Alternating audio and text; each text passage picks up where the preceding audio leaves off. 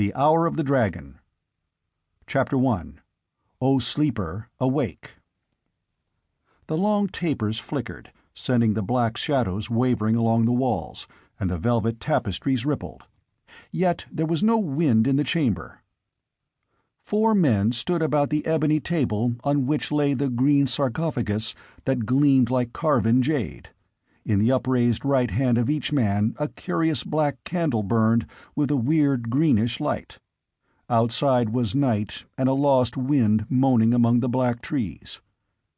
Inside the chamber was tense silence, and the wavering of the shadows, while 4 pairs of eyes, burning with intensity, were fixed on the long green case across which cryptic hieroglyphics writhed, as if lent life and movement by the unsteady light. The man at the foot of the sarcophagus leaned over it and moved his candle as if he were writing with a pen, inscribing a mystic symbol in the air. Then he set down the candle in its black gold stick at the foot of the case, and mumbling some formula unintelligible to his companions, he thrust a broad white hand into his fur-trimmed robe. When he brought it forth again, it was as if he cupped in his palm a ball of living fire. The other 3 drew in their breath sharply, and the dark, powerful man who stood at the head of the sarcophagus whispered, "The heart of Ahriman." The other lifted a quick hand for silence. Somewhere a dog began howling dolefully, and a stealthy step padded outside the barred and bolted door. But none looked aside from the mummy case over which the man in the ermine-tribbed robe was now moving the great flaming jewel, while he muttered an incantation that was old when Atlantis sank. The glare of the gem dazzled their eyes, so that they could not be sure of what they saw. But with a splintering crash, the carven lid of the sarcophagus burst outward, as if from some irresistible pressure applied from within, and the 4 men, bending eagerly forward, saw the occupant, a huddled, withered, wizened shape, with dried brown limbs like dead wood showing through moldering bandages. "Bring that thing back?" muttered the small dark man who stood on the right, with a short, sardonic laugh. "It is ready to crumble at a touch. We are fools." "Shh!" It was an urgent hiss of command from the large man who held the jewel. Perspiration stood upon his broad white forehead, and his eyes were dilated. He leaned forward, and without touching the thing with his hand, laid on the breast of the mummy the blazing jewel. Then he drew back and watched with fierce intensity, his lips moving in soundless invocation. It was as if a globe of living fire flickered and burned on the dead, withered bosom, and breath sucked in, hissing, through the clenched teeth of the watchers. For as they watched, an awful transmutation became apparent. The withered shape in the sarcophagus was expanding, was growing, lengthening. The bandages burst and fell into brown dust. The shriveled limbs swelled, straightened. Their dusky hue began to fade. "By Mitra," whispered the tall, yellow-haired man on the left. "He was not a Stygian. That part at least was true." Again a trembling finger warned for silence. The hound outside was no longer howling. He whimpered, as with an evil dream, and then that sound too died away in silence, in which the yellow-haired man plainly heard the straining of the heavy door, as if something outside pushed powerfully upon it. He half turned, his hand at his sword, but the man in the ermine robe hissed an urgent warning. "Stay! Do not break the chain! And on your life, do not go to the door!" The yellow-haired man shrugged and turned back, and then he stopped short, staring. In the jade sarcophagus lay a living man, a tall, lusty man, naked, white of skin and dark of hair and beard. He lay motionless, his eyes wide open, and blank and unknowing as a newborn babe's. On his breast the great jewel smoldered and sparkled. The man in the ermine reeled as if some letdown of extreme tension. "Ishtar!" he gasped. "It is Saltotun, and he lives!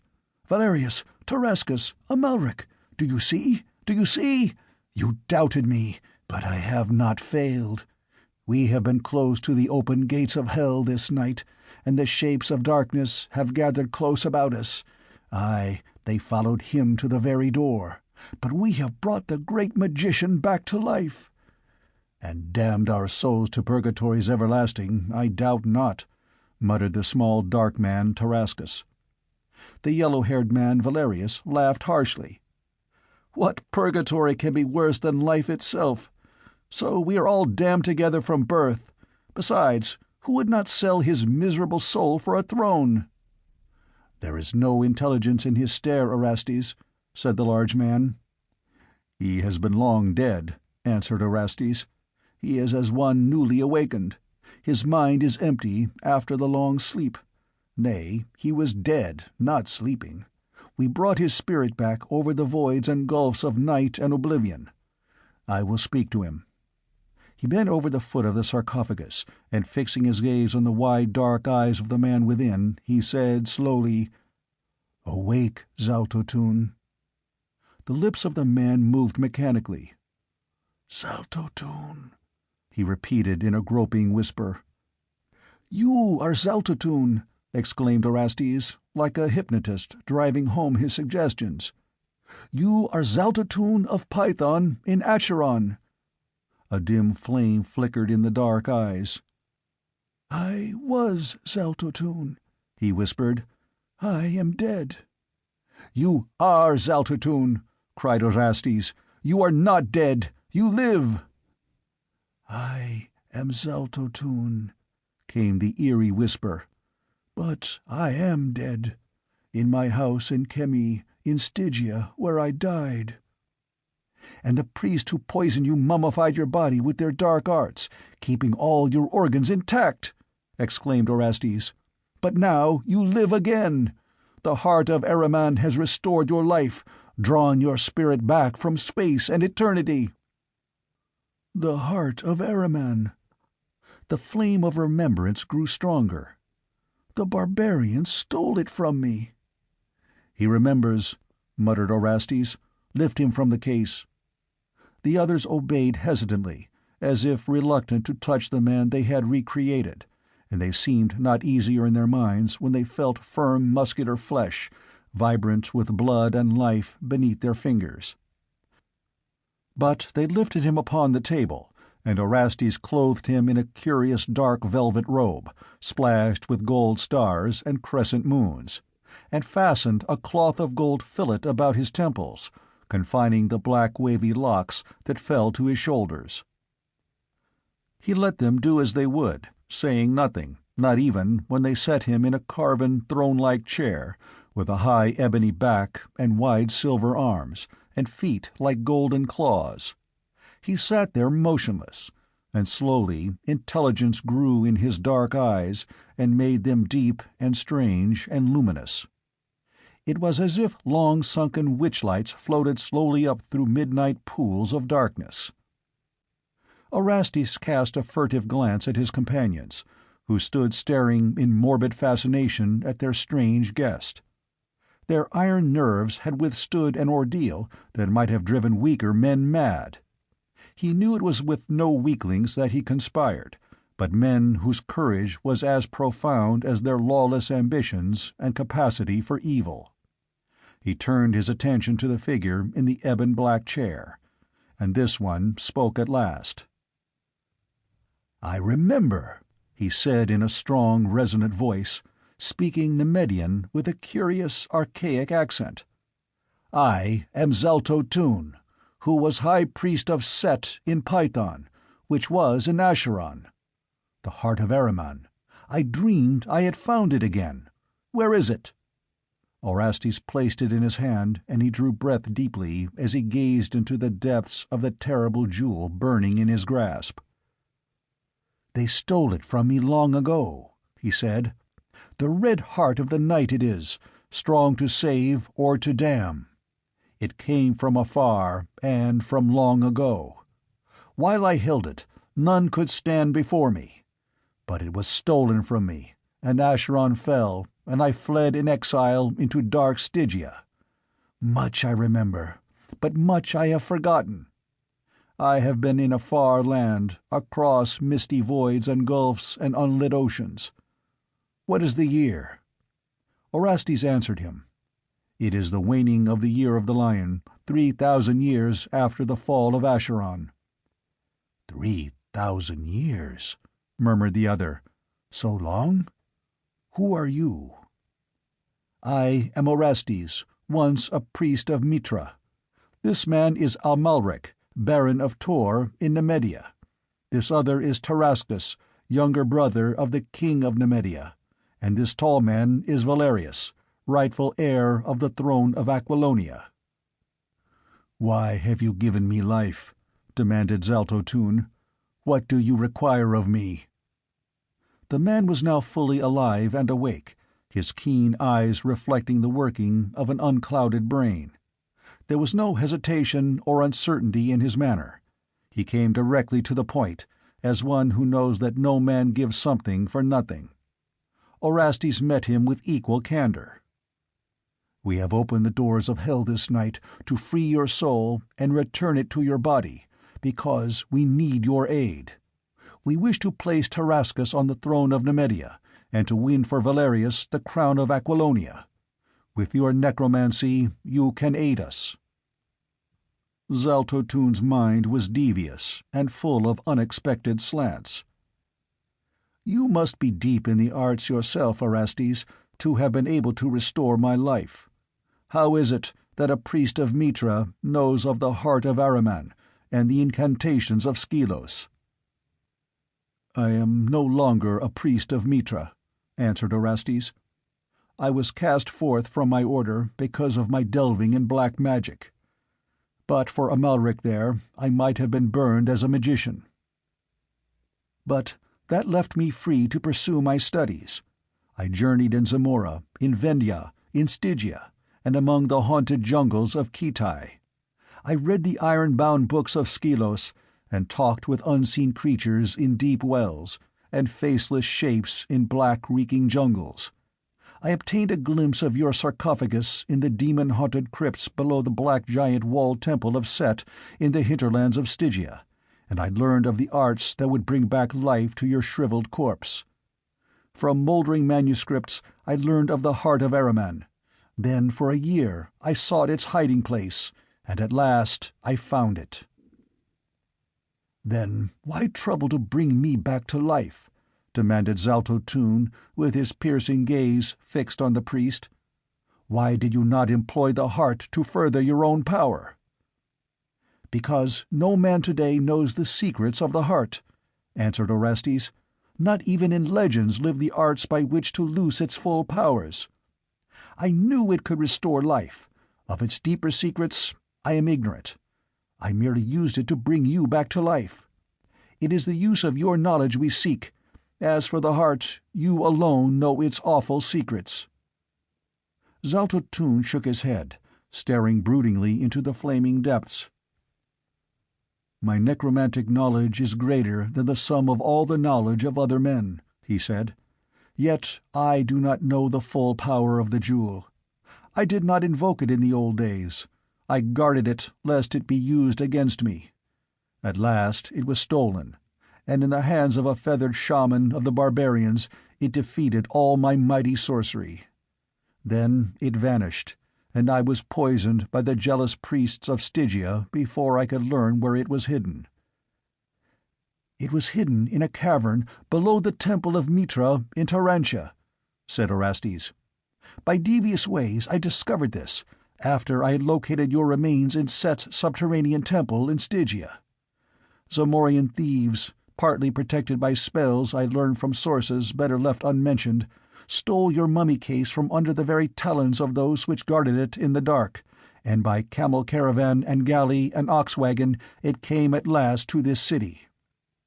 Those same thieves, or rather those of them who still lived after their frightful quest, stole the heart of Ahriman from its haunted cavern below the temple of Mitra, and all the skill of men and the spells of sorcerers nearly failed. One man of them lived long enough to reach me and give the jewel into my hands, before he died slavering and gibbering of what he had seen in that accursed crypt." The thieves of Zamora are the most faithful of men to their trust. Even with my conjurements, none but they could have stolen the heart from where it was lain in demon-guarded darkness since the fall of Acheron 3,000 years ago." Zaltotun lifted his lion-like head and stared far off into space, as if plumbing the lost centuries. 3,000 years, he muttered. "Set, tell me, what has chanced in the world?" "The barbarians who overthrew Acheron set up new kingdoms," quoted Orestes. "Where the empire had stretched, now rose realms called Aquilonia and Nemedia and Argos, from the tribes that founded them. The older kingdoms of Ophir, Corinthia, and Western Koth, which had been subject to the kings of Acheron, regained their independence with the fall of the empire." "And what of the people of Acheron?" demanded Zaltotun. "When I fled into Stygia, Python was in ruins, and all the great, purple-towered cities of Acheron fouled with blood and trampled by the sandals of the barbarians." "In the hills, small groups of folk still boast descent from Acheron," answered Orestes. "For the rest, the tide of my barbarian ancestors rolled over them and wiped them out. They, my ancestors, had suffered much from the kings of Acheron." A grim and terrible smile curled the Pythonian's lips. "Aye, many a barbarian, both man and woman, died screaming on the altar under this hand. I have seen their heads piled to make a pyramid in the great square in Python, when the kings returned from the west with their spoils and naked captives. Aye, and when the day of reckoning came, the sword was not spared. So Acheron ceased to be, and purple-towered Python became a memory of forgotten days. But the younger kingdoms rose on the imperial ruins and waxed great. And now we have brought you back to aid us to rule these kingdoms, which, if less strange and wonderful than Acheron of old, are yet rich and powerful, well worth fighting for.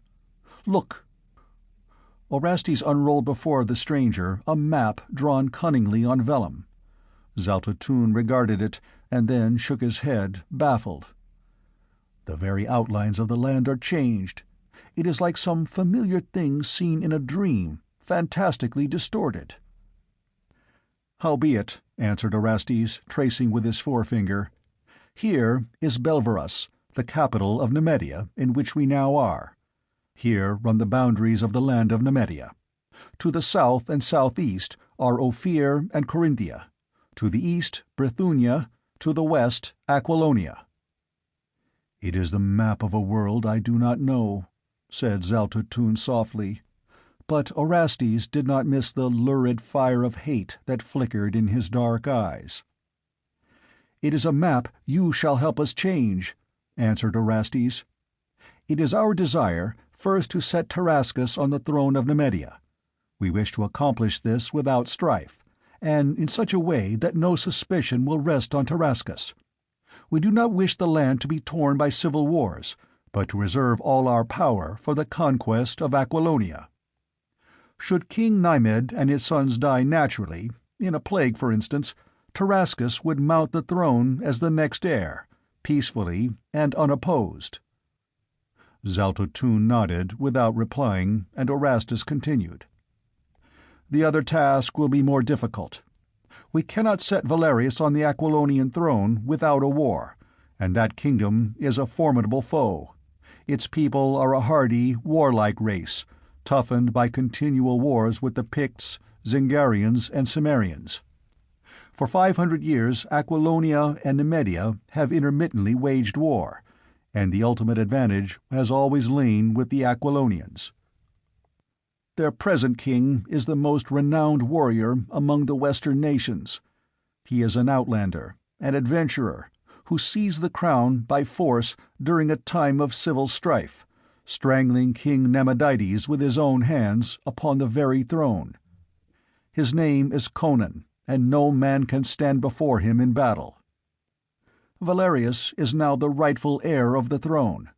He had been driven into exile by his royal kinsman, Namedides, and has been away from his native realm for years, but he is of the blood of the old dynasty, and many of the barons would secretly hail the overthrow of Conan, who is a nobody without royal or even noble blood.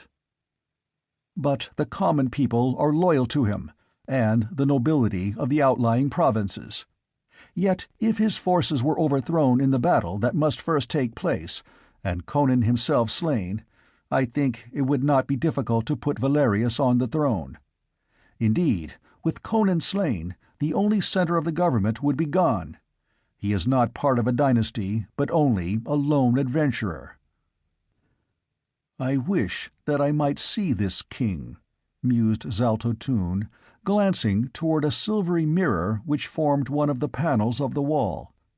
This mirror cast no reflection, but Zaltotun's expression showed that he understood its purpose, and Orestes nodded with the pride of a good craftsman takes in the recognition of his accomplishments by a master of his craft.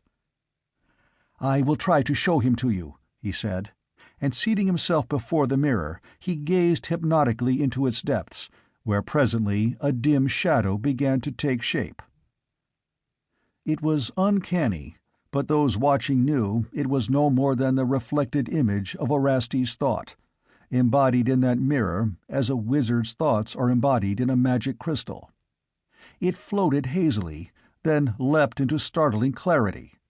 A tall man, mightily shouldered and deep of chest, with a massive corded neck and heavily muscled limbs.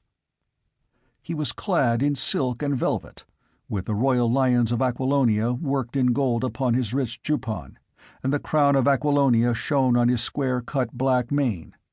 But the great sword at his side seemed more natural to him than the regal accoutrements. His brow was low and broad, his eyes a volcanic blue that smoldered as if with some inner fire. His dark, scarred, almost sinister face was that of a fighting man, and his velvet garments could not conceal the hard, dangerous lines of his limbs. "That man is no Hyborian!" exclaimed Zaltotun. "No, he is a Cimmerian, one of those wild tribesmen who dwell in the grey hills of the north." "I fought his ancestors of old," muttered Zaltotun. "Not even the kings of Acheron could conquer them." "They still remain a terror to the nations of the south," answered Orestes. "He is a true son of that savage race, and has proved himself, thus far, unconquerable." Zaltotun did not reply. He sat staring down at the pool of living fire that shimmered in his hand. Outside, the hound howled again, long and shudderingly. End of Chapter 1. Chapter 2. A Black Wind Blows. The year of the dragon had birth in war and pestilence and unrest. The Black Plague stalked through the streets of Belverus, striking down the merchant in his stall, the serf in his kennel, the knight at his banquet board. Before it, the arts of the leeches were helpless. Men said it had been sent from hell as punishment for the sins of pride and lust. It was swift and deadly as the stroke of an adder. The victim's body turned purple, and then black, and within a few minutes he sank down dying, and the stench of his own putrefaction was in his nostrils even before death wrenched his soul from his rotting body. A hot, roaring wind blew incessantly from the south, and the crops withered in the fields, the cattle sank and died in their tracks. Men cried out on Mitra, and muttered against the king, for somehow, through the kingdom, the word was whispered that the king was secretly addicted to loathsome practices and foul debauches in the seclusion of his nighted palace. And then, in that palace, Death stalked grinning on feet about which swirled the monstrous vapors of the plague. In one night the king died with his 3 sons, and the drums that thundered their dirge drowned the grim and ominous bells that rang from the carts that lumbered through the streets gathering up the rotting dead. That night, just before dawn, the hot wind that had blown for weeks ceased to rustle evilly through the silken window curtains. Out of the north rose a great wind that roared among the towers, and there was a cataclysmic thunder and blinding sheets of lightning and driving rain. But the dawn shone clean and green and clear. The scorched ground veiled itself in grass, the thirsty crops sprang up anew, and the plague was gone, its miasma swept clean out of the land by the mighty wind. Men said the gods were satisfied because the evil king and his spawn were slain, and when his young brother Tarascus was crowned in the great coronation hall, the populace cheered until the towers rocked, acclaiming the monarch on whom the gods smiled. Such a wave of enthusiasm and rejoicing as swept the land is frequently the signal for a war of conquest, so no one was surprised when it was announced that King Tarascus had declared the truce made by the late king with their western neighbors void, and was gathering his host to invade Aquilonia. His reason was candid. His motives, loudly proclaimed, gilded his actions with something of the glamour of a crusade. He espoused the cause of Valerius, rightful heir to the throne. He came, he proclaimed, not as an enemy of Aquilonia, but as a friend, to free the people from the tyranny of a usurper and a foreigner. If there were cynical smiles in certain quarters, and whispers concerning the king's good friend Amalric, whose vast personal wealth seemed to be flowing into the rather depleted royal treasury, they were unheeded in the general wave of fervor and zeal of Tarascus' popularity. If any shrewd individual suspected that Amalric was the real ruler of Nemedia, behind the scenes they were careful not to voice such heresy, and the war went forward with enthusiasm. The king and his allies moved westward at the head of 50,000 men, knights in shining armor, with their pennons streaming above their helmets, pikemen in steel caps and brigandines, cross-bowmen in leather jerkins. They crossed the border, took a frontier castle, and burned 3 mountain villages, and then, in the valley of the Valkia, 10 miles west of the boundary line, they met the hosts of Conan, king of Aquilonia. 45,000 knights, archers, and men-at-arms, the flower of Aquilonian strength and chivalry. Only the knights of Poitou, under Prospero, had not yet arrived, for they had far to ride up from the southwestern corner of the kingdom. Tarascus had struck without warning. His invasion had come on the heels of his proclamation without formal declaration of war. The two hosts confronted each other across a wide, shallow valley, with rugged cliffs, and a shallow stream winding through masses of reeds and willows down the middle of the vale. The camp followers of both hosts came down to this stream for water, and shouted insults and hurled stones across at one another. The last glints of the sun shone on the golden banner of Nemedia, with the scarlet dragon, unfurled in the breeze above the pavilion of King Tarascus on an eminence near the eastern cliffs. But the shadow of the western cliffs fell like a vast purple pall across the tents and the army of Aquilonia, and upon the black banner with its golden lion that floated above King Conan's pavilion. All night the fires flared the length of the valley, and the wind brought the call of trumpets, the clangor of arms, and the sharp challenges of the sentries who paced their horses along either edge of the willow-grown stream. It was in the darkness before dawn that King Conan stirred on his couch, which was no more than a pile of silks and furs thrown on a dais, and awakened. He started up, crying out sharply and clutching at his sword. Pallantides, his commander, rushing in at the cry, saw his king sitting upright, his hand on his hilt, and perspiration dripping from his strangely pale face. "Your Majesty!" exclaimed Pallantides. "Is aught amiss?" "What of the camp?" demanded Conan. "Are the guards out?" 500 horsemen patrol the stream, Your Majesty," answered the general. "The Nemedians have not offered to move against us in the night. They wait for dawn, even as we." "By Crom," muttered Conan, "I awoke with a feeling that doom was creeping on me in the night." He stared up at the great golden lamp which shed a soft glow over the velvet hangings and carpets of the great tent. They were alone. Not even a slave or a page slept on the carpeted floor. But Conan's eyes blazed as they were wont to blaze in the teeth of great peril, and the sword quivered in his hand. Pallantides watched him uneasily. Conan seemed to be listening. "Listen," hissed the king. "Did you hear it? A furtive step." "7 knights guard your tent, your majesty," said Pallantides. "None could approach it unchallenged." "Not outside," growled Conan. "It seemed to sound inside the tent." Pallantides cast a swift, startled look around.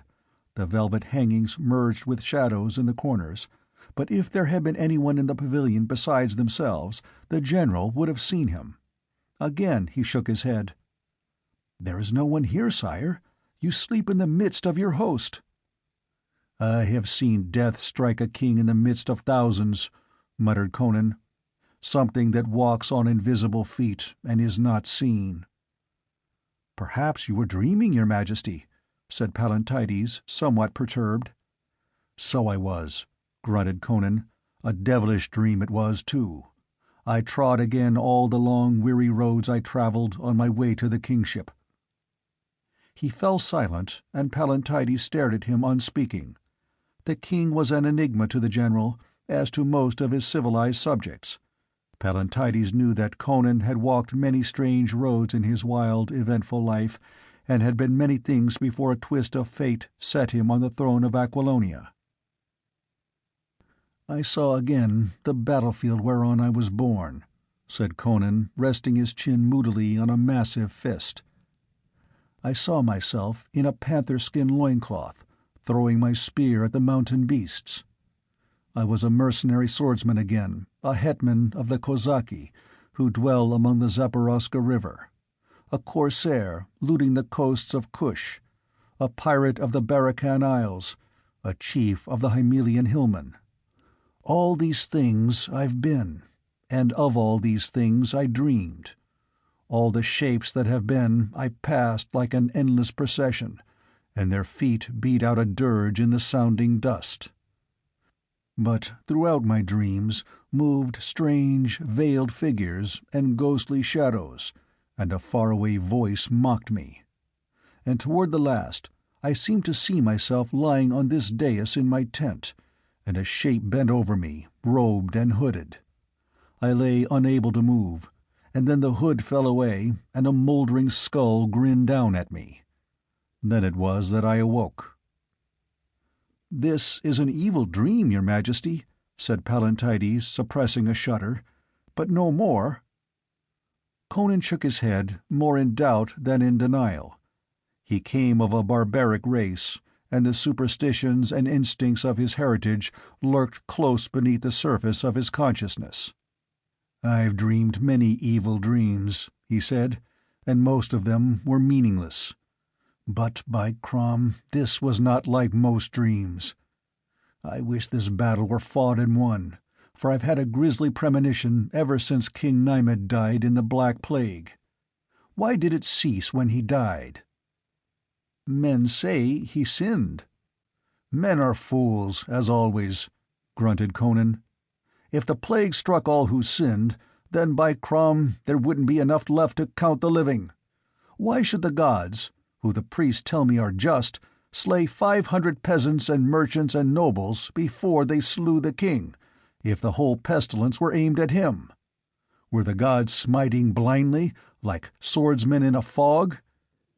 By Mitra, if I aimed my strokes no straighter, Aquilonia would have had a new king long ago.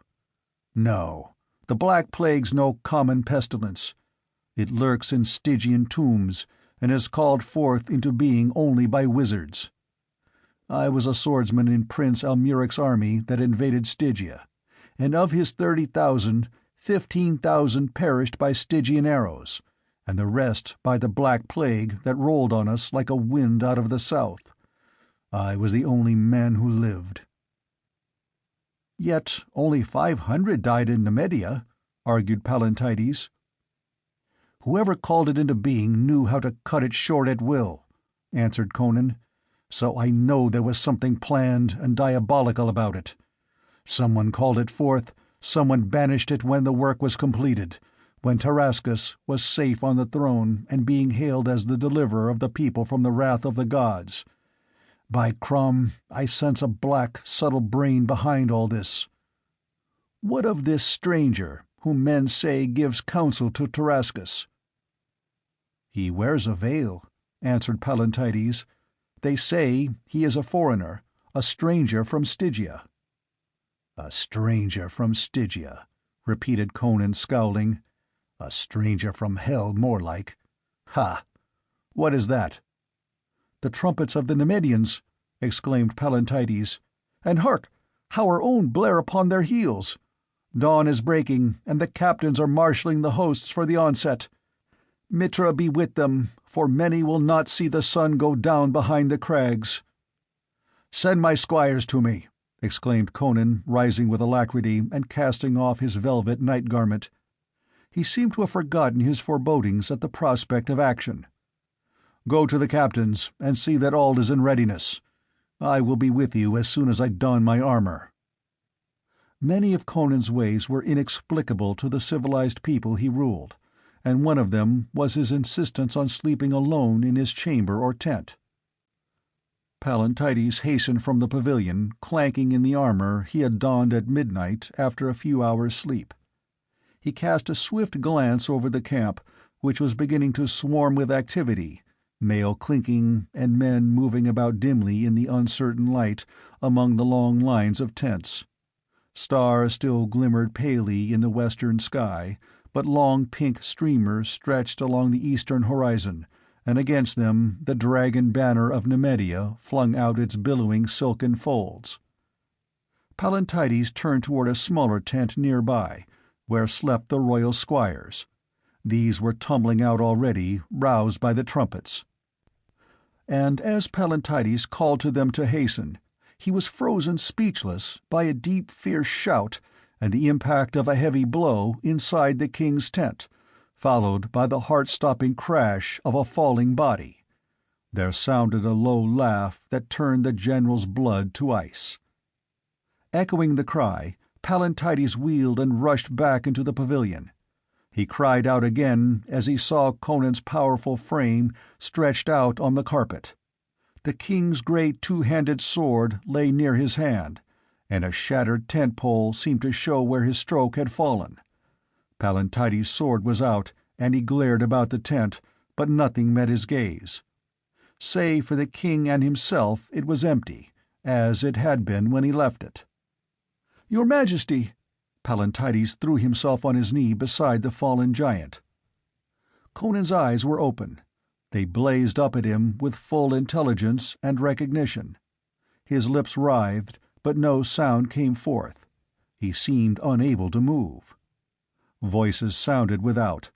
Pallantides rose swiftly and stepped to the door. The royal squires and one of the knights who guarded the tent stood there. "We heard a sound within," said the knight apologetically. "Is all well with the king?" Pallantides regarded him searchingly. "None has entered or left the pavilion this night?" "None save yourself, my lord," answered the knight, and Pallantides could not doubt his honesty. "The king stumbled and dropped his sword," said Pallantides briefly.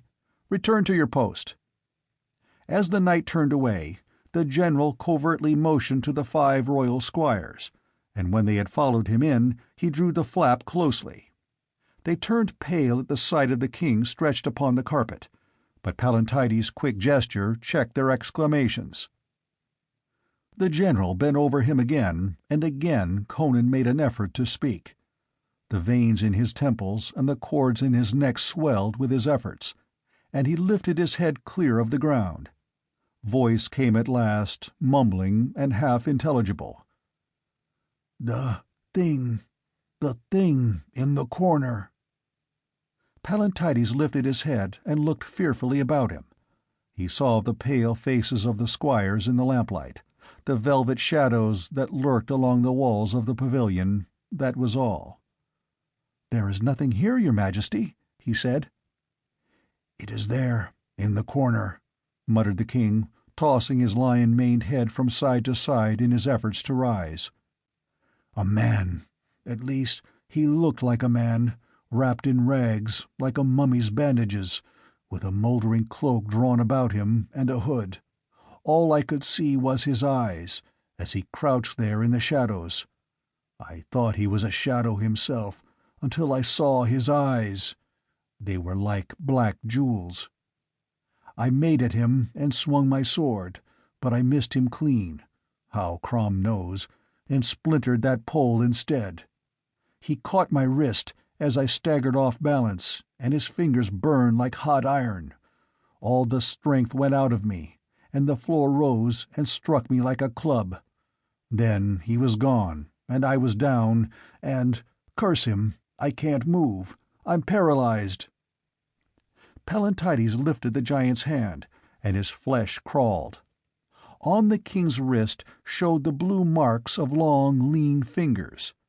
What hand could grip so hard as to leave its print on that thick wrist? Pallantides remembered that low laugh he had heard as he rushed into the tent, and cold perspiration beaded his skin. It had not been Conan who laughed.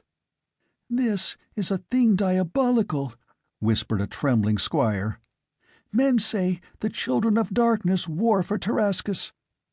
"Be silent!" ordered Pallantides sternly. Outside, the dawn was dimming the stars. A light wind sprang up from the peaks, and brought the fanfare of 1,000 trumpets. At the sound a convulsive shudder ran through the king's mighty form. Again the veins in his temples knotted as he strove to break the invisible shackles which crushed him down. "Put my harness on me and tie me into my saddle," he whispered. "I'll lead the charge yet." Pallantides shook his head, and a squire plucked his skirt. "My lord, we are lost if the host learns the king has been smitten. Only he could have led us to victory this day." "Help me lift him on the dais," answered the general. They obeyed, and laid the helpless giant on the furs, and spread a silken cloak over him. Pallantides turned to the 5 squires, and searched their pale faces long before he spoke. "Our lips must be sealed forever as to what happens in this tent," he said at last. "The kingdom of Aquilonia depends upon it.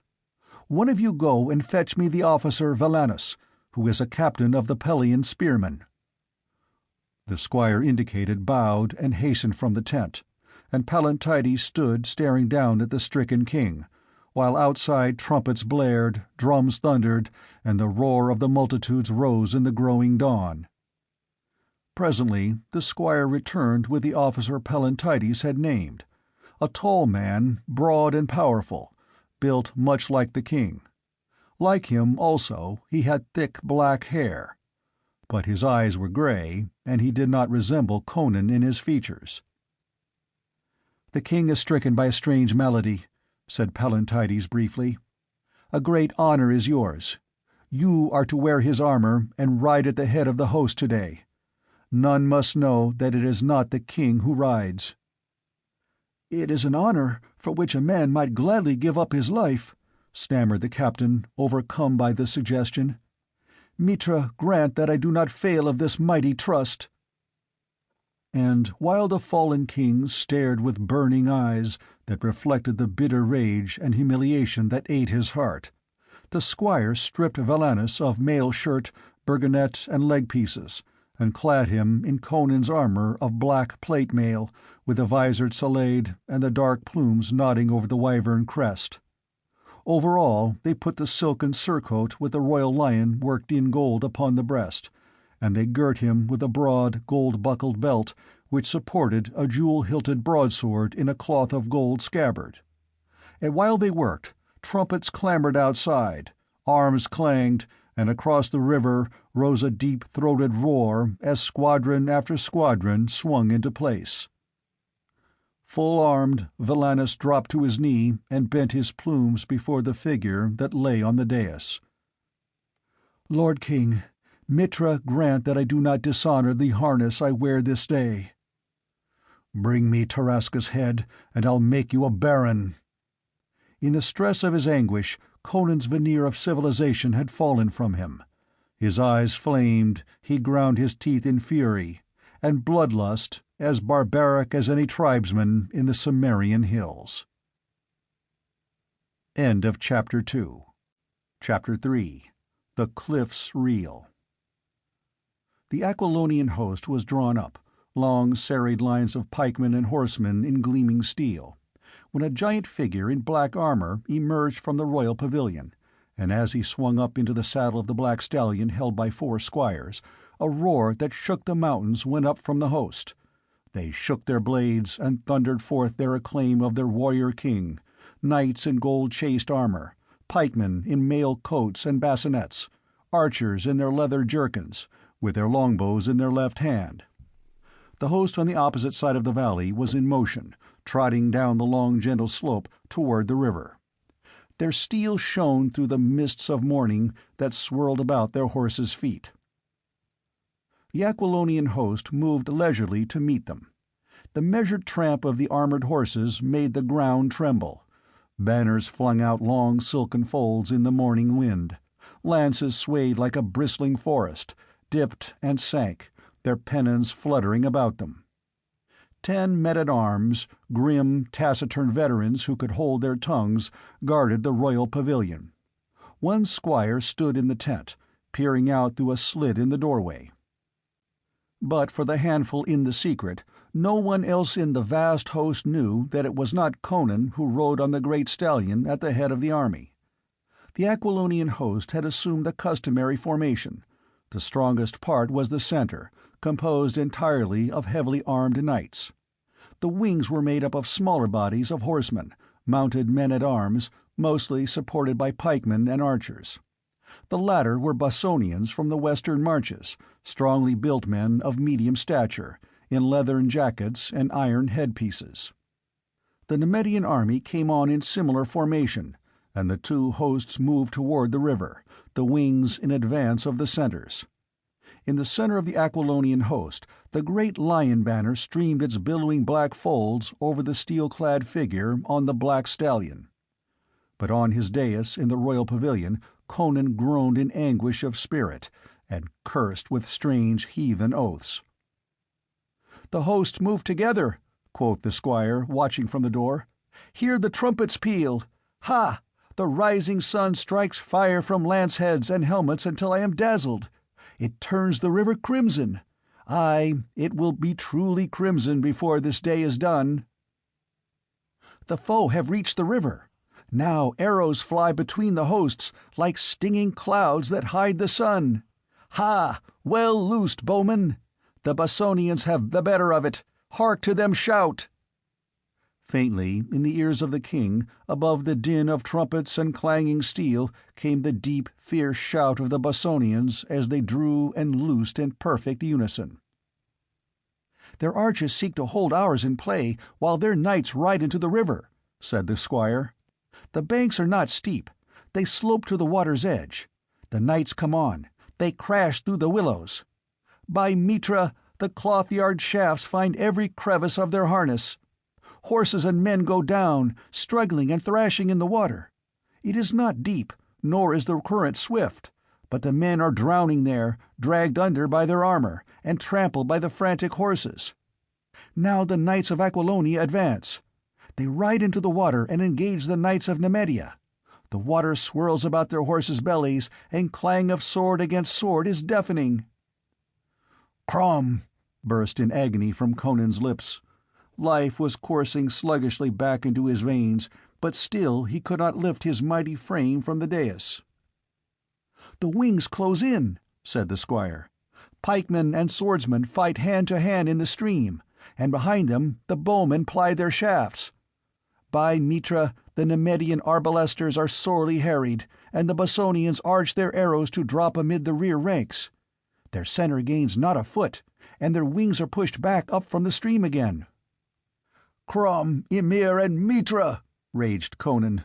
"Gods and devils, could I but reach the fighting, if but to die at the first blow!" Outside, through the long hot day, the battle stormed and thundered. The valley shook to charge and countercharge, to the whistling of shafts and the crash of rending shields and splintering lances. But the hosts of Aquilonia held fast. Once they were forced back from the bank, but a countercharge, with the black banner flowing over the black stallion, regained the lost ground.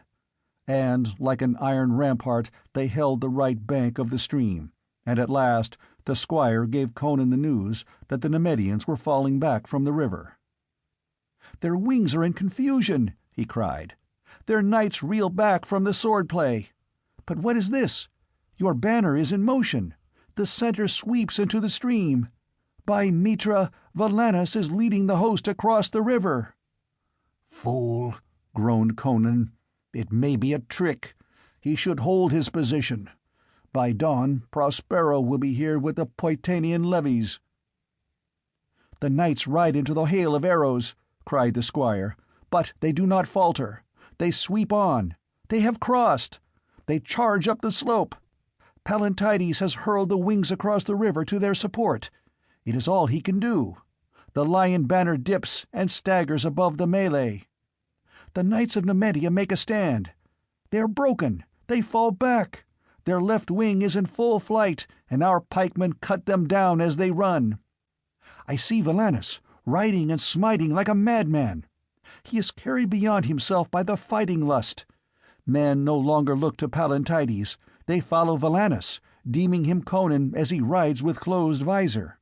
But look, there is method in his madness. He swings wide of the Nemedian front, with 5,000 knights, the pick of the army. The main host of the Nemedians is in confusion. And look, their flank is protected by the cliffs, but there is a defile left unguarded. It is like a great cleft in the wall that opens again behind the Nemedian lines. By Mitra, Valanis sees and seizes the opportunity. He has driven their wing before him, and he leads his knights toward that defile. They swing wide of the main battle. They cut through a line of spearmen. They charge into the defile." "An ambush!" cried Conan, striving to struggle upright. "No!" shouted the squire exultantly. "The whole Nemedian host is in full sight. They have forgotten the defile. They never expected to be pushed back that far. Oh, fool, fool Tarascus, to make such a blunder! Ah, I see lances and pennons pouring from the farther mouth of the defile, beyond the Nemedian lines. They will smite those ranks from the rear and crumple them. Mitra, what is this?" He staggered as the walls of the tent swayed drunkenly. Afar, over the thunder of the fight, rose a deep, bellowing roar, indescribably ominous. "The cliffs reel!" shrieked the squire. "Ah, gods, what is this? The river foams out of its channel, and the peaks are crumbling. The ground shakes, and horses and riders in armor are overthrown. The cliffs are falling!" With his words there came a grinding rumble and a thunderous concussion, and the ground trembled.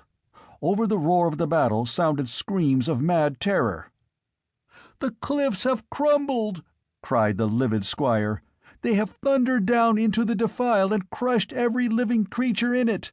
I saw the lion banner wave an instant amid the dust and falling stones, and then it vanished. Ha! The Nemedians shout with triumph. Well may they shout, for the fall of the cliffs has wiped out 5,000 of our bravest knights. Hark!" To Conan's ears came a vast torrent of sound, rising and rising in frenzy. "The king is dead! The king is dead! Flee! Flee! The king is dead!" "Liars!" panted Conan.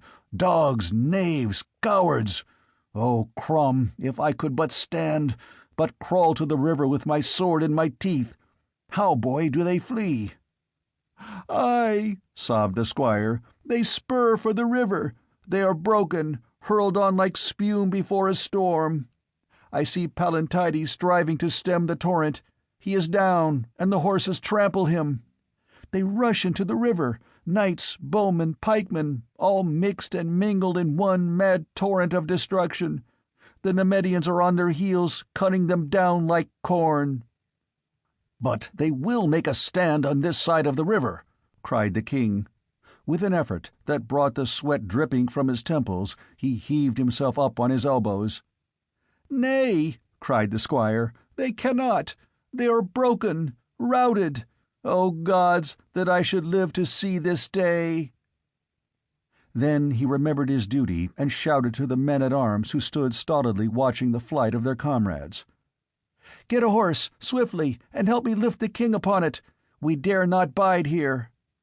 But before they could do his bidding, the first drift of the storm was upon them. Knights and spearmen and archers fled among the tents, stumbling over ropes and baggage, and mingled with them were Nemedian riders, who smote right and left at all alien figures. Tent ropes were cut, fires sprang up in 100 places, and the plundering had already begun. The grim guardsmen about Conan's tent died where they stood, smiting and thrusting, and over their mangled corpses beat the hoofs of the conquerors. But the squire had drawn the flap close, and in the confused madness of the slaughter none realized that the pavilion held an occupant. So the flight and the pursuit swept past, and roared away up the valley, and the squire looked out presently to see a cluster of men approaching the royal tent with evident purpose. "Here comes the king of Nemedia with 4 companions and his squire," quoth he. "He will accept your surrender, my fair lord." "Surrender the devil's heart," gritted the king. He had forced himself up to a sitting posture. He swung his legs painfully off the dais and staggered upright, reeling drunkenly. The squire ran to assist him, but Conan pushed him away. "Give me that bow," he gritted, indicating a longbow and quiver that hung from a tent-pole. "But, your majesty," cried the squire in great perturbation, "the battle is lost. It were the part of majesty to yield with the dignity becoming one of royal blood." "I have no royal blood," ground Conan. "I am a barbarian and the son of a blacksmith." Wrenching away the bow and an arrow, he staggered toward the opening of the pavilion. So formidable was his appearance, naked but for short leather breeks and sleeveless shirt, open to reveal his great hairy chest, with his huge limbs and his blue eyes blazing under his tangled black mane, that the squire shrank back, more afraid of his king than of the whole Nemedian host. Reeling on wide-braced legs, Conan drunkenly tore the door-flap open and staggered out under the canopy. The king of Nemedia and his companions had dismounted, and they halted short, staring in wonder at the apparition confronting them. "Here I am, you jackals!" roared the Cimmerian. "I am the king! Death to you, dog-brothers!" He jerked the arrow to his head and loosed, and the shaft feathered itself in the breast of the knight who stood beside Tarascus. Conan hurled the bow at the king of Nemedia. "Curse my shaky hand! Come in and take me if you dare!" Reeling backward on unsteady legs, he fell with his shoulders against a tent-pole, and propped upright, he lifted his great sword with both hands. "By Mitra, it is the king!" swore Tarascus.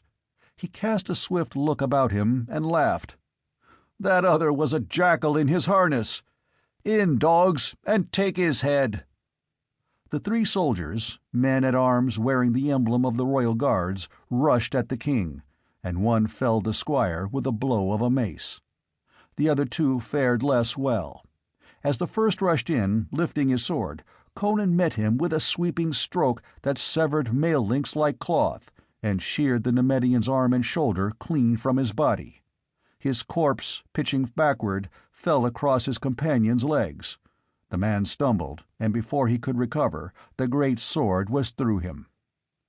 Conan wrenched out his steel with a racking gasp, and staggered back against the tent-pole. His great limbs trembled, his chest heaved, and sweat poured down his face and neck. But his eyes flamed with exultant savagery, and he panted, "Why do you stand afar off, dog of Belverus? I can't reach you. Come in and die!" Tarascus hesitated, glanced at the remaining man-at-arms and his squire, a gaunt, saturnine man in black mail, and took a step forward. He was far inferior in size and strength to the giant Cimmerian, but he was in full armor, and was famed in all the western nations as a swordsman. But his squire caught his arm. "Nay, your majesty, do not throw away your life. I will summon archers to shoot this barbarian, as we shoot lions." Neither of them had noticed that a chariot had approached while the fight was going on, and now came to a halt before them.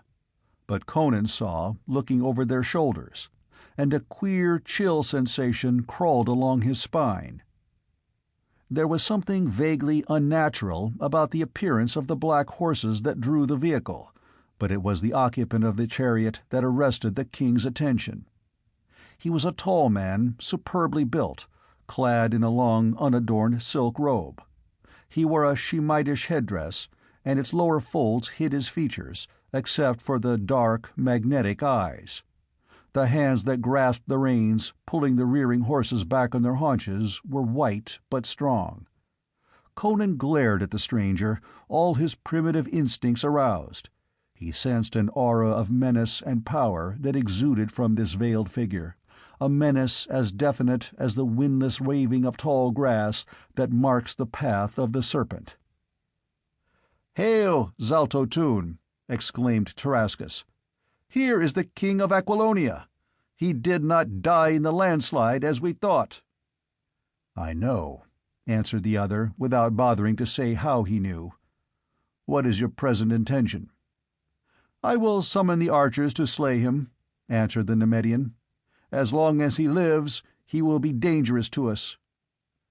"Yet even a dog has uses," answered Zalto-tun. "Take him alive." Conan laughed raspingly. "Come in and try," he challenged. "But for my treacherous legs, I'd hew you out of that chariot like a woodman hewing a tree. But you'll never take me alive, damn you!" "He speaks the truth, I fear," said Tarascus. "The man is a barbarian, with the senseless ferocity of a wounded tiger. Let me summon the archers." "Watch me, and learn wisdom," advised Zalto-tun. His hand dipped into his robe and came out with something shining, a glistening sphere. This he threw suddenly at Conan. The Cimmerian contemptuously struck it aside with his sword. At the instant of contact there was a sharp explosion, a flare of white, blinding flame, and Conan pitched senseless to the ground. "He is dead?" Tarascus' tone was more assertion than inquiry. "No, he is but senseless. He will recover his senses in a few hours. Bid your men bind his arms and legs and lift him into my chariot." With a gesture Tarascus did so, and they heaved the senseless king into the chariot, grunting with their burden. Zalto-tun threw a velvet cloak over his body, completely covering him from any who might peer in. He gathered the reins in his hands. "I'm for Belverus," he said. "Tell Amalric that I will be with him if he needs me. But with Conan out of the way, and his army broken, lance and sword should suffice for the rest of the conquest. Prospero cannot be bringing more than 10,000 men to the field, and will doubtless fall back to Tarentia when he hears the news of the battle. Say nothing to Amalric or Valerius or anyone about our capture. Let them think Conan died in the fall of the cliffs." He looked at the men-at-arms for a long space, until the guardsmen moved restlessly, nervous under the scrutiny. "What is that about your waist?" Zalto-tun demanded. "Why, my girdle, may it please you, my lord," stuttered the amazed guardsman. "You lie!" Zalto-tun's laugh was merciless as a sword edge. "It is a poisonous serpent. What a fool you are to wear a reptile about your waist!" With distended eyes the man looked down, and to his utter horror he saw the buckle of his girdle rear up at him. It was a snake's head. He saw the evil eyes and the dripping fangs, heard the hiss, and felt the loathsome contact of the thing about his body. He screamed hideously and struck at it with his naked hand, felt its fangs flesh themselves in that hand, and then he stiffened and fell heavily. Tarascus looked down at him without expression. He saw only the leathern girdle and the buckle, the pointed tongue of which was stuck in the guardsman's palm. Zalto-tun turned his hypnotic gaze on Tarascus' squire, and the man turned ashen and began to tremble, but the king interposed. "Nay, we can trust him." The sorcerer tautened the reins and swung the horses around. "See that this piece of work remains secret. If I am needed, let Altaro, Arasti's servant, summon me as I have taught him. I will be in your palace at Belverus." Tarascus lifted his hand in salutation, but his expression was not pleasant to see as he looked after the departing mesmerist. "Why should he spare the Cimmerian?" whispered the frightened squire. "That I am wondering myself," grunted Tarascus. Behind the rumbling chariot, the dull roar of battle and pursuit faded in the distance. The setting sun rimmed the cliffs with scarlet flame, and the chariot moved into the vast blue shadows floating up out of the east. End of Chapter 3. Chapter 4. From What Hell Have You Crawled? Of that long ride in the chariot of Zaltotun, Conan knew nothing. He lay like a dead man while the bronze wheels clashed over the stones of mountain roads and swished through the deep grass of fertile valleys, and finally, dropping down from the rugged heights, rumbled rhythmically along the broad white road that winds through the rich meadowlands to the walls of Belverus. Just before dawn, some faint reviving of life touched him. He heard a mumble of voices, the groan of ponderous hinges. Through a slit in the cloak that covered him he saw, faintly in the lurid glare of torches, the great black arch of a gateway, and the bearded faces of men-at-arms, the torches striking fire from their spearheads and helmets. "How went the battle, my fair lord?" spoke an eager voice in the Nemedian tongue. "Well indeed," was the curt reply. "The king of Aquilonia lies slain, and his host is broken." A babble of excited voices rose, drowned the next instant by the whirling wheels of the chariot on the flags. Sparks flashed from under the revolving rims as Zaltotun lashed his steeds through the arch. But Conan heard one of the guardsmen mutter, "From beyond the border to Belverus between sunset and dawn, and the horses scarcely sweating. By Mitra, they—" Then silence drank the voices, and there was only the clatter of hoofs and wheels along the shadowy street. What he had heard registered itself on Conan's brain but suggested nothing to him. He was like a mindless automaton that hears and sees, but does not understand. Sights and sounds flowed meaninglessly about him. He lapsed again into a deep lethargy, and was only dimly aware when the chariot halted in a deep, high-walled court, and he was lifted from it by many hands and borne up a winding stone stair, and down a long dim corridor. Whispers, stealthy footsteps, unrelated sounds surged or rustled about him, irrelevant and far away. Yet his ultimate awakening was abrupt and crystal clear. He possessed full knowledge of the battle in the mountains and its sequences, and he had a good idea of where he was. He lay on a velvet couch, clad as he was the day before, but with his limbs loaded with chains not even he could break. The room in which he lay was furnished with somber magnificence, the walls covered with black velvet tapestries, the floor with heavy purple carpets. There was no sign of door or window, and one curiously carven gold lamp, swinging from the fretted ceiling, shed a lurid light over all. In that light, the figure seated in a silver, throne-like chair before him seemed unreal and fantastic, with an elusiveness of outline that was heightened by a filmy silken robe. But the features were distinct, unnaturally so in that uncertain light. It was almost as if a weird nimbus played about the man's head, casting the bearded face into bold relief, so that it was the only definite and distinct reality in that mystic, ghostly chamber. It was a magnificent face, with strongly chiseled features of classical beauty.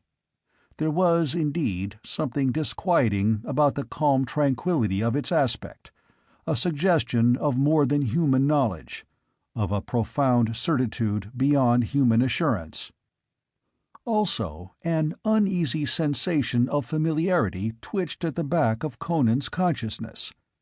He had never seen this man's face before, he well knew. Yet those features reminded him of something or someone.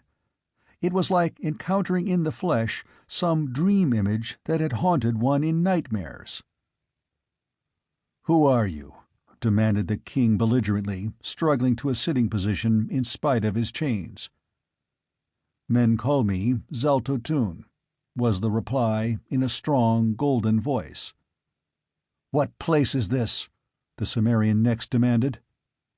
"A chamber in the palace of King Tarascus in Belverus." Conan was not surprised. Belverus, the capital, was at the same time the largest Nemedian city so near the border. "And where's Tarascus?" "With the army." "Well," growled Conan, "if you mean to murder me, why don't you do it and get it over with?" "I did not save you from the king's archers to murder you in Belverus," answered Zaltotun. "What the devil did you do to me?" demanded Conan. "I blasted your consciousness," answered Zaltotun. "How, you would not understand.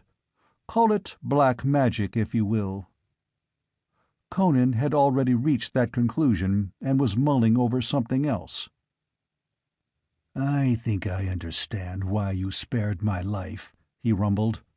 "Amalric wants to keep me as a check on Valerius, in case the impossible happens and he becomes king of Aquilonia. It's well known that the Baron of Tor is behind this move to seat Valerius on my throne. And if I know Amalric, he doesn't intend that Valerius shall be anything more than a figurehead, as Tarascus is now." "Amalric knows nothing of your capture," answered Zaltotun. "Neither does Valerius. Both think you died at Valkia." Conan's eyes narrowed as he stared at the man in silence. "I sensed a brain behind all this," he muttered, "but I thought it was Amalric's. Are Amalric, Tarascus, and Valerius all but puppets dancing on your string? Who are you?" "What does it matter? If I told you, you would not believe me. What if I told you I might set you back on the throne of Aquilonia?" Conan's eyes burned on him like a wolf. "What's your price?" "Obedience to me." "Go to hell with your offer," snarled Conan. "I'm no figurehead. I won my crown with my sword. Besides, it's beyond your power to buy and sell the throne of Aquilonia at your will. The kingdom's not conquered. One battle doesn't decide a war." "You war against more than swords," answered Zaltotun. "Was it a mortal sword that felled you in your tent before the fight? Nay, it was a child of the dark, a waif of outer space, whose fingers were afire with the frozen coldness of the black gulfs, which froze the blood in your veins and the marrow of your thews, coldness so cold it burned your flesh like white-hot iron. Was it chance that led the man who wore your harness to lead his knights into the defile? Chance that brought the cliffs crashing down upon them?" Conan glared at him unspeaking, feeling a chill along his spine. Wizards and sorcerers abounded in his barbaric mythology, and any fool could tell that this was no common man. Conan sensed an inexplicable something about him that set him apart, an alien aura of time and space, a sense of tremendous and sinister antiquity. But his stubborn spirit refused to flinch. "The fall of the cliffs was chance," he muttered truculently. "The charge into the defile was what any man would have done." "Not so. You would not have led a charge into it. You would have suspected a trap. You would never have crossed the river in the first place, until you were sure the Nemedian route was real. Hypnotic suggestions would not have invaded your mind, even in the madness of battle, to make you mad, and rush blindly into the trap laid for you, as it did the lesser man who masqueraded as you." "Then if this was all planned," Conan grunted skeptically, "all a plot to trap my host, why did not the Child of Darkness kill me in my tent?" "Because I wished to take you alive. It took no wizardry to predict that Palantides would send another man out in your harness. I wanted you alive and unhurt. You may fit into my scheme of things. There is a vital power about you greater than the craft and cunning of my allies. You are a bad enemy, but might make a fine vassal."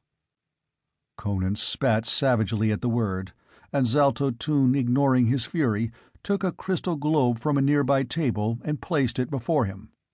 He did not support it in any way, nor place it on anything, but it hung motionless in mid-air, as solidly as if it rested on an iron pedestal. Conan snorted at this bit of necromancy, but he was nevertheless impressed. "Would you know of what goes on in Aquilonia?" he asked. Conan did not reply, but the sudden rigidity of his form betrayed his interest. Zaltotun stared into the cloudy depths, and spoke. "It is now the evening of the day after the Battle of Valkia. Last night the main body of the army camped by Valkia, while squadrons of knights harried the fleeing Aquilonians. At dawn the host broke camp and pushed westward through the mountains. Prospero, with 10,000 Poitanians, was miles from the battlefield when he met the fleeing survivors in the early dawn. He had pushed on all night, hoping to reach the field before the battle joined. Unable to rally the remnants of the broken host, he fell back toward Turantia. Riding hard, replacing his wearied horses with steeds seized from the countryside, he approaches Turantia. I see his weary knights, their armor gray with dust, their pennons drooping as they push their tired horses through the plain. I see also the streets of Turantia. The city is in turmoil. Somehow word has reached the people of the defeat and the death of King Conan. The mob is mad with fear, crying out that the king is dead, and there is none to lead them against the Nemedians. Giant shadows rush on Aquilonia from the east, and the sky is black with vultures." Conan cursed deeply. "What are these but words? The raggedest beggar in the street might prophesy as much. If you say you saw all that in the glass ball, then you're a liar as well as a knave, of which last there's no doubt. Prospero will hold Turantia, and the barons will rally to him. Count Trocero of Poitain commands the kingdom in my absence, and he'll drive these Nemedian dogs howling back to their kennels. What are 50,000 Nemedians? Aquilonia will swallow them up. They'll never see Belverus again. It's not Aquilonia which has conquered at Valkia, it was only Conan." "Aquilonia is doomed," answered Zaltotun, unmoved. "Lance and axe and torch shall conquer her, or, if they fail, powers from the dark of ages shall march against her. As the cliffs fell at Valkia, so shall walled cities and mountains fall, if the need arise, and rivers roar from their channels to drown whole provinces. Better if steel and bowstring prevail without further aid from the arts, for the constant use of mighty spells sometimes sets forces in motion that might rock the universe." "From what hell have you crawled, you knighted dog?" muttered Conan, staring at the man. The Cimmerian involuntarily shivered. He sensed something incredibly ancient, incredibly evil. Zaltotun lifted his head, as if listening to whispers across the void. He seemed to have forgotten his prisoner. Then he shook his head impatiently and glanced impersonally at Conan. "What? Why, if I told you, you would not believe me. But I am wearied of this conversation with you. It is less fatiguing to destroy a walled city than it is to frame my thoughts in words a brainless barbarian can understand." "If my hands were free," opined Conan, "I'd soon make a brainless corpse out of you." "I do not doubt it, if I were fool enough to give you the opportunity," answered Zaltotun, clapping his hands. His manner had changed. There was impatience in his tone, and a certain nervousness in his manner, though Conan did not think this attitude was in any way connected with himself. "Consider what I have told you, barbarian," said Zaltotun. "You will have plenty of leisure. I have not yet decided what I shall do with you. It depends on circumstances yet unborn. But let this be impressed upon you, that if I decide to use you in my game, it will be better to submit without resistance than to suffer my wrath." Conan spat a curse at him just as hangings that masked a door swung apart, and 4 giant Negroes entered. Each was clad only in a silken breechcloth supported by a girdle, from which hung a great key. Zaltotun gestured impatiently toward the king and turned away, as if dismissing the matter entirely from his mind. His fingers twitched queerly. From a carven green jade box he took a handful of shimmering black dust, and placed it in a brazier which stood on a golden tripod at his elbow. The crystal globe, which he seemed to have forgotten, fell suddenly to the floor, as if its invisible support had been removed. Then the blacks had lifted Conan, for so loaded with chains was he that he could not walk, and carried him from the chamber. A glance back, before the heavy gold-bound teak door was closed, showed him Zaltotun leaning back in his throne-like chair, his arms folded, while a thin wisp of smoke curled up from the brazier. Conan's scalp prickled. In Stygia, that ancient and evil kingdom that lay far to the south, he had seen such black dust before. It was the pollen of the black lotus, which creates death-like sleep and monstrous dreams, and he knew that only the grisly wizards of the Black Ring, which was the nadir of evil, voluntarily seek the scarlet nightmares of the Black Lotus to revive their necromantic powers. The Black Ring was a fable and a lie to most folk of the Western world, but Conan knew of its ghastly reality and its grim votaries who practiced their abominable sorceries amid the black vaults of Stygia and the nighted domes of accursed Sabbatia. He glanced back at the cryptic gold-bound door, shuddering at what it hid. Whether it was day or night the king could not tell. The palace of King Tarasca seemed a shadowy, nighted place that shunned natural illumination. The spirit of darkness and shadow hovered over it, and that spirit, Conan felt, was embodied in the stranger Zaltotun. The Negroes carried the king along a winding corridor so dimly lighted that they moved through it like black ghosts bearing a dead man, and down a stone stair that wound endlessly. A torch in the hand of one cast the great deformed shadows streaming along the wall. It was like the descent into hell of a corpse borne by dusky demons. At last they reached the foot of the stair, and then they traversed a long straight corridor, with a blank wall on one hand pierced by an occasional arched doorway with a stair leading up behind it, and on the other hand another wall showing heavy barred doors at regular intervals of a few feet. Halting before one of these doors, one of the blacks produced the key that hung at his girdle, and turned it in the lock. Then, pushing open the grille, they entered with their captive. They were in a small dungeon with heavy stone walls, floor and ceiling, and in the opposite wall there was another grilled door. What lay beyond that door Conan could not tell, but he did not believe it was another corridor. The glimmering light of the torch, flickering through the bars, hinted at shadowy spaciousness and echoing depths.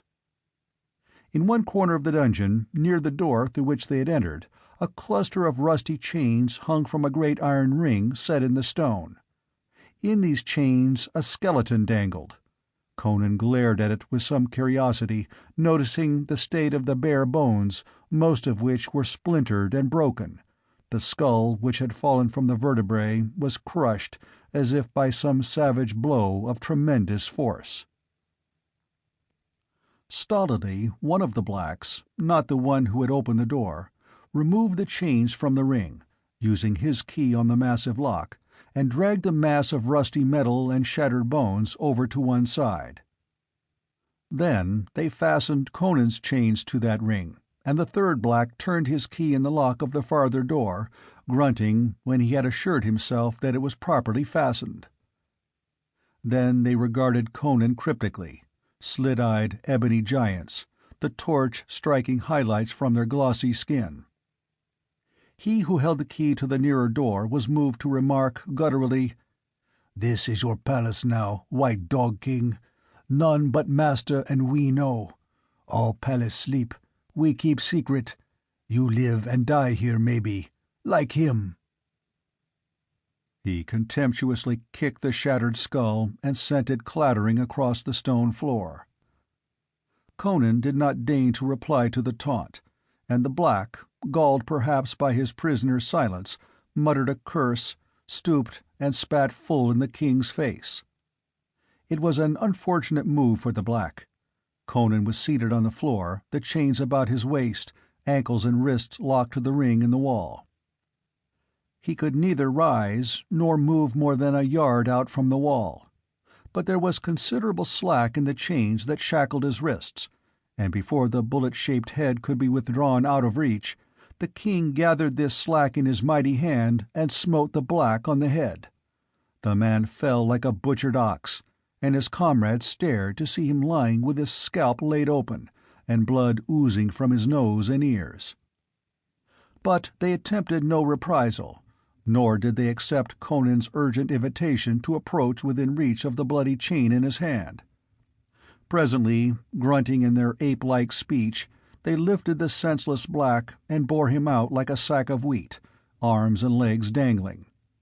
They used his key to lock the door behind them, but did not remove it from the gold chain that fastened it to his girdle. They took the torch with them, and as they moved up the corridor, the darkness slunk behind them like an animate thing. Their soft, padding footsteps died away with the glimmer of their torch, and darkness and silence remained unchallenged. End of Chapter 4. Chapter 5. The Haunter of the Pits. Conan lay still, enduring the weight of his chains and the despair of his position with the stoicism of the wilds that had bred him. He did not move, because the jangle of his chains, when he shifted his position, sounded startlingly loud in the darkness and stillness, and it was his instinct, born of 1,000 wilderness-bred ancestors, not to betray his position in his helplessness. This did not result from a logical reasoning process. He did not lie quiet because he reasoned that the darkness hid lurking dangers that might discover him in his helplessness.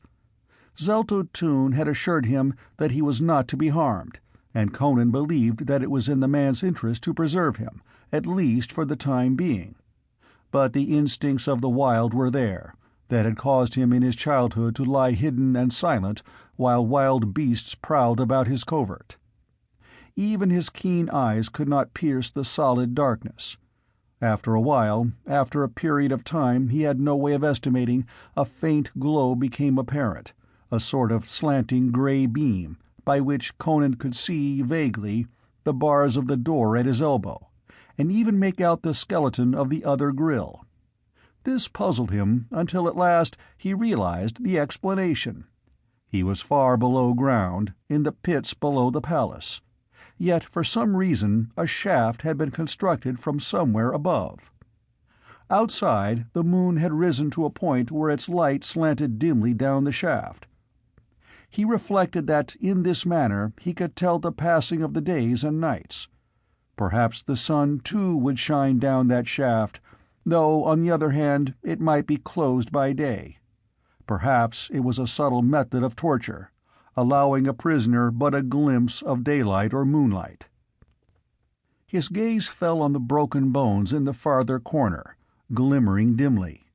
He did not tax his brain with futile speculation as to who the wretch had been, and for what reason he had been doomed, but he wondered at the shattered condition of the bones. They had not been broken on a rack. Then, as he looked, another unsavory detail made itself evident. The shin bones were split lengthwise, and there was but one explanation. They had been broken in that manner in order to obtain the marrow. Yet what creature but man breaks bones for their marrow? Perhaps those remnants were mute evidence of a horrible, cannibalistic feast, of some wretch driven to madness by starvation. Conan wondered if his own bones would be found at some future date, hanging in their rusty chains. He fought down the unreasoning panic of a trapped wolf. The Cimmerian did not curse, scream, weep, or rave as a civilized man might have done, but the pain and turmoil in his bosom were none the less fierce. His great limbs quivered with the intensity of his emotions. Somewhere, far to the westward, the Nemedian host was slashing and burning its way through the heart of his kingdom.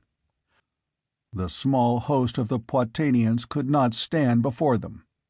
Prospero might be able to hold Terentia for weeks, or months, but eventually, if not relieved, he must surrender to greater numbers. Surely the barons would rally to him against the invaders. But in the meanwhile, he, Conan, must lie helpless in a darkened cell, while others led his spears and fought for his kingdom. The king ground his powerful teeth in red rage. Then he stiffened as outside the farther door he heard a stealthy step. Straining his eyes, he made out a bent, indistinct figure outside the grill. There was a rasp of metal against metal, and he heard the clink of tumblers, as if a key had been turned in the lock. Then the figure moved silently out of his range of vision. Some guard, he supposed, trying the lock. After a while he heard the sound repeated faintly somewhere farther on, and that was followed by the soft opening of a door, and then a swift scurry of softly shod feet retreated in the distance. Then silence fell again. Conan listened for what seemed a long time, but which could not have been, for the moon still shone down the hidden shaft, but he heard no further sound. He shifted his position at last, and his chains clanked. Then he heard another, lighter footfall, a soft step outside the nearer door, the door through which he had entered the cell. An instant later a slender figure was etched dimly in the grey light. "King Conan," a soft voice intoned urgently. "Oh, my lord, are you there?" "Where else?" he answered guardedly, twisting his head about to stare at the apparition. It was a girl who stood grasping the bars with her slender fingers. The dim glow behind her outlined her supple figure through the wisp of silk twisted about her loins, and shone vaguely on jeweled breastplates. Her dark eyes gleamed in the shadows, her white limbs glistened softly, like alabaster. Her hair was a mass of dark foam, at the burnished luster of which the dim light only hinted. "The keys to your shackles and to the farther door," she whispered, and a slim white hand came through the bars and dropped 3 objects with a clink to the flags beside him. "What game is this?" he demanded. "You speak in the Nemedian tongue, and I have no friends in Nemedia.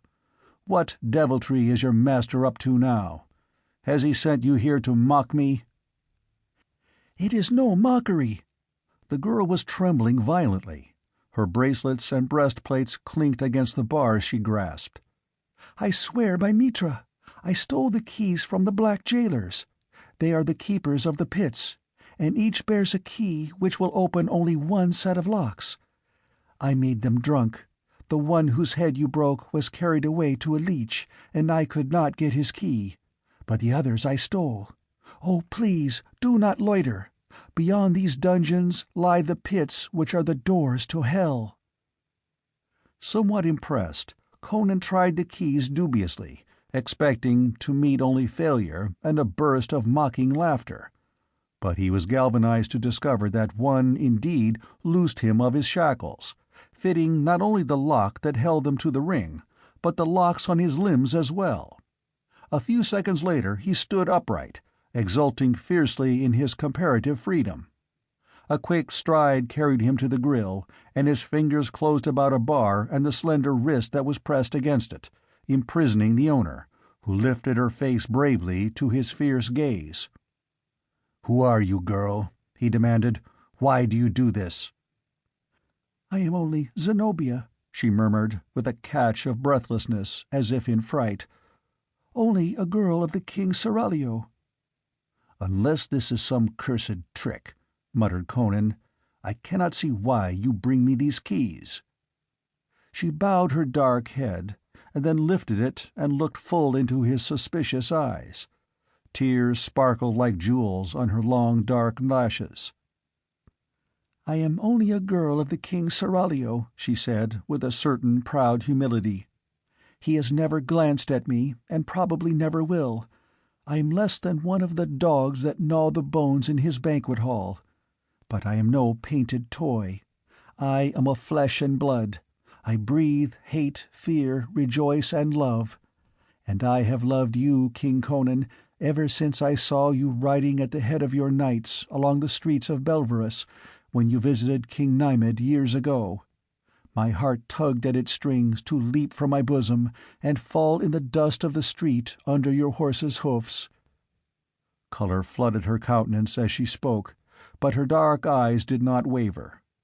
Conan did not at once reply. Wild and passionate and untamed he was, yet any but the most brutish of men must be touched with a certain awe or wonder at the baring of a woman's naked soul.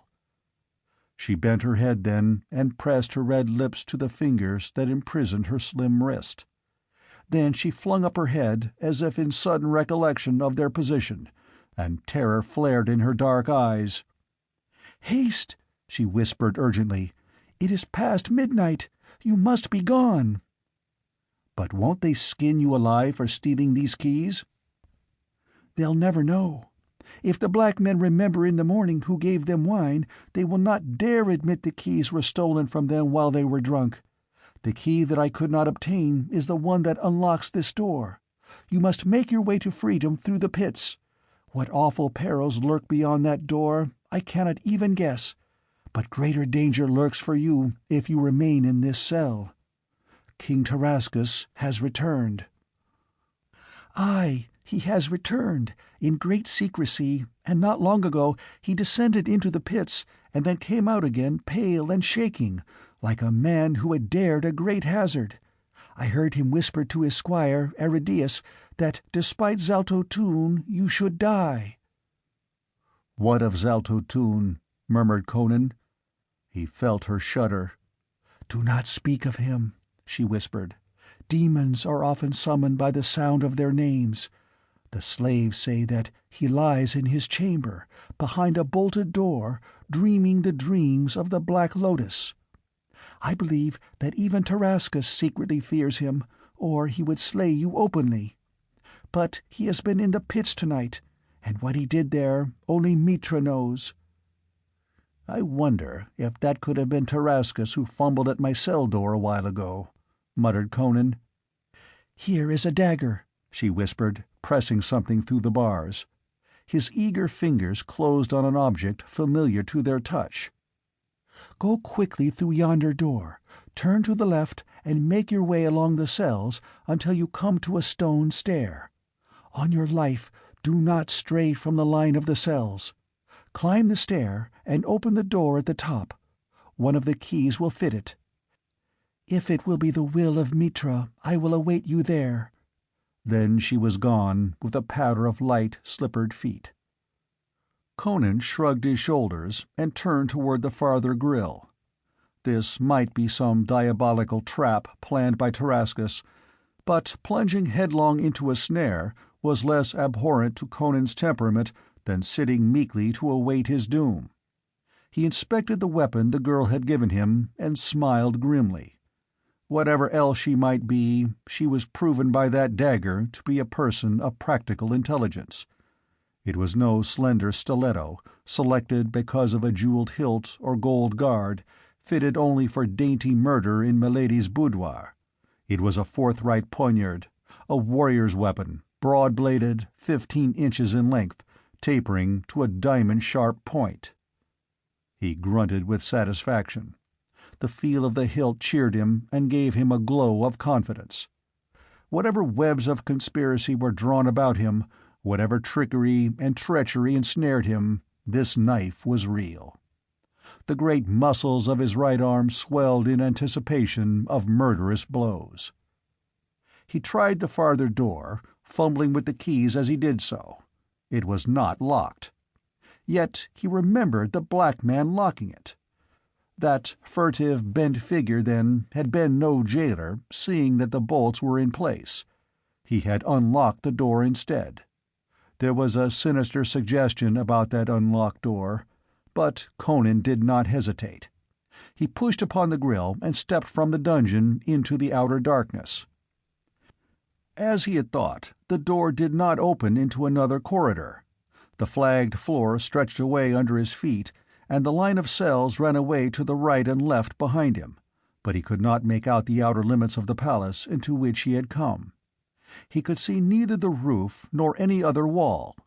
The moonlight filtered into that vastness only through the grilles of the cells, and was almost lost in the darkness.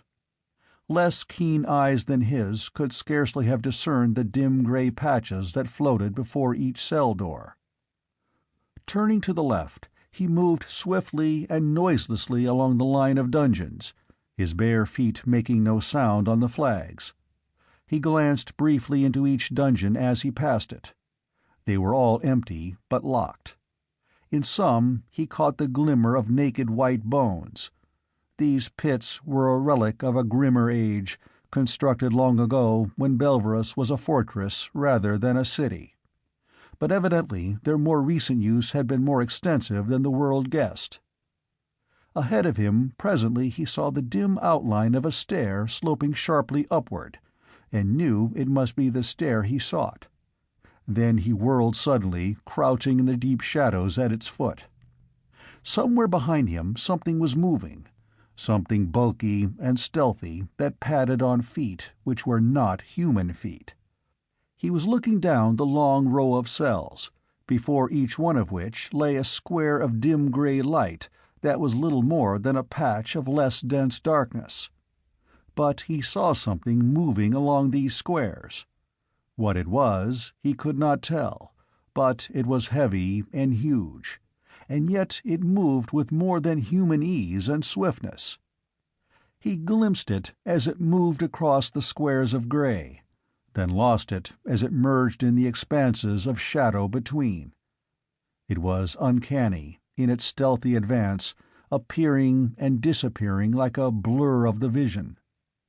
He heard the bars rattle as it tried each door in turn. Now it had reached the cell he had so recently quitted, and the door swung open as it tugged. He saw a great bulky shape limned faintly and briefly in the gray doorway, and then the thing had vanished into the dungeon. Sweat beaded Conan's face and hands. Now he knew why Tarascus had come so subtly to his door, and later had fled so swiftly. The king had unlocked his door, and somewhere in these hellish pits had opened a cell or cage that held some grim monstrosity. Now the thing was emerging from the cell and was again advancing up the corridor, its misshapen head close to the ground. It paid no more heed to the locked doors. It was smelling out his trail. He saw it more plainly now. The gray light limned a giant anthropomorphic body, but vaster of bulk and girth than any man. It went on two legs, though it stooped forward, and it was grayish and shaggy, its thick coat shot with silver.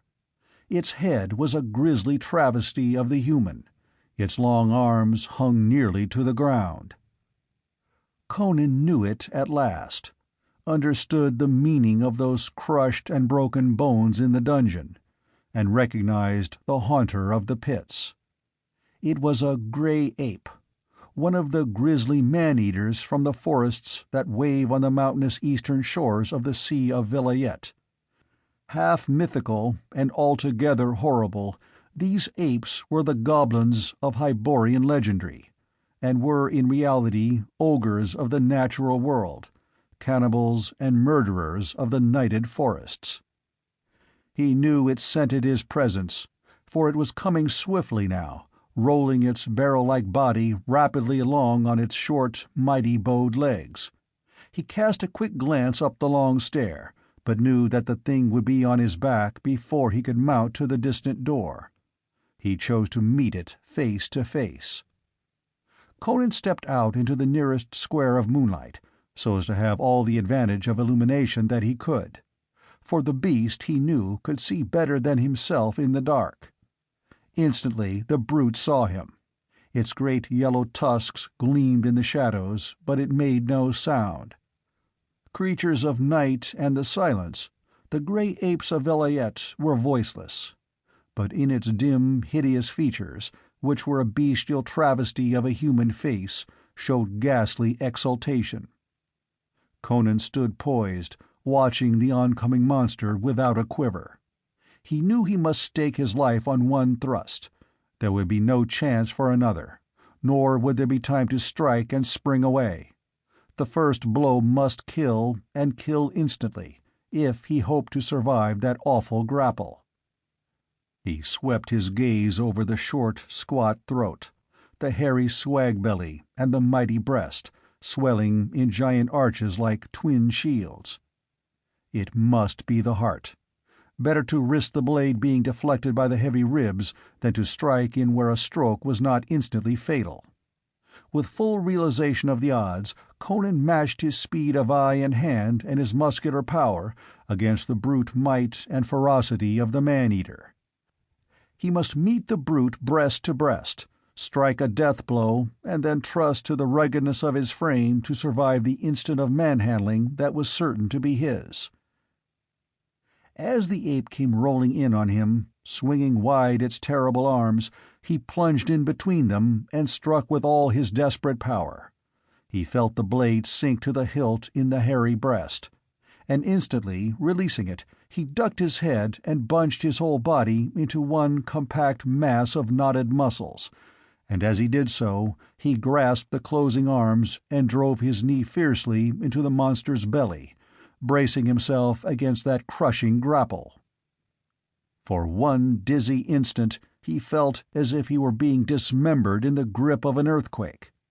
Then suddenly he was free, sprawling on the floor, and the monster was gasping out its life beneath him, its red eyes turned upward, the hilt of the poniard quivering in its breast. His desperate stab had gone home.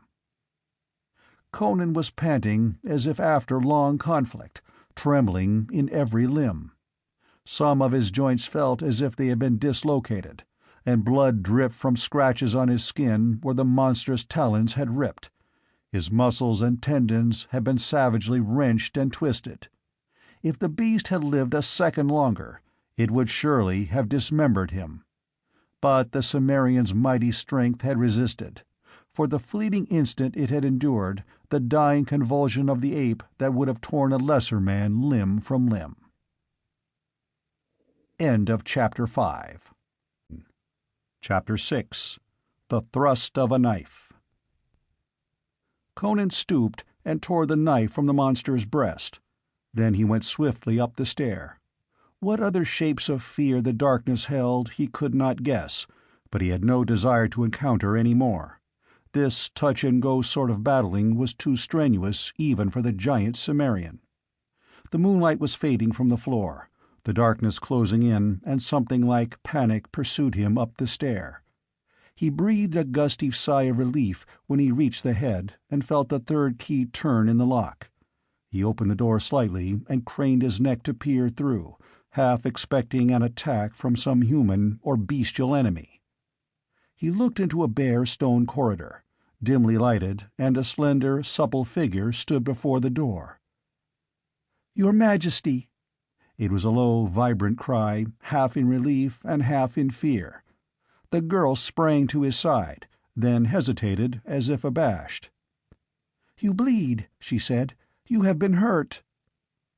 He brushed aside the implication with an impatient hand. "Scratches that wouldn't hurt a baby. Your skewer came in handy, though. But for it, Tarasca's monkey would be cracking my shin bones for the marrow right now. But what now?" "Follow me," she whispered. "I will lead you outside the city wall. I have a horse concealed there." She turned to lead the way down the corridor, but he laid a heavy hand on her naked shoulder. "Walk beside me," he instructed her softly, passing his massive arm about her lithe waist. "You've played me fair so far, and I'm inclined to believe in you. But I've lived this long only because I've trusted no one too far, man or woman. So, now if you play me false, you won't live to enjoy the jest." She did not flinch at the sight of the reddened poniard or the contact of his hard muscles about her supple body. "Cut me down without mercy if I play you false," she answered. "The very feel of your arm about me, even in menace, is as the fulfillment of a dream." The vaulted corridor ended at a door, which she opened. Outside lay another black man, a giant in turban and silk loincloth, with a curved sword lying on the flags near his hand. He did not move. "I drugged his wine," she whispered, swerving to avoid the recumbent figure. "He is the last and outer guard of the pits. None ever escaped from them before, and none has ever wished to seek them, so only these black men guard them. Only these of all the servants knew it was King Conan that Zaltotun brought as a prisoner in his chariot. I was watching, sleepless, from an upper casement that opened into the court, while the other girls slept, for I knew that a battle was being fought, or had been fought, in the west, and I feared for you. I saw the blacks carry you up the stair, and I recognized you in the torchlight. I slipped into this wing of the palace tonight, in time to see them carry you to the pits. I had not dared come here before nightfall. You must have lain in drugged senselessness all day in Zaltotun's chamber. Oh, let us be wary. Strange things are afoot in the palace tonight. The slave said that Zaltotun slept as he often sleeps, drugged by the lotus of Stygia, but Tarascus is in the palace.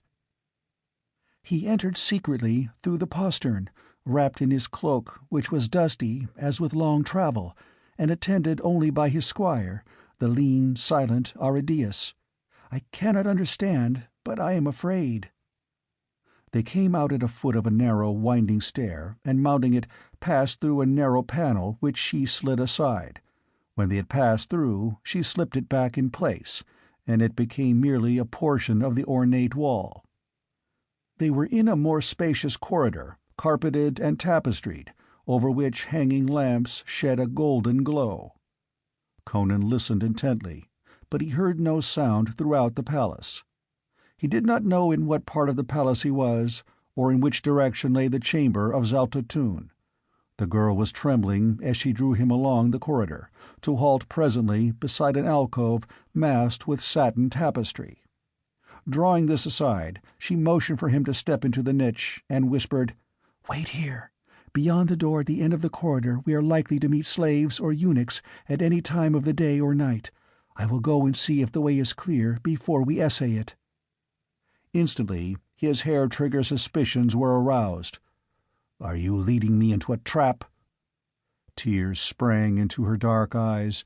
She sank to her knees and seized his muscular hand. "Oh, my king, do not mistrust me now." Her voice shook with desperate urgency. "If you doubt and hesitate, we are lost.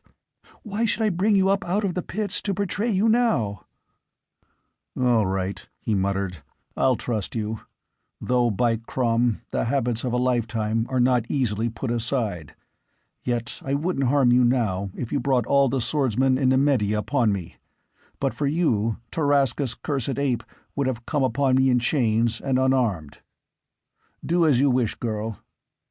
Kissing his hands, she sprang lithely up and ran down the corridor, to vanish through a heavy double door. He glanced after her, wondering if he was a fool to trust her. Then he shrugged his mighty shoulders and pulled the satin hangings together, masking his refuge. It was not strange that a passionate young beauty should be risking her life to aid him. Such things had happened often enough in his life. Many women had looked on him with favor, in the days of his wanderings and in the time of his kingship. Yet he did not remain motionless in the alcove, waiting for her return.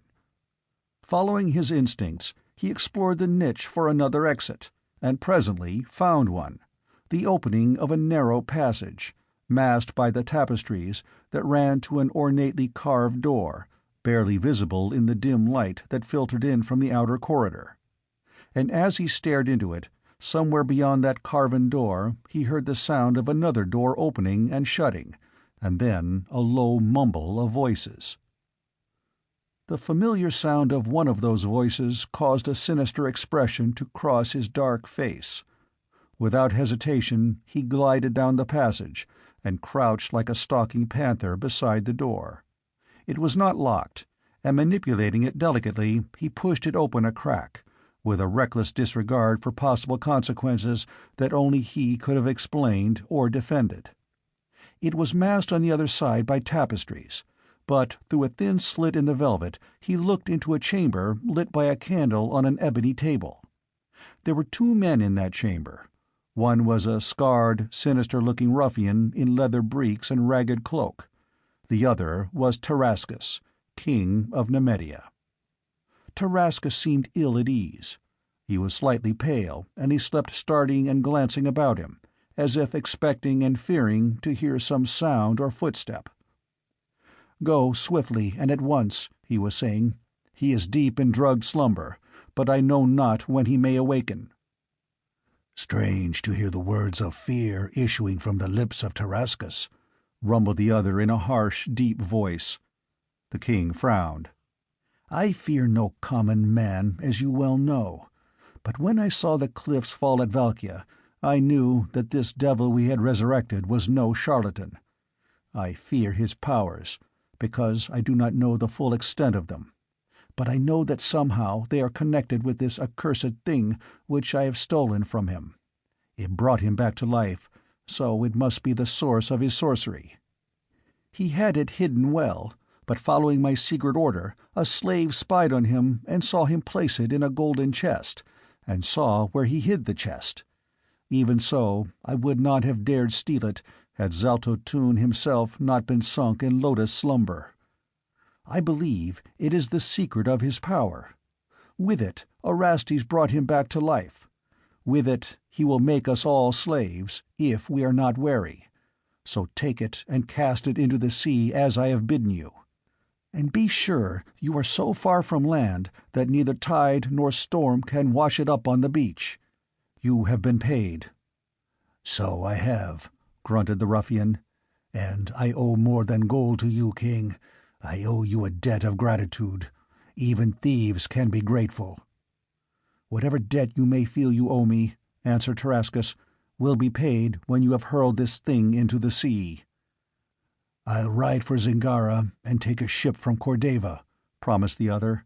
"I dare not show my head in Argos because of the matter of a murder or so." "I care not, so it is done.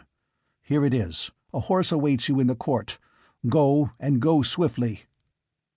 Something passed between them, something that flamed like living fire. Conan had only a brief glimpse of it. And then the ruffian pulled a slouch hat over his eyes, drew his cloak about his shoulder, and hurried from the chamber. And as the door closed behind him, Conan moved with the devastating fury of unchained bloodlust. He had held himself in check so long as he could. The sight of his enemy so near him set his wild blood seething and swept away all caution and restraint. Tarascus was turning toward an inner door when Conan tore aside the hangings and leapt like a blood-mad panther into the room. Tarascus wheeled, but even before he could recognize his attacker, Conan's poniard ripped into him. But the blow was not mortal, as Conan knew the instant he struck. His foot had caught in a fold of the curtains and tripped him as he leapt. The point fleshed itself in Tarascus' shoulder and ploughed down along his ribs, and the king of Nemedia screamed. The impact of the blow and Conan's lunging body hurled him back against the table, and it toppled and the candle went out. They were both carried to the floor by the violence of Conan's rush, and the foot of the tapestry hampered them both in its folds. Conan was stabbing blindly in the dark, Tarascus screaming in a frenzy of panicky terror. As if fear lent him superhuman energy, Tarascus tore free and blundered away in the darkness, shrieking, "Help! Guards! Aridius! Orestes! Orestes!"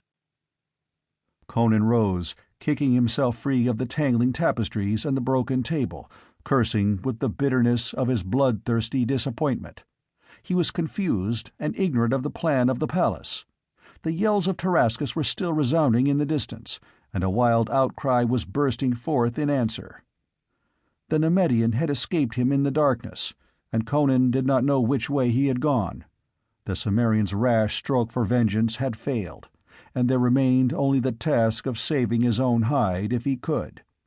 Swearing luridly, Conan ran back down the passage and into the alcove, glaring out into the lighted corridor just as Zenobia came running up it, her dark eyes dilated with terror. "Oh, what has happened?" she cried. "The palace is roused. I swear I have not betrayed you." "No, it was I who stirred up this hornet's nest," he grunted. "I tried to pay off a score. What's the shortest way out of this?"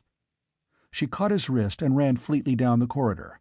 But before they reached the heavy door at the other end, muffled shouts arose from behind it and the portals began to shake under an assault from the other side. Zenobia wrung her hands and whimpered. "We are cut off. I locked that door as I returned through it, but they will burst it in a moment. The way to the postern gate lies through it." Conan wheeled. Up the corridor, though still out of sight, he heard a rising clamor that told him his foes were behind as well as before him. "Quick, into this door!" the girl cried desperately, running across the corridor and throwing open the door of the chamber. Conan followed her through, and then through the gold catch behind them. They stood in an ornately furnished chamber, empty but for themselves, and she drew him to a gold-barred window, through which he saw trees and shrubbery. "You are strong," she panted. "If you can tear these bars away, you may yet escape. The garden is full of guards, but the shrubs are thick, and you may avoid them. The southern wall is also the outer wall of the city. Once over that, you have a chance to get away. A horse is hidden for you in a thicket beside the road that runs westward, a few hundred paces to the south of the Fountain of Thralos. You know where it is?" "Aye, but what of you? I had meant to take you with me." A flood of joy lighted her beautiful face. "Then my cup of happiness is brimming. But I will not hamper your escape. Burdened with me, you will fail. Nay, do not fear for me. They will never suspect that I aided you willingly. Go! What you have just said will glorify my life throughout the long years." He caught her up in his iron arms, crushed her slim, vibrant figure to him, and kissed her fiercely on eyes, cheeks, throat, and lips, until she lay panting in his embrace. Gusty and tempestuous as a storm wind, even his love-making was violent. "I'll go," he muttered, "but by Crom, I'll come for you some day."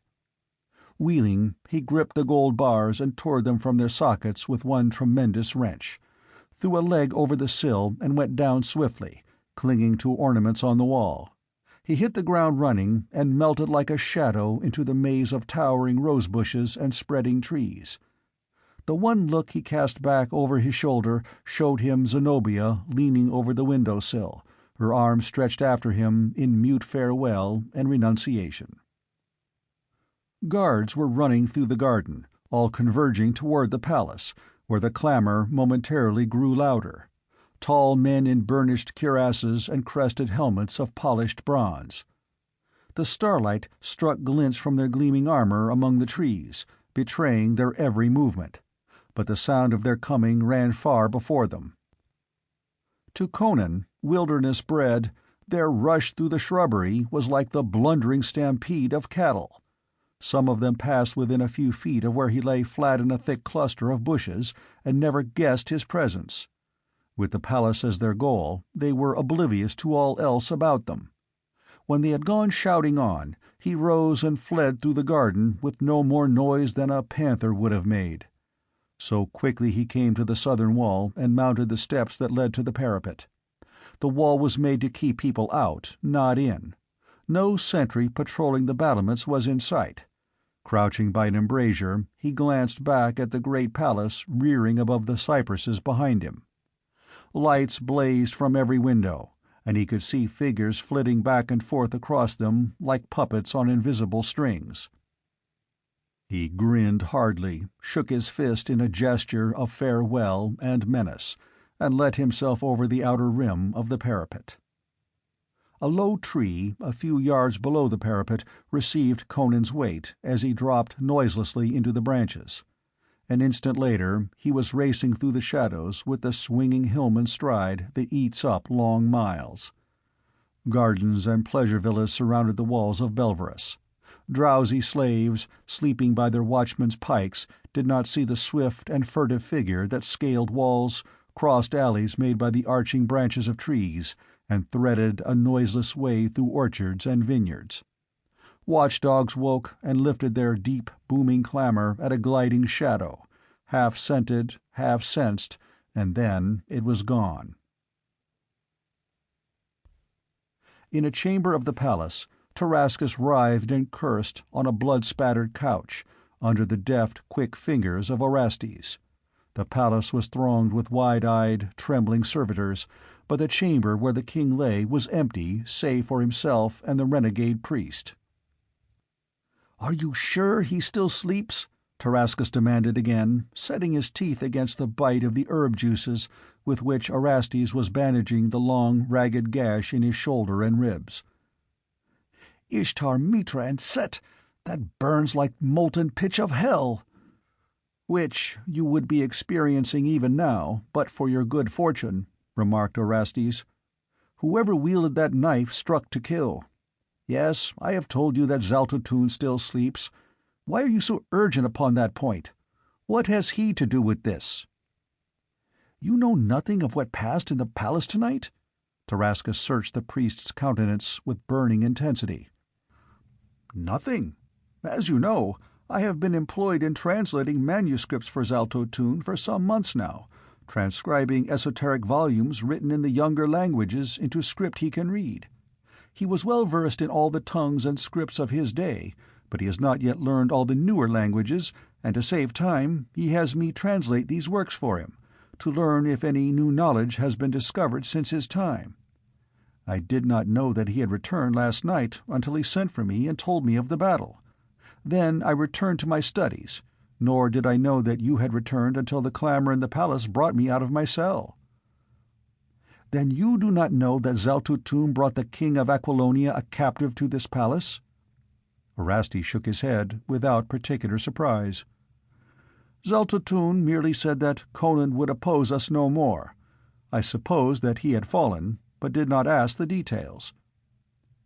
"Zaltotun saved his life when I would have slain him," snarled Tarascus. "I saw his purpose instantly.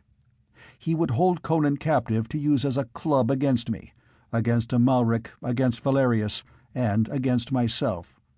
So long as Conan lives, he is a threat, a unifying factor for Aquilonia, that might be used to compel us into courses we would not otherwise follow. I mistrust this undead Pythonian. Of late I have begun to fear him. I followed him, some hours after he had departed eastward. I wished to learn what he intended doing with Conan. I found that he had imprisoned him in the pits. I intended to see that the barbarian died, in spite of Zaltotun. And I accomplished—" A cautious knock sounded at the door. "That's Aridaeus," grunted Tarascus. "Let him in." The Saturnine squire entered, his eyes blazing with suppressed excitement. "How, Aridaeus?" exclaimed Tarascus. "Have you found the man who attacked me?" "You did not see him, my lord?" asked Aridaeus, as one who would assure himself of a fact he already knows to exist.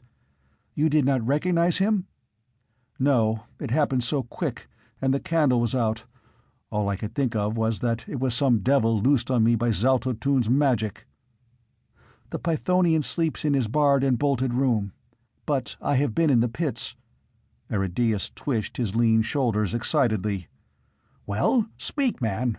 exclaimed Tarascus impatiently. "What did you find there?" "An empty dungeon," whispered the squire. "The corpse of the great ape." "What?" Tarascus started upright, and blood gushed from his opened wound. "Aye, the man-eater is dead, stabbed through the heart, and Conan is gone." Tarascus was gray of face as he mechanically allowed Orestes to force him prostrate again, and the priest renewed work upon his mangled flesh. "Conan," he repeated. "Not a crushed corpse. Escaped. Mitra, he is no man, but a devil himself. I thought Zaltotun was behind this wound. I see now. Gods and devils, it was Conan who stabbed me! Aridaeus!" "Aye, your majesty." Search every nook in the palace. He may be skulking through the dark corridors now like a hungry tiger. Let no niche escape your scrutiny, and beware. It is not a civilized man you hunt, but a blood-mad barbarian whose strength and ferocity are those of a wild beast. Scour the palace grounds in the city. Throw a cordon about the walls. If you find he has escaped from the city, as he may well do, take a troop of horsemen and follow him. Once past the walls, it will be like hunting a wolf through the hills. But haste, and you may yet catch him." "This is a matter which requires more than ordinary human wits," said Orestes. "Perhaps we should seek Zaltotun's advice." "No!" exclaimed Tarascus violently. "Let the troopers pursue Conan and slay him. Zaltotun can hold no grudge against us if we kill a prisoner to prevent his escape." "Well," said Orestes, "I am no Asheronian, but I am versed in some of the arts, and the control of certain spirits which have cloaked themselves in material substance. Perhaps I can aid you in this matter." The Fountain of Thralos stood in a clustered ring of oaks beside the road a mile from the walls of the city. Its musical tinkle reached Conan's ears through the silence of the starlight. He drank deep of its icy stream, and then hurried southward toward a small, dense thicket he saw there. Rounding it, he saw a great white horse tied among the bushes. Heaving a deep, gusty sigh, he reached it with one stride. A mocking laugh brought him about, glaring. A dully glinting, mail-clad figure moved out of the shadows into the starlight. This was no plumed and burnished palace guardsman. It was a tall man in morion and grey chain-mail, one of the adventurers, a class of warriors peculiar to Nemedia, men who had not attained to the wealth and position of knighthood, or had fallen from that estate, hard-bitten fighters dedicating their lives to war and adventure. They constituted a class of their own, sometimes commanding troops, but themselves accountable to no man but the king. Conan knew that he could have been discovered by no more dangerous a foeman. A quick glance among the shadows convinced him that the man was alone, and he expanded his great chest slightly, digging his toes into the turf as his thews coiled tensely. "I was riding for Belverus on a Malric's business," said the adventurer, advancing warily. The starlight was a long sheen on the great two-handed sword he bore naked in his hand. "A horse whinnied to mine from the thicket. I investigated, and thought it strange a steed should be tethered here. I waited, and lo, I have caught a rare prize." The adventurers lived by their swords. "I know you," muttered the Nemedian. "You are Conan, king of Aquilonia. I thought I saw you die in the valley of the Valkia, but—" Conan sprang as a dying tiger springs. Practiced fighter though the adventurer was, he did not realize the desperate quickness that lurks in barbaric sinews. He was caught off guard, his heavy sword half lifted. Before he could either strike or parry, the king's poniard sheathed itself in his throat above the gorget, slanting downward into his heart. With a choked gurgle he reeled and went down, and Conan ruthlessly tore his blade free as his victim fell. The white horse snorted violently and shied at the sight and scent of blood on the sword. Glaring down at his lifeless enemy, dripping poniard in hand, sweat glistening on his broad breast, Conan poised like a statue, listening intently. In the woods about there was no sound, save for the sleepy cheep of awakened birds. But in the city, a mile away, he heard the strident blare of a trumpet. Hastily, he bent over the fallen man. A few seconds' search convinced him that whatever message the man might have borne was intended to be conveyed by word of mouth. But he did not pause in his task. It was not many hours until dawn. A few minutes later, the white horse was galloping westward along the white road, and the rider wore the grey mail of a Nemedian adventurer. End of Chapter 6. Chapter 7. The Rending of the Veil. Conan knew his only chance of escape lay in speed. He did not even consider hiding somewhere near Belverus until the chase passed on. He was certain that the uncanny ally of Tarascus would be able to ferret him out. Besides, he was not one to skulk and hide. An open fight or an open chase, either suited his temperament better. He had a long start, he knew. He would lead them a grinding race for the border. Zenobia had chosen well in selecting the white horse. His speed, toughness, and endurance were obvious. The girl knew weapons and horses, and Conan reflected with some satisfaction she knew men. He rode westward at a gait that ate up the miles. It was a sleeping land through which he rode, past grove-sheltered villages and white-walled villas amid spacious fields and orchards that grew sparser as he fared westward. As the villages thinned, the land grew more rugged, and the keeps that frowned from eminences told of centuries of border war. But none rode down from those castles to challenge or halt him. The lords of the keeps were following the banner of Amalric. The pennons that were wont to wave over these towers were now floating over the Aquilonian plains. When the last huddled village fell behind him, Conan left the road, which was beginning to bend toward the northwest, toward the distant passes. To keep to the road would mean to pass by border towers, still garrisoned with armed men who would not allow him to pass unquestioned. He knew there would be no patrols riding the border marches on either side, as in ordinary times, but there were those towers. With dawn there would probably be cavalcades of returning soldiers with wounded men in ox carts. This road from Belverus was the only road that crossed the border for 50 miles from north to south.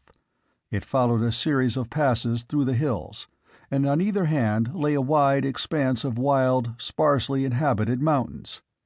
He maintained his due westerly direction, intending to cross the border deep in the wilds of the hills that lay to the south of the passes. It was a shorter route, more arduous, but safer for a hunted fugitive. One man on a horse could traverse country an army would find impassable. But at dawn he had not reached the hills. They were a long, low blue rampart stretching along the horizon ahead of him. Here there were neither farms nor villages, no white-walled villas looming among clustering trees. The dawn wind stirred the tall, stiff grass, and there was nothing but the long rolling swells of brown earth, covered with dry grass, and in the distance the gaunt walls of a stronghold on a low hill. Too many Aquilonian raiders had crossed the mountains in not too distant days for the countryside to be thickly settled as it was farther to the east. Dawn ran like a prairie fire across the grasslands, and high overhead sounded a weird crying as a straggling wedge of wild geese winged swiftly southward. In a grassy swale, Conan halted and unsaddled his mount. Its sides were heaving, its coat plastered with sweat. He had pushed it unmercifully through the hours before dawn. While it munched the brittle grass and rolled, he lay at the crest of the low slope, staring eastward.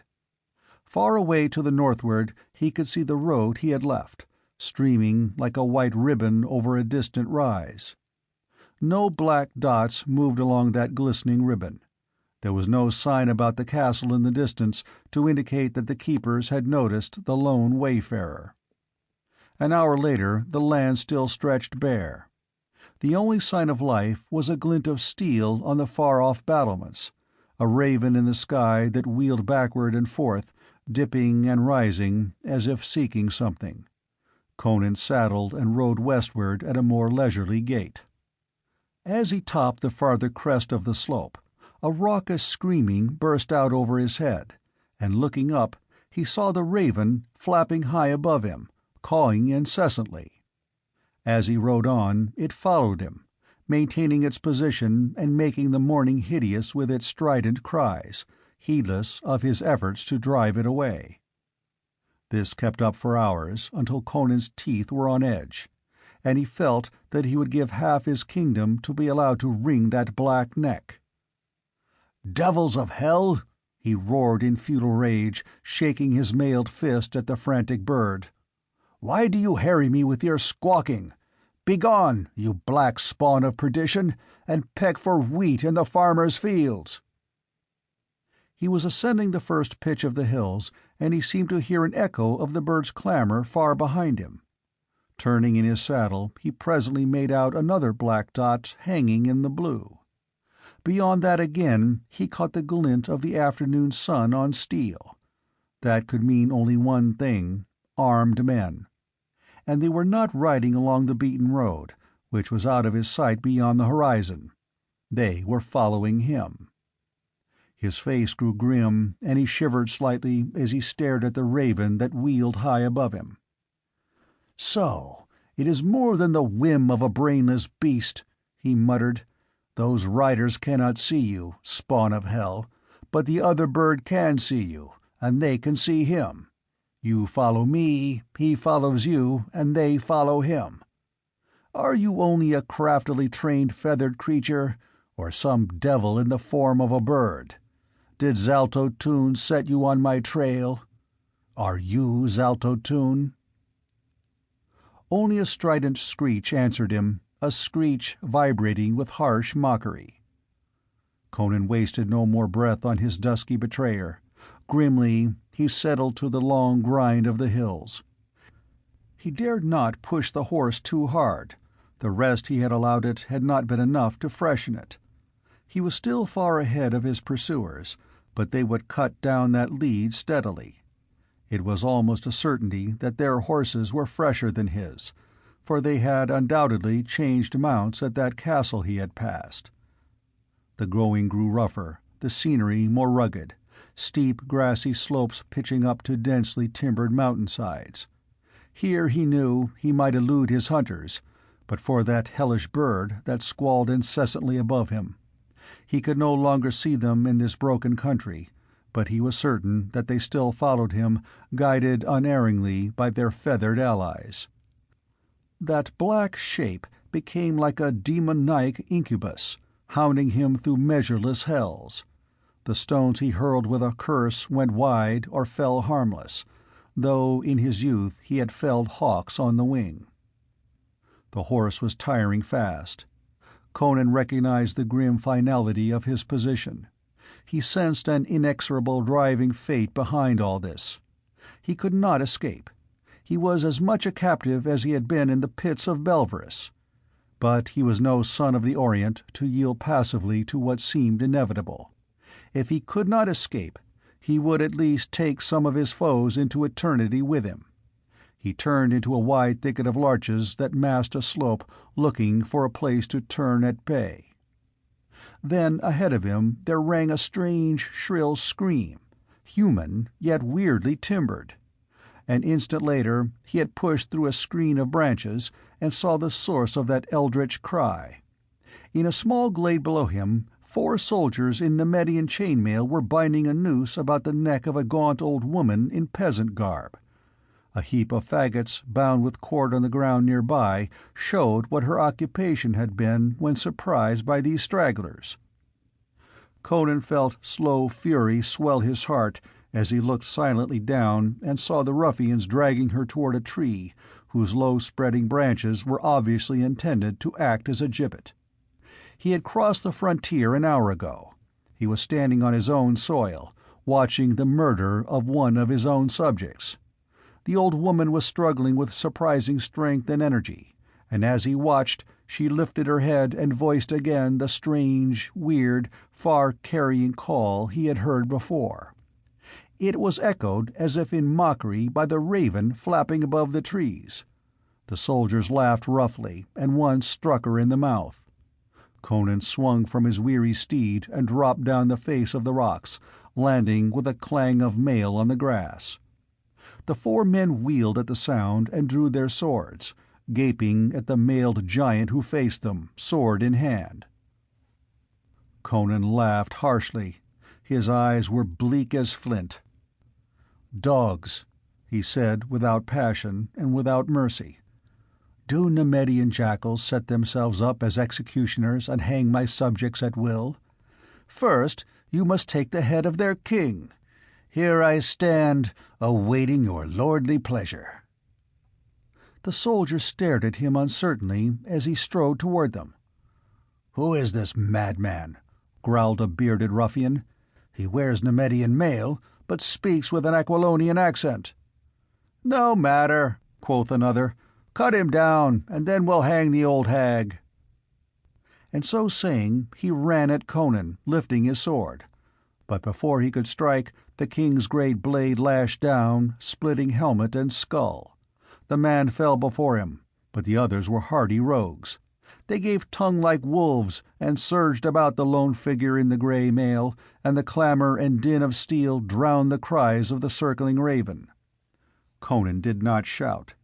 His eyes coals of blue fire, and his lips smiling bleakly, he lashed right and left with his two-handed sword. For all his size, he was quick as a cat on his feet, and he was constantly in motion, presenting a moving target so that thrusts and swings cut empty air oftener than not. Yet when he struck, he was perfectly balanced, and his blows fell with devastating power. 3 of the 4 were down, dying in their own blood, and the 4th was bleeding from half a dozen wounds, stumbling in headlong retreat as he parried frantically, when Conan's spur caught in the surcoat of one of the fallen men. The king stumbled, and before he could catch himself, the Nemedian, with the frenzy of desperation, rushed him so savagely that Conan staggered and fell sprawling over the corpse. The Nemedian croaked in triumph and sprang forward, lifting his great sword with both hands over his right shoulder as he braced his legs wide for the stroke. And then, over the prostrate king, something huge and hairy shot like a thunderbolt full on the soldier's breast, and his yelp of triumph changed to a shriek of death. Conan, scrambling up, saw the man lying dead with his throat torn out, and a great grey wolf stood over him, head sunk as it smelled the blood that formed a pool on the grass. Turned as the old woman spoke to him. She stood straight and tall before him, and in spite of her ragged garb, her features, clear-cut and aquiline, and her keen black eyes, were not those of a common peasant woman. She called to the wolf, and it trotted to her side like a great dog and rubbed its giant shoulder against her knee, while it gazed at Conan with great green lambent eyes. Absently she laid her hand upon its mighty neck, and so the two stood regarding the king of Aquilonia. He found their steady gaze disquieting, though there was no hostility in it. "Men say King Conan died beneath the stones and dirt when the cliffs crumbled by Velkia," she said in a deep, strong, resonant voice. "So they say," he growled. He was in no mood for controversy, and he thought of those armored riders who were pushing nearer every moment. The raven above him cawed stridently, and he cast an involuntary glare upward, grinding his teeth in a spasm of nervous irritation. Up on the ledge the white horse stood with drooping head. The old woman looked at it, and then at the raven, and then she lifted a strange weird cry as she had before. As if recognizing the call, the raven wheeled, suddenly mute, and raced eastward. But before it had got out of sight, the shadow of mighty wings fell across it. An eagle soared up from the tangle of trees, and rising above it, swooped and struck the black messenger to the earth. The strident voice of betrayal was stilled forever. "Crom," muttered Conan, staring at the old woman. "Are you a magician too?" "I am Zaleta," she said. "The people of the valleys call me a witch. Was that child of the night guiding armed men on your trail?" "Aye." She did not seem to think the answer fantastic. "They cannot be far behind me." "Lead your horse and follow me, King Conan," she said briefly. Without comment, he mounted the rocks and brought his horse down to the glade by a circuitous path. As he came, he saw the eagle reappear, dropping lazily down from the sky, and rest an instant on Zaleta's shoulder, spreading its great wings lightly so as not to crush her with its weight. Without a word she led the way, the great wolf trotting at her side, the eagle soaring above her. Through deep thickets and along tortuous ledges, poised over deep ravines she led him, and finally along a narrow precipice-edged path to a curious dwelling of stone, half hut, half cavern, beneath a cliff hidden among the gorges and crags. The eagle flew to the pinnacle of this cliff and perched there like a motionless sentinel. Still silent, Zaleda stabled the horse in a nearby cave, with leaves and grass piled high for provender, and a tiny spring bubbling in the dim recesses.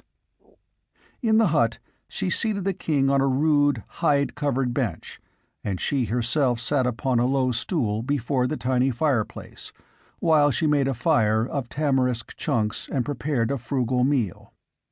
The great wolf drowsed beside her, facing the fire, his huge head sunk on his paws, his ears twitching in his dreams.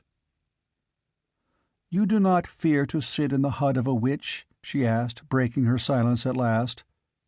An impatient shrug of his grey-mailed shoulders was her guest's only reply. She gave into his hands a wooden dish heaped with dried fruits, cheese, and barley bread, and a great pot of heady upland beer, brewed from barley grown in the high valleys. "I have found the brooding silence of the glens more pleasing than the babble of city streets," she said.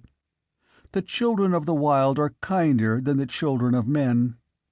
Her hand briefly stroked the ruff of the sleeping wolf. "My children were afar from me today, or I had not needed your sword, my king. They were coming at my call." "What grudge had these Nemedian dogs against you?" Conan demanded.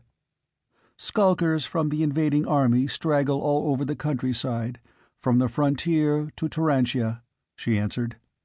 "The foolish villagers in the valleys told them that I had a store of gold hidden away, so as to divert their attentions from their villages. They demanded treasure from me, and my answers angered them. But neither skulkers, nor the men who pursue you, nor any raven will find you here." He shook his head, eating ravenously. "I'm for Turantia." She shook her head.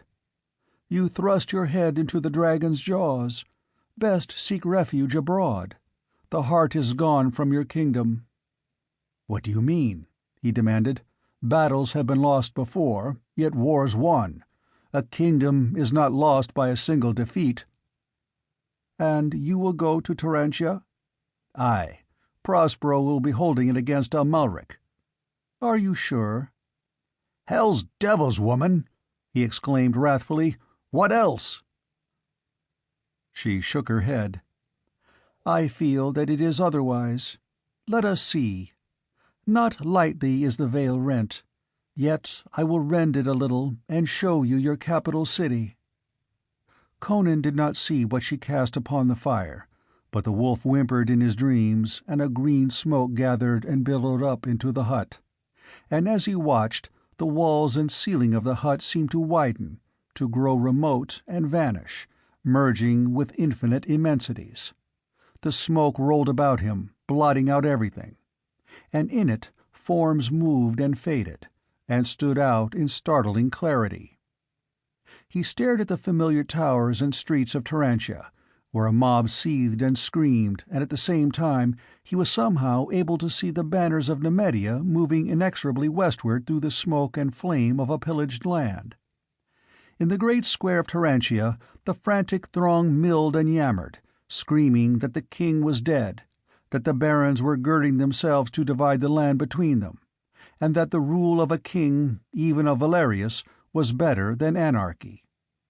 Prospero, shining in his armor, rode among them, trying to pacify them, bidding them trust Count Trocero, urging them to man the wall and aid his knights in defending the city. They turned on him, shrieking with fear and unreasoning rage, howling that he was Trocero's butcher, a more evil foe than Amalric himself. Offal and stones were hurled at his knights.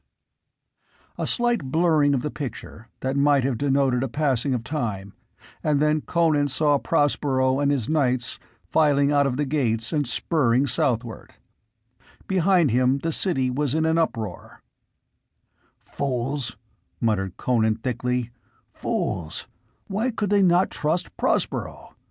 Zaleta, if you are making game of me with some trickery—" "This has passed," answered Zaleta imperturbably, though somberly. "It was the evening of the day that has passed when Prospero rode out of Turantia, with the hosts of Amalric almost within sight. From the walls men saw the flame of their pillaging. So I read it in the smoke. At sunset the Nemedians rode into Turantia unopposed. Look, even now in the royal hall of Turantia." Abruptly, Conan was looking into the great coronation hall. Valerius stood on the regal dais, clad in ermine robes, and Amalric, still in his dusty, blood-stained armor, placed a rich and gleaming circlet on his yellow locks, the crown of Aquilonia. The people cheered. Long lines of steel-clad Nemedian warriors looked grimly on, and nobles long in disfavor at Conan's court strutted and swaggered with the emblem of Valerius on their sleeves. "Crom!" It was an explosive imprecation from Conan's lips as he started up, his great fists clenched into hammers, his veins on his temples knotting, his features convulsed. "A Nemedian placing the crown of Aquilonia on that renegade, in the royal hall of Turantia!" As if dispelled by his violence, the smoke faded, and he saw Zaleta's black eyes gleaming at him through the mist. "You have seen.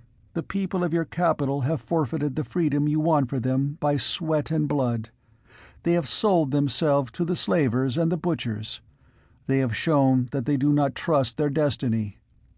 Can you rely upon them for the winning back of your kingdom?"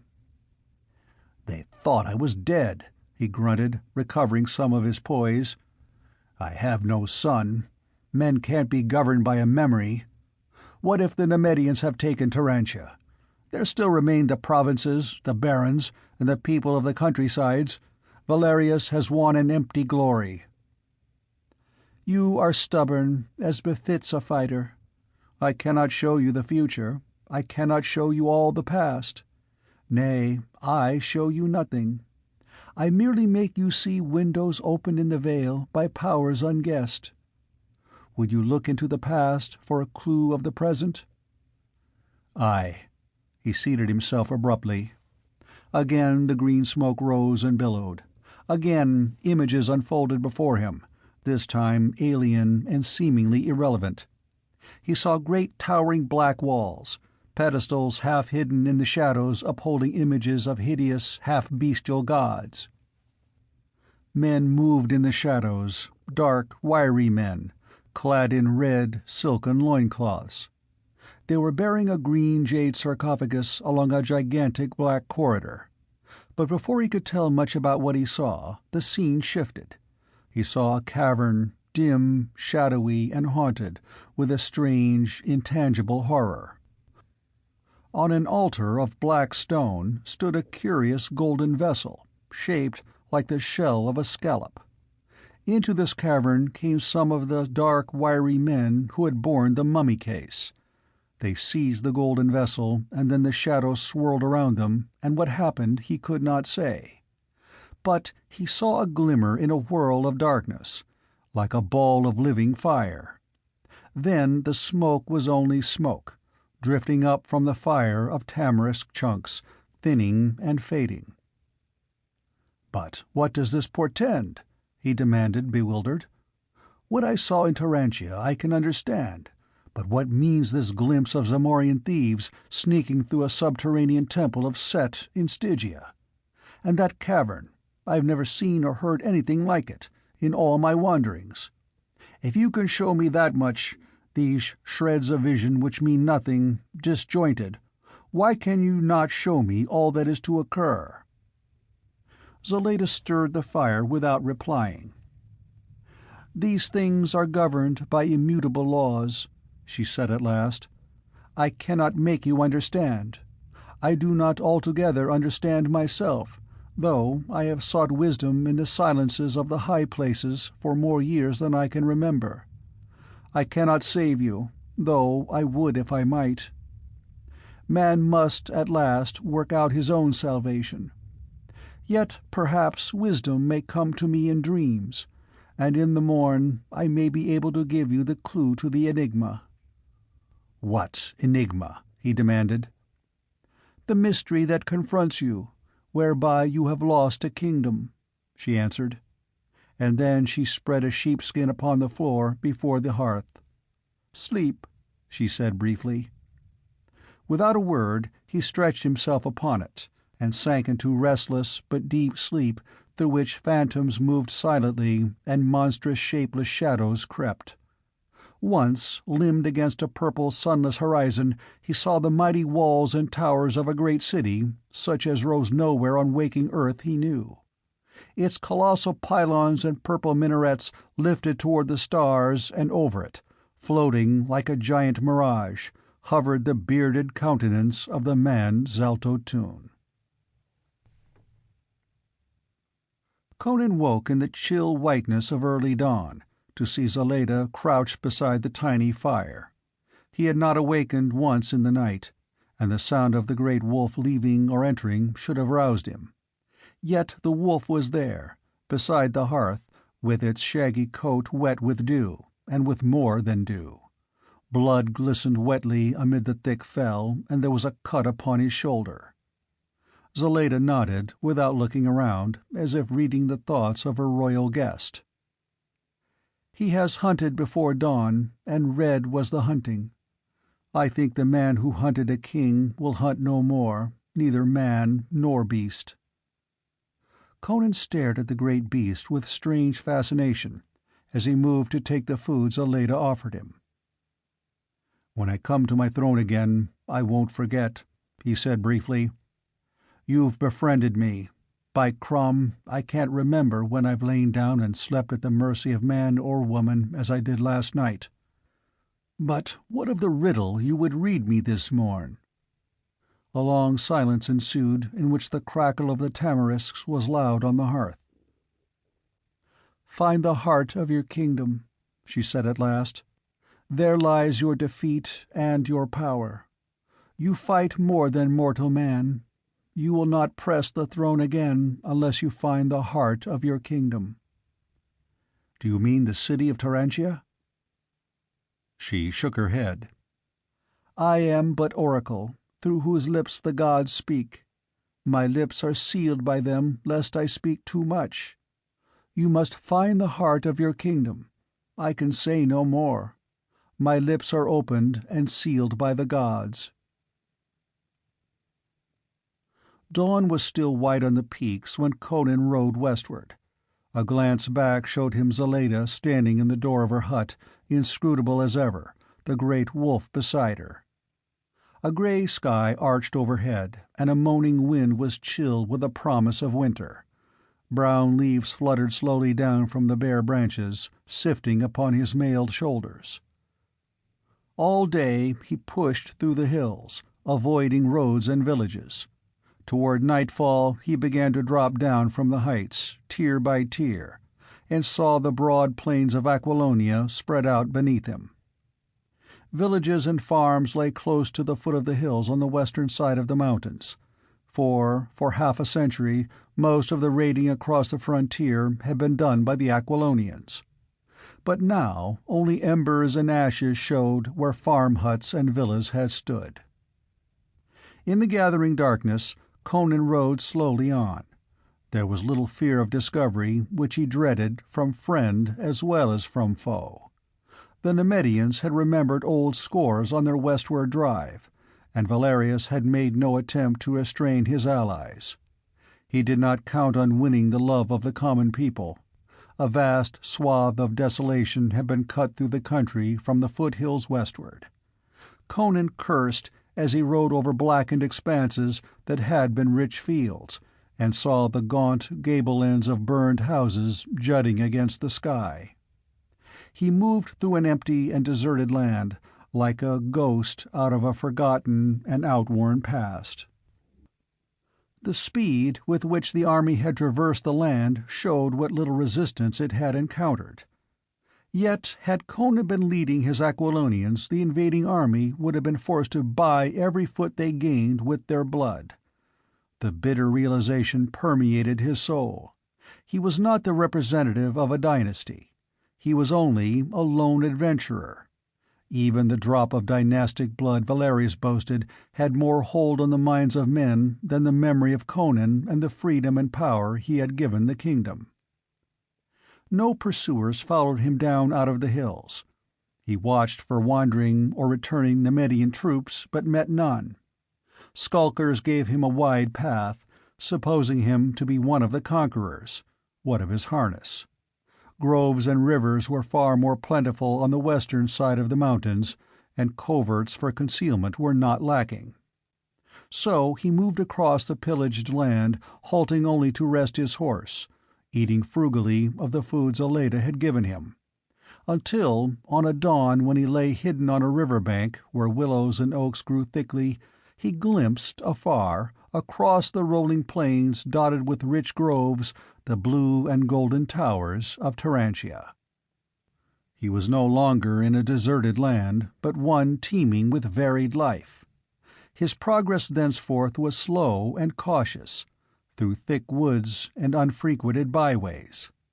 It was dusk when he reached the plantation of Servius Galanus. End of Chapter 7. Chapter 8. Dying Embers. The countryside about Turantia had escaped the fearful ravaging of the more easterly provinces.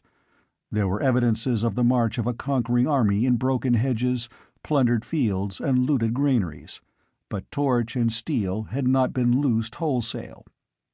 There was but one grim splotch on the landscape, a charred expanse of ashes and blackened stone, where, Conan knew, had once stood the stately villa of one of his staunchest supporters.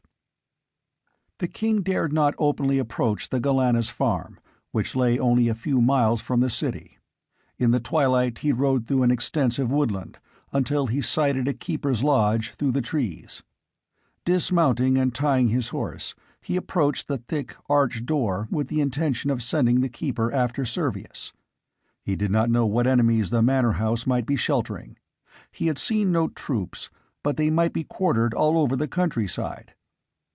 But as he drew near, he saw the door open, and a compact figure in silk hose and richly embroidered doublet stride forth and turn up a path that wound away through the woods. "Servius!" At the low call, the master of the plantation wheeled with a startled exclamation. His hand flew to the short hunting sword at his hip, and he recoiled from the tall gray steel figure standing in the dusk before him. "Who are you?" he demanded. "What is your—" "Mitra!" His breath hissed inward, and his ruddy face paled. "Avaunt!" he ejaculated. "Why have you come back from the grey lands of death to terrify me? I was always your true liegeman in your lifetime." "As I still expect you to be," answered Conan. "Stop trembling, man. I'm flesh and blood." Sweating with uncertainty, Servius approached and stared into the face of the mail-clad giant, and then, convinced of the reality of what he saw, he dropped to one knee and doffed his plumed cap. "Your Majesty, truly this is a miracle passing belief. The great bell in the citadel has tolled your dirge, days agone. Men said you died at Velkia, crushed under 1,000,000 tons of earth and broken granite." "It was another in my harness," grunted Conan. "But let us talk later. If there is such a thing as a joint of beef on your board—" "Forgive me, my lord," cried Servius, springing to his feet. "The dust of travel is grey on your mail, and I keep you standing here without rest or sup. Mitra, I see well enough now that you are alive, but I swear when I turned and saw you standing, all grey and dim in the twilight, the marrow of my knees turned to water. It is an ill thing to meet a man you thought dead in the woodland at dusk." "Bid the keeper see to my steed, which is tied behind yonder oak," requested Conan, and Servius nodded, drawing the king up the path. The patrician, recovering from his supernatural fright, had become extremely nervous. "I will send a servant from the manor," he said. The keeper is in his lodge, but I dare not trust even my servants in these days. It is better that only I know of your presence." Approaching the great house that glimmered dimly through the trees, he turned aside into a little-used path that ran between the close-set oaks whose intertwining branches formed a vault overhead, shutting out the dim light of the gathering dusk. Servius hurried on through the darkness without speaking, and with something resembling panic in his manner, and presently led Conan through a small side door into a narrow, dimly illuminated corridor. They traversed this in haste and silence, and Servius brought the king into a spacious chamber with a high, oak-beamed ceiling and richly panelled walls. Logs flamed in the wide fireplace, for there was a frosty edge to the air, and a great meat pasty in a stone platter stood smoking on a broad mahogany board. Servius locked the massive door and extinguished the candles that stood in a silver candlestick on the table, leaving the chamber illuminated only by the fire on the hearth. "Your pardon, your Majesty," he apologized. "These are perilous times. Spies lurk everywhere. It were better that none be able to peer through the windows and recognize you. This pasty, however, is just from the oven, as I intended supping on my return from talk with my keeper. If your Majesty would deign—" "The light is sufficient," grunted Conan, seating himself with scant ceremony and drawing his poniard. He dug ravenously into the luscious dish, and washed it down with great gulps of wine from grapes grown in Servius' vineyards. He seemed oblivious to any sense of peril, but Servius shifted uneasily on his settle by the fire, nervously fingering the heavy gold chain about his neck. He glanced continually at the diamond panes of the casement, gleaming dimly in the firelight, and cocked his ear toward the door, as if half expecting to hear the pad of furtive feet in the corridor without. Finishing his meal, Conan rose and seated himself on another settle before the fire. "I won't jeopardize you long by my presence, Servius," he said abruptly. "Dawn will find me far from your plantation." "My lord—" Servius lifted his hands in expostulation, but Conan waved his protests aside. "I know your loyalty and your courage. Both are above reproach. But if Valerius has usurped my throne, it would be death for you to shelter me, if you were discovered." "I am not strong enough to defy him openly," admitted Servius. "The 50 men-at-arms I could lead to battle would be but a handful of straws. You saw the ruins of Aemilius Scaevonis' plantation?" Conan nodded, frowning darkly. "He was the strongest patrician in this province, as you know. He refused to give his allegiance to Valerius. The Nemedians burned him in the ruins of his own villa. After that, the rest of us saw the futility of resistance, especially as the people of Tarantia refused to fight. We submitted, and Valerius spared our lives, though he levied a tax upon us that will ruin many. But what could we do? We thought you were dead. Many of the barons had been slain, others taken prisoner. The army was shattered and scattered. You have no heir to take the crown. There was no one to lead us." "Was there not Count Trocero of Poitain?" demanded Conan harshly. Servius spread his hands helplessly. "It is true that his general Prospero was in the field with a small army. Retreating before Amalric, he urged men to rally to his banner. But with your Majesty dead, men remembered old wars and civil brawls, and how Trocero and his Poitanians once rode through these provinces, even as Amalric is riding now, with torch and sword. The barons were jealous of Trocero. Some men, spies of Valerius perhaps, shouted that the Count of Poitain intended seizing the crown for himself. Old sectional hates flared up again. If we had had one man with dynastic blood in his veins, we would have crowned and followed him against Nemedia. But we had none.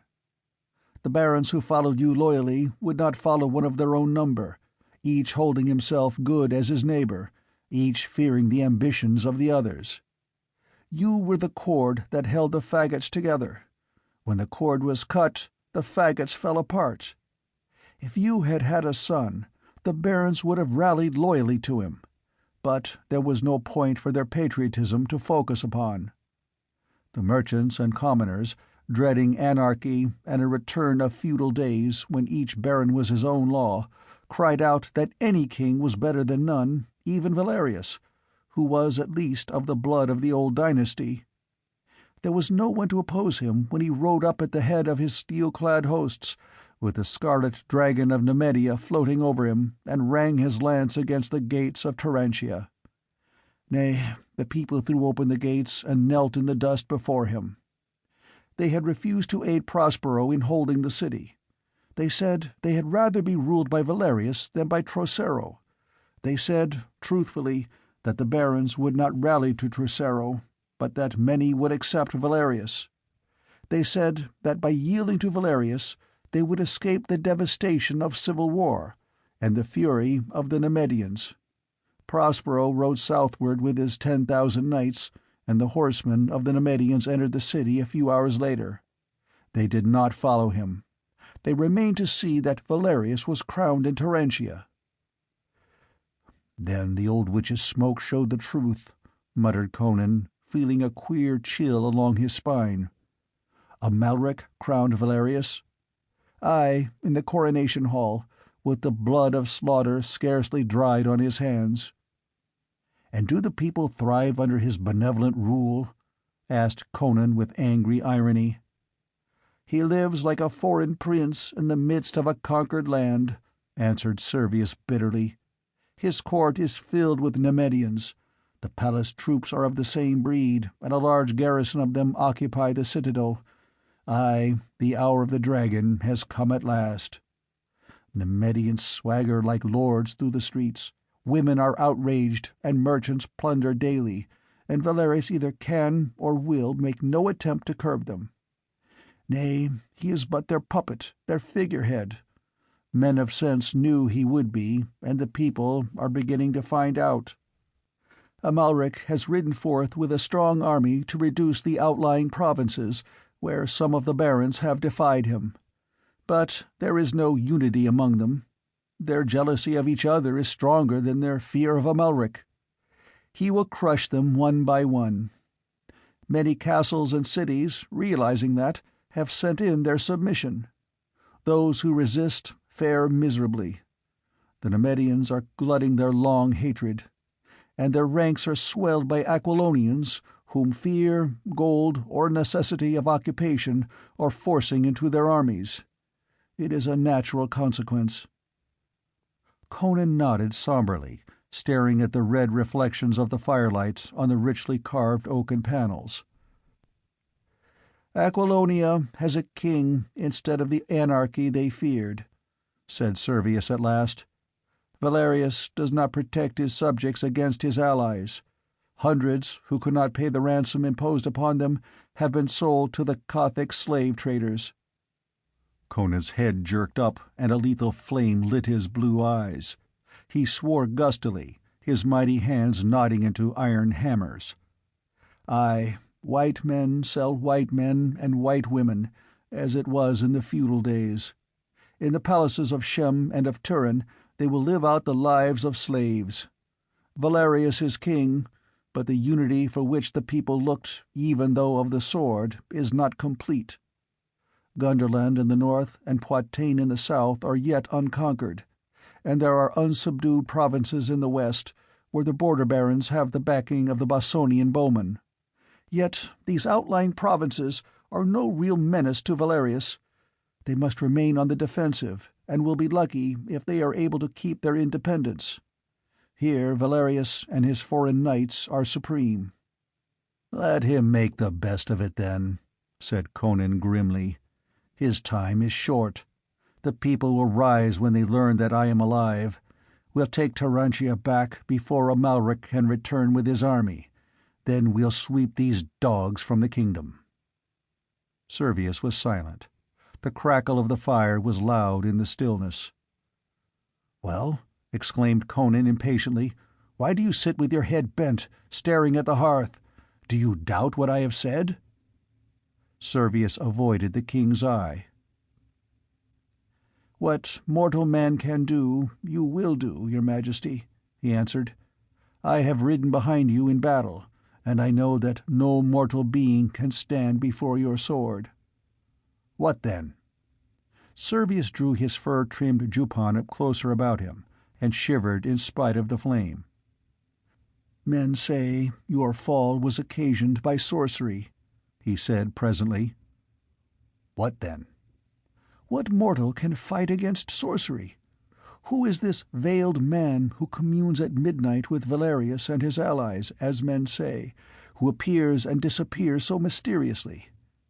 Men say in whispers that he is a great magician who died thousands of years ago, but has returned from death's grey lands to overthrow the king of Aquilonia and restore the dynasty of which Valerius is heir." "What matter?" exclaimed Conan angrily. "I escaped from the devil-haunted pits of Belverus, and from diabolism in the mountains. If the people rise—" Servius shook his head. "Your staunchest supporters in the eastern and central provinces are dead, fled or imprisoned. Gunderland is far to the north, Poitou far to the south. The Bossonians have retired to their marches far to the west. It would take weeks to gather and concentrate these forces, and before that could be done, each levy would be attacked separately by Amalric and destroyed." "But an uprising in the central provinces would tip the scales for us," exclaimed Conan. "We could seize Turantia and hold it against Amalric until Gunderlin and the Poitanians could get there." Servius hesitated, and his voice sank to a whisper. "Men say you died accursed. Men say this veiled stranger cast a spell upon you to slay you and break your army. The great bell has tolled your dirge. Men believe you to be dead, and the central provinces would not rise, even if they knew you lived. They would not dare. Sorcery defeated you at Valkia. Sorcery brought the news to Turantia, for that very night men were shouting of it in the streets. A Nemedian priest loosed black magic again in the streets of Turantia to slay men who still were loyal to your memory. I myself saw it. Armed men dropped like flies and died in the streets in a manner no man could understand.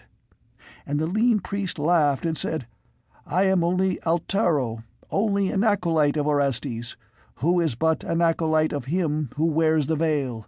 Not mine is the power but works through me.'" "Well," said Conan harshly, "is it not better to die honorably than to live in infamy? Is death worse than oppression, slavery, and ultimate destruction?" "When the fear of sorcery is in, reason is out," replied Servius. "The fear of the central provinces is too great to allow them to rise for you. The outlying provinces would fight for you, but the same sorcery that smote your army at Valkia would smite you again. The Nemedians hold the broadest, richest, and most thickly populated sections of Aquilonia, and they cannot be defeated by the forces which might still be at your command. You would be sacrificing your loyal subjects uselessly. In sorrow I say it, but it is true. King Conan, you are a king without a kingdom." Conan stared into the fire without replying. A smoldering log crashed down among the flames without a bursting shower of sparks. It might have been the crashing ruin of his kingdom. Again Conan felt the presence of a grim reality behind the veil of material illusion. He sensed again the inexorable drive of a ruthless fate.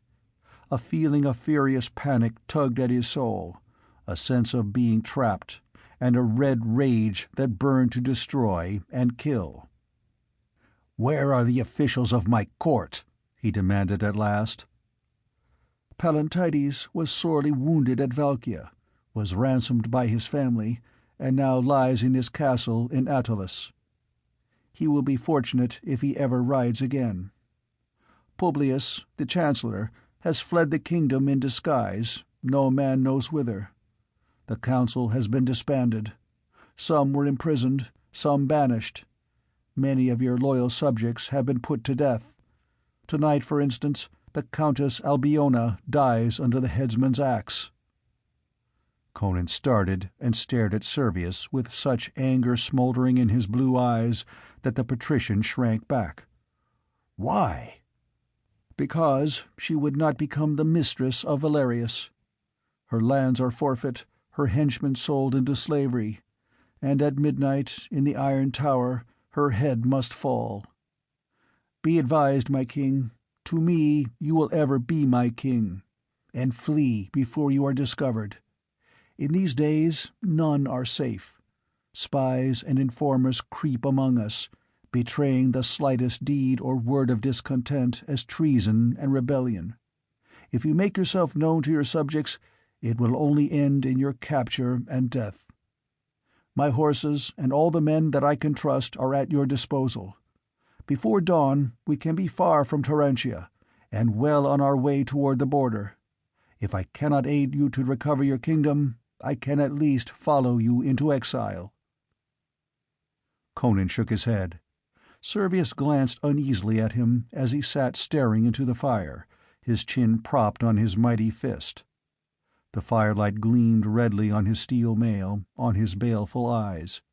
They burned in the firelight like the eyes of a wolf. Servius was again aware, as in the past, and now more strongly than ever, of something alien about the king. That great frame under the mail mesh was too hard and supple for a civilized man. The elemental fire of the primitive burned in those smoldering eyes. Now the barbaric suggestion about the king was more pronounced, as if in his extremity the outward aspects of civilization were stripped away, to reveal the primordial core. Conan was reverting to his pristine type. He did not act as a civilized man would act under the same conditions, nor did his thoughts run in the same channels. He was unpredictable. It was only a stride from the king of Aquilonia to the skin-clad slayer of the Cimmerian hills. "I'll ride to Poitain if it may be," Conan said at last, "but I'll ride alone. And I have one last duty to perform as king of Aquilonia." "What do you mean, your majesty?" asked Servius, shaken by a premonition. "I'm going into Tarantia after Albiona tonight," answered the king. "I've failed all my other loyal subjects, it seems. If they take her head, they can have mine too." "This is madness!" cried Servius, staggering up and clutching his throat, as if he already felt the noose closing about it. "There are secrets to the tower which few know," said Conan. "Anyway, I'd be a dog to leave Albiona to die because of her loyalty to me. I may be a king without a kingdom, but I'm not a man without honor." "It will ruin us all," whispered Servius. "It will ruin no one but me if I fail. You've risked enough. I ride alone tonight. This is all I want you to do. Procure me a patch for my eye, a staff for my hand, and garments such as travelers wear."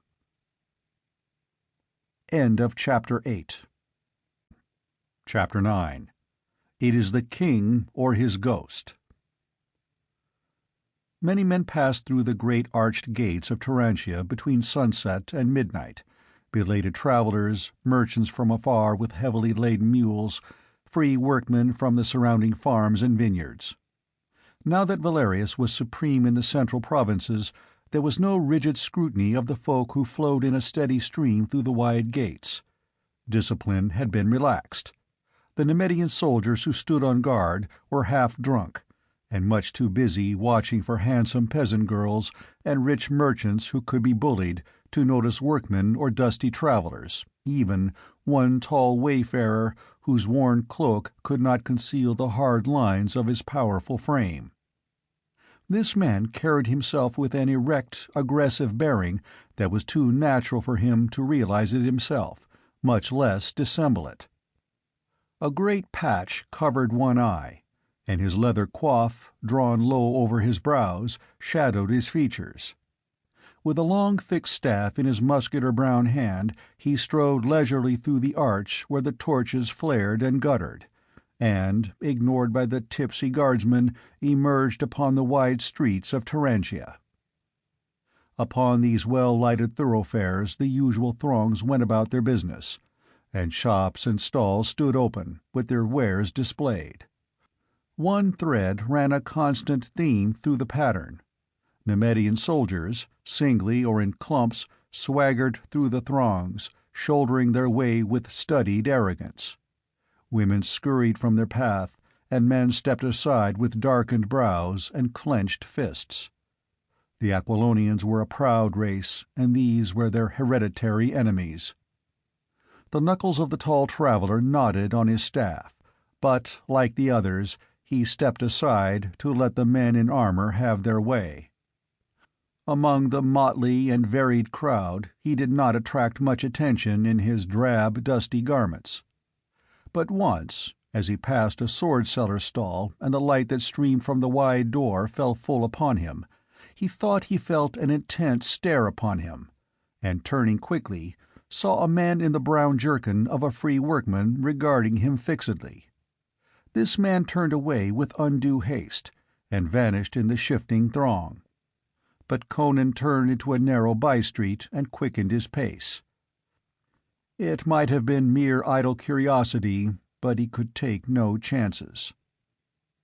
The grim iron tower stood apart from the citadel, amid a maze of narrow streets and crowding houses where the meaner structures, appropriating a space from which the more fastidious shrank, had invaded a portion of the city ordinarily alien to them. The tower was in reality a castle, an ancient, formidable pile of heavy stone and black iron, which had itself served as the citadel in an earlier, ruder century. Not a long distance from it, lost in a tangle of partly deserted tenements and warehouses, stood an ancient watchtower, so old and forgotten that it did not appear on the maps of the city for 100 years back. Its original purpose had been forgotten, and nobody, of such as saw it at all, noticed that the apparently ancient lock which kept it from being appropriated as sleeping quarters by beggars and thieves was in reality comparatively new and extremely powerful, cunningly disguised into an appearance of rusty antiquity. Not half a dozen men in the kingdom had ever known the secret of that tower. No keyhole showed in the massive, green-crusted lock. But Conan's practiced fingers, stealing over it, pressed here and there knobs invisible to the casual eye. The door silently opened inward, and he entered solid blackness, pushing the door shut behind him. A light would have showed the tower empty, a bare, cylindrical shaft of massive stone. Groping in a corner with the sureness of familiarity, he found the projections for which he was feeling on a slab of the stone that composed the floor. Quickly he lifted it, and without hesitation lowered himself into the aperture beneath. His feet felt stone steps leading downward into what he knew was a narrow tunnel that ran straight toward the foundations of the iron tower 3 streets away. The bell on the citadel, which tolled only at the midnight hour or for the death of a king, boomed suddenly. In a dimly lighted chamber in the iron tower, a door opened and a form emerged into a corridor. The interior of the tower was as forbidding as its exterior appearance. Its massive stone walls were rough, unadorned. The flags of the floor were worn deep by generations of faltering feet, and the vault of the ceiling was gloomy in the dim light of torches set in niches. The man who trudged down that grim corridor was in appearance in keeping with his surroundings. He was a tall, powerfully built man, clad in close-fitting black silk. Over his head was drawn a black hood which fell about his shoulders, having 2 holes for the eyes. From his shoulders hung a loose black cloak, and over one shoulder he bore a heavy axe, the shape of which was that of neither tool nor weapon. As he went down the corridor, a figure came hobbling up it, a bent, surly old man, stooping under the weight of his pike and a lantern he bore in one hand. "You are not as prompt as your predecessor, Master Headsman," he grumbled. "Midnight has just struck, and masked men have gone to Milady's cell. They await you." "The tones of the bell still echo among the towers," answered the executioner. "If I am not so quick to leap and run at the beck of the Aquilonians as was the dog who held this office before me, they shall find my arm no less ready. Get you to your duties, old watchman, and leave me to mine. I think mine is the sweeter trade, by Mitra, for you tramp cold corridors and peer at rusty dungeon doors, while I lop off the fairest head in Tarantia this night." The watchman limped on down the corridor, still grumbling, and the headsman resumed his leisurely way. A few strides carried him around a turn in the corridor, and he absently noted that at his left a door stood partly open. If he had thought, he would have known that that door had been opened since the watchman passed, but thinking was not his trade. He was passing the unlocked door before he realized that aught was amiss, and then it was too late. A soft, tigerish step and the rustle of a cloak warned him, but before he could turn, a heavy arm hooked about his throat from behind, crushing the cry before it could reach his lips. In the brief instant that was allowed him, he realized with a surge of panic the strength of his attacker, against which his own brawny thews were helpless. He sensed without seeing the poised dagger. "Nemedian dog," muttered a voice thick with passion in his ear, "you've cut off your last Aquilonian head." And that was the last thing he ever heard. In a dank dungeon, lighted only by a guttering torch, 3 men stood about a young woman who knelt on the rush-strewn flags, staring wildly up at them. She was clad only in a scanty shift. Her golden hair fell in lustrous ripples about her white shoulders, and her wrists were bound behind her. Even in the uncertain torchlight, and in spite of her disheveled condition and pallor of fear, her beauty was striking. She knelt mutely, staring with wide eyes up at her tormentors. The men were closely masked and cloaked. Such a deed as this needed masks, even in a conquered land. She knew them all, nevertheless, but what she knew would harm no one after that night. "Our merciful sovereign offers you one more chance, Countess," said the tallest of the 3, and he spoke Aquilonian without an accent. "He bids me say that if you soften your proud, rebellious spirit, he will still open his arms to you. If not—" He gestured toward a grim wooden block in the center of the cell. It was blackly stained, and showed many deep nicks as if a keen edge, cutting through some yielding substance, had sunk into the wood. Albiona shuddered and turned pale, shrinking back. Every fiber in her vigorous young body quivered with the urge of life. Valerius was young, too, and handsome. Many women loved him, she told herself, fighting with herself for life. But she could not speak the word that would ransom her soft young body from the block and the dripping axe. She could not reason the matter. She only knew that, when she thought of the clasp of Valerius' arms, her flesh crawled with an abhorrence greater than the fear of death. She shook her head helplessly, compelled by an impulsion more irresistible than the instinct to live. "Then there is no more to be said," exclaimed one of the others impatiently, and he spoke with a Nemedian accent. "Where is the headsman?" As if summoned by the word, the dungeon door opened silently, and a great figure stood framed in it, like a black shadow from the underworld.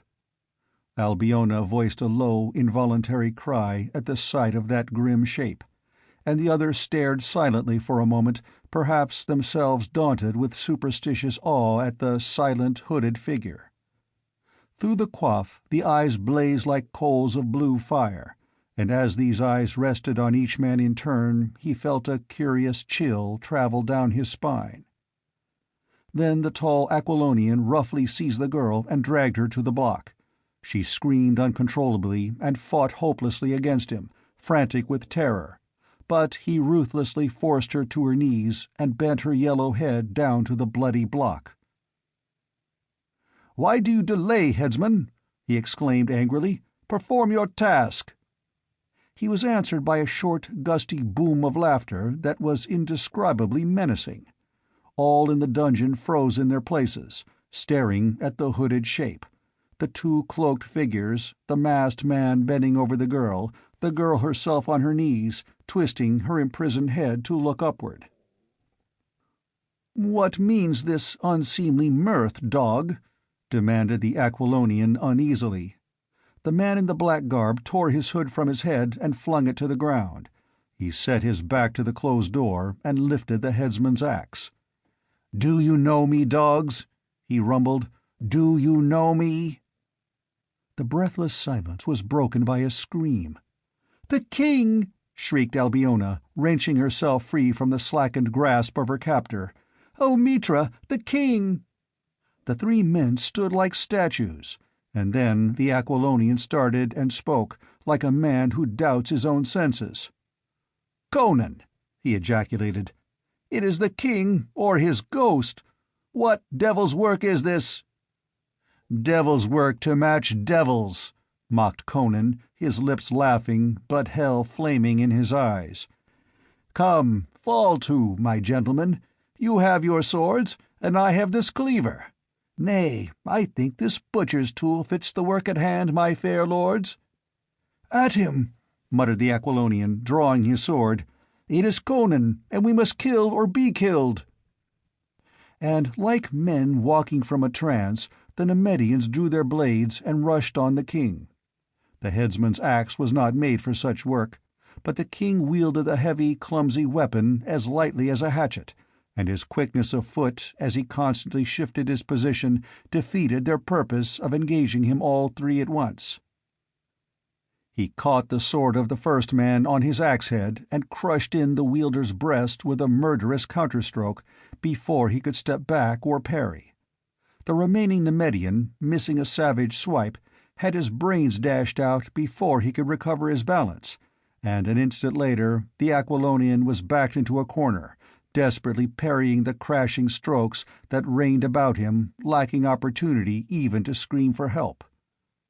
Suddenly, Conan's long left arm shot out and ripped the mask from the man's head, disclosing the pallid features.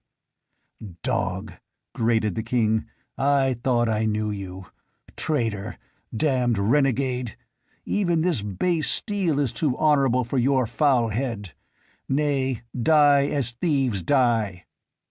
The axe fell in a devastating arch, and the Aquilonian cried out and went to his knees, grasping the severed stump of his right arm from which blood spouted. It had been shorn away at the elbow, and the axe, unchecked in its descent, had gashed deeply into his side, so that his entrails bulged out. "Lie there and bleed to death," grunted Conan, casting the axe away disgustedly. "Come, Countess." Stooping, he slashed the cords that bound her wrists, and lifting her as if she had been a child, strode from the dungeon. She was sobbing hysterically, with her arms thrown about his corded neck in a frenzied embrace. "Easy all," he muttered. "We're not out of this yet. If we can reach the dungeon where the secret door opens on stairs that lead to the tunnel, devil take it, they've heard that noise, even through these walls." Down the corridor arms clanged, and the tramp and shouting of men echoed under the vaulted roof. A bent figure came hobbling swiftly along, lantern held high, and its light shone full on Conan and the girl. With a curse, the Cimmerian sprang toward him, but the old watchman, abandoning both lantern and pike, scuttled away down the corridor, screeching for help at the top of his cracked voice. Deeper shouts answered him. Conan turned swiftly and ran the other way. He was cut off from the dungeon with the secret lock and the hidden door through which he had entered the tower, and by which he had hoped to leave, but he knew his grim building well. Before he was king, he had been imprisoned in it. He turned off into a side passage and quickly emerged into another, broader corridor, which ran parallel to the one down which he had come, and which was at the moment deserted. He followed this only a few yards, when he again turned back down another side passage. This brought him back into the corridor he had left, but at a strategic point. A few feet farther up the corridor there was a heavy bolted door, and before it stood a bearded Nemedian in corselet and helmet, his back to Conan as he peered up the corridor in the direction of the growing tumult and wildly waving lanterns. Conan did not hesitate. Slipping the girl to the ground, he ran at the guard swiftly and silently, sword in hand. The man turned just as the king reached him, bawled in surprise and fright, and lifted his pike. But before he could bring the clumsy weapon into play, Conan brought down his sword on the fellow's helmet with a force that would have felled an ox. Helmet and skull gave way together, and the guard crumpled to the floor. In an instant, Conan had drawn the massive bolt that barred the door, too heavy for one ordinary man to have manipulated, and called hastily to Albiona, who ran staggering to him. Catching her up unceremoniously with one arm, he bore her through the door and into the outer darkness. They had come into a narrow alley, black as pitch, walled by the side of the tower on one hand and the sheer stone back of a row of buildings on the other. Conan, hurrying through the darkness as swiftly as he dared, felt the latter wall for doors or windows, but found none. The great door clanged open behind them, and men poured out, with torches gleaming on breastplates and naked swords. They glared about, bellowing, unable to penetrate the darkness which their torches served to illuminate for only a few feet in any direction, and then rushed down the alley at random, heading in the direction opposite to that taken by Conan and Albiona. "They'll learn their mistake quick enough," he muttered, increasing his pace. "If we ever find a crack in this infernal wall— damn! The street watch!" Ahead of them a faint glow became apparent, where the alley opened into a narrow street, and he saw dim figures looming against it with a glimmer of steel. It was indeed the street watch, investigating the noise they had heard echoing down the alley. "Who goes there?" they shouted, and Conan grit his teeth at the hated Nemedian accent. "Keep behind me," he ordered the girl. "We've got to cut our way through before the prison guards come back and pin us between them." And grasping his sword, he ran straight at the oncoming figures. The advantage of surprise was his. He could see them, limned against the distant glow, and they could not see him, coming at them out of the black depths of the alley. He was among them before they knew it, smiting with the silent fury of a wounded lion. His one chance lay in hacking through before they could gather their wits.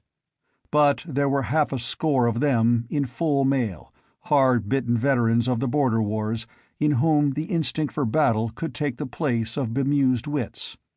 3 of them were down before they realized that it was only one man who was attacking them, but even so their reaction was instantaneous. The clangor of steel rose deafeningly, and sparks flew as Conan's sword crashed on bassinet and hauberk.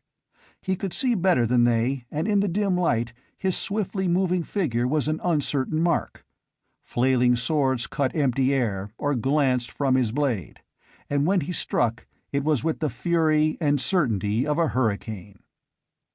But behind him sounded the shouts of the prison guards, returning up the alley at a run, and still the mailed figures before him barred his way with a bristling wall of steel. In an instant the guards would be on his back.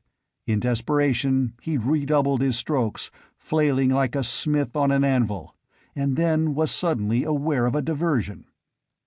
Out of nowhere, behind the watchman, rose a score of black figures, and there was a sound of blows, murderously driven. Steel glinted in the gloom, and men cried out, struck mortally from behind. In an instant the alley was littered with writhing forms.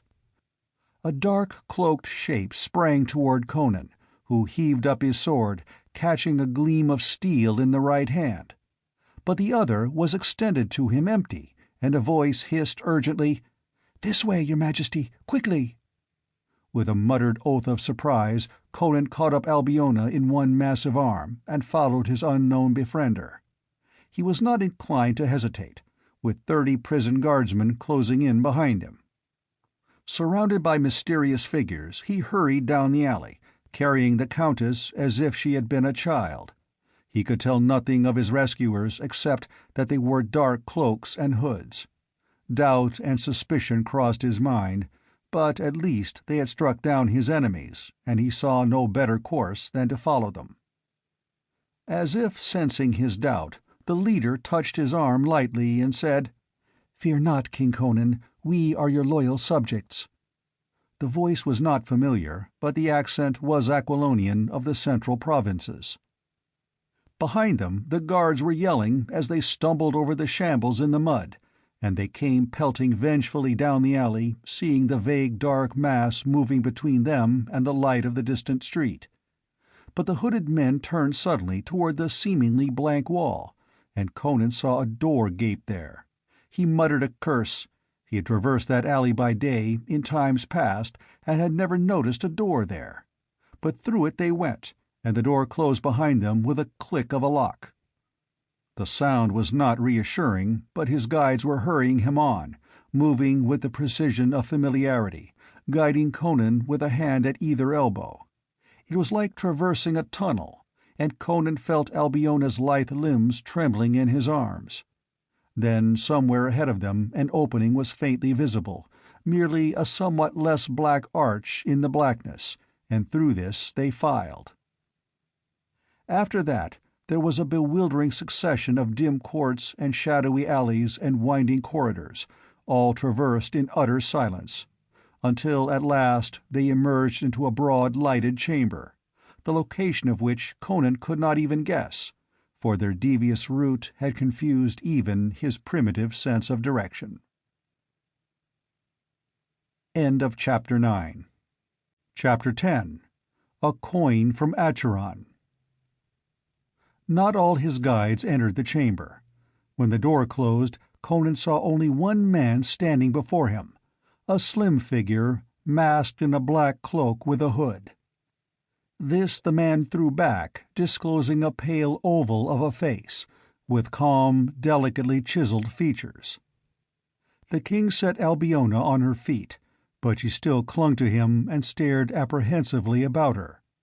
The chamber was a large one, with marble walls partly covered with black velvet hangings and thick rich carpets on the mosaic floor, laved in the soft golden glow of bronze lamps. Conan instinctively laid a hand on his hilt.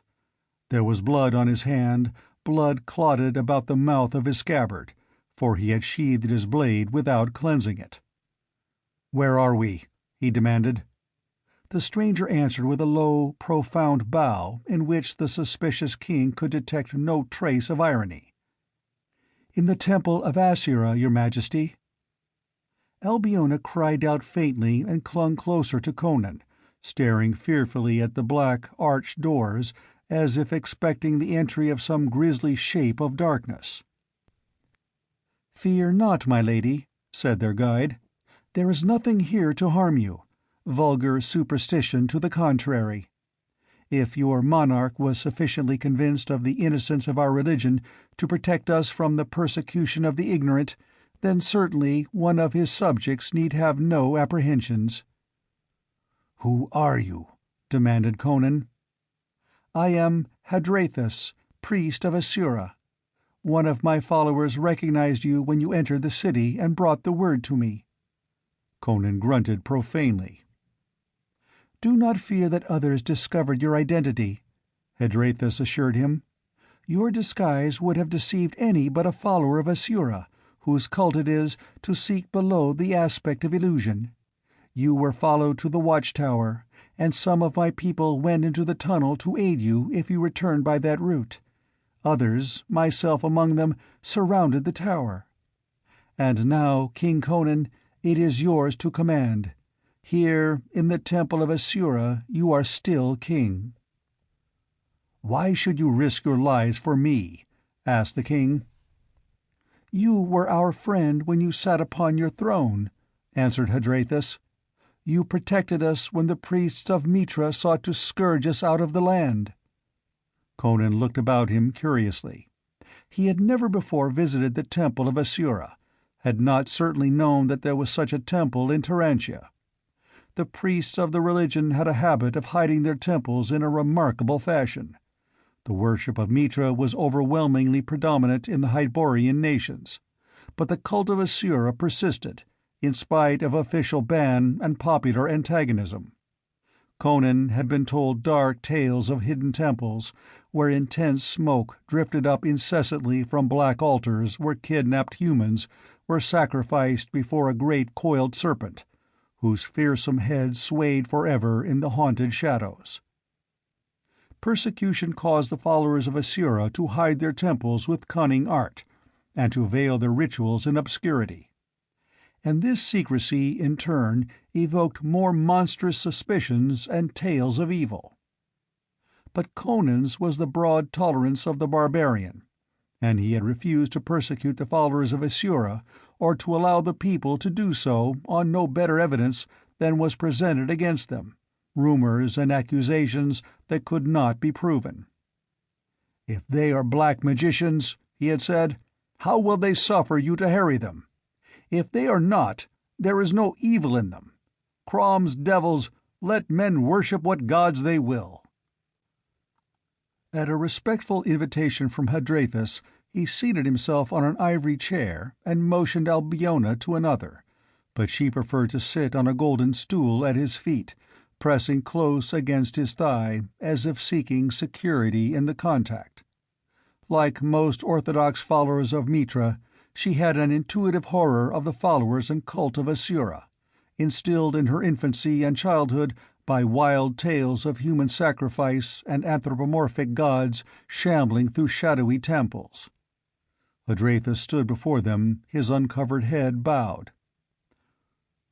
"What is your wish, your Majesty?" "Food first," he grunted, and the priest smote a golden gong with a silver wand.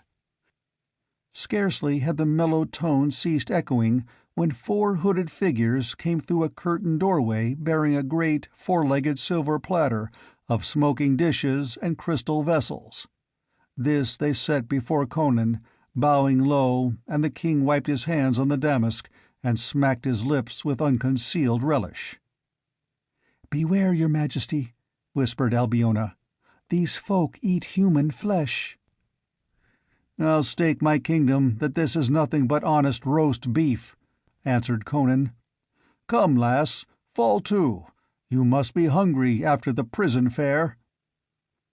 Thus advised, and with the example before her of one whose word was the ultimate law to her, the Countess complied, and ate ravenously, though daintily, while her liege lord tore into the meat joints and guzzled the wine with as much gusto as if he had not already eaten once that night.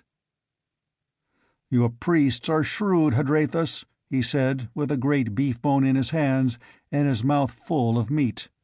"I'd welcome your service in my campaign to regain my kingdom." Slowly, Hadrathus shook his head, and Conan slammed the beef-bone down on the table in a gust of impatient wrath. "Crom's devils! What ails the men of Aquilonia? First Servius, now you! Can you do nothing but wag your idiotic heads when I speak of ousting these dogs?" Hadrathus sighed and answered slowly. "My lord, it is ill to say, and I fain would say otherwise, but the freedom of Aquilonia is at an end. Nay, the freedom of the whole world may be at an end. Age follows age in the history of the world, and now we enter an age of horror and slavery, as it was long ago." "What do you mean?" demanded the king uneasily. Hadrathus dropped into a chair and rested his elbows on his thighs, staring at the floor. "It is not alone the rebellious lords of Aquilonia and the armies of Nemedia which are arrayed against you," answered Hadrathus. "It is sorcery, grisly black magic from the grim youth of the world. An awful shape has arisen out of the shades of the past, and none can stand before it." "What do you mean?" Conan repeated. "I speak of Xaltotun of Acheron, who died 3,000 years ago, let walks the earth today." Conan was silent, while in his mind floated an image, the image of a bearded face of calm inhuman beauty. Again he was haunted by a sense of uneasy familiarity. Acheron, The sound of the word roused instinctive vibrations of memory and associations in his mind. "Acheron," he repeated. "Zaltotun of Acheron. Man, are you mad? Acheron has been a myth for more centuries than I can remember. I've often wondered if it ever existed at all." "It was a black reality," answered Hadrathis. "An empire of black magicians, steeped in evil now long forgotten. It was finally overthrown by the Hyborian tribes of the West. The wizards of Acheron practiced foul necromancy, thaumaturgy of the most evil kind, grisly magic taught them by devils, and of all the sorcerers of that accursed kingdom none was so great as Zaltotun of Python." "Then how was he ever overthrown?" asked Conan skeptically. "By some means a source of cosmic power which he jealously guarded was stolen and turned against him. That source has been returned to him, and he is invincible." Albiona, hugging the headsman's black cloak about her, stared from the priest to the king, not understanding the conversation. Conan shook his head angrily. "You are making game of me," he growled. "If Zaltotun has been dead 3,000 years, how can this man be he? It's some rogue who's taken the Old One's name." Hadrathis leaned to an ivory table and opened a small gold chest which stood there. From it he took something which glinted dully in the mellow light, a broad gold coin of antique minting. "You have seen Zaltotun unveiled? Then look upon this. It is a coin which was stamped in ancient Acheron before its fall. So pervaded with sorcery was that Black Empire that even this coin has its uses in making magic." Conan took it and scowled down at it. There was no mistaking its great antiquity. Conan had handled many coins in the years of his plunderings, and had a good practical knowledge of them. The edges were worn and the inscription almost obliterated, but the countenance stamped on one side was still clear-cut and distinct. And Conan's breath sucked in between his clenched teeth. It was not cool in the chamber, but he felt a prickling of his scalp, an icy contraction of his flesh. The countenance was that of a bearded man, inscrutable, with a calm, inhuman beauty. "By Crom, it's he," muttered Conan. He understood now the sense of familiarity that the sight of the bearded man had roused in him from the first. He had seen a coin like this once before, long ago in a far land. With a shake of his shoulders he growled, "The likeness is only a coincidence. Or if he's shrewd enough to assume a forgotten wizard's name, he's shrewd enough to assume his likeness." But he spoke without conviction. The sight of that coin had shaken the foundations of his universe. He felt that reality and stability were crumbling into an abyss of illusion and sorcery. A wizard was understandable, but this was diabolism beyond sanity. "We cannot doubt that it is indeed Zaltotun of Python," said Hadrathis. "He it was who shook down the cliffs at Valkia by spells that enthralled the elements of the earth.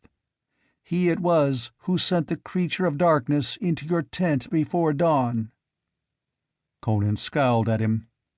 "How do you know that?" "The followers of Ashura have secret channels of knowledge. That does not matter. But do you realize the futility of sacrificing your subjects in a vain attempt to regain your crown?" Conan rested his chin on his fist and stared grimly into nothing. Albiona watched him anxiously, her mind groping bewildered in the mazes of the problem that confronted him. "Is there no wizard in the world who could make magic to fight Zaltotun's magic?" he asked at last. Hadrathis shook his head. "If there were, we of Asura would know of him. Men say our cult is a survival of the ancient Stygian serpent worship. That is a lie. Our ancestors came from Vendia, beyond the Sea of Vilayet and the blue Hymelian mountains. We are sons of the East, not the South, and we have knowledge of all the wizards of the East, who are greater than the wizards of the West. And not one of them but would be a straw in the wind before the black might of Zaltotun." "But he was conquered once," persisted Conan. "Aye, a cosmic source was turned against him. But now that source is again in his hands, and he will see that it is not stolen again." "And what is this damnable source?" demanded Conan irritably. "It is called the Heart of Ahriman. When Acheron was overthrown, the primitive priest who had stolen it and turned it against Zaltotun hid it in a haunted cavern and built a small temple over the cavern.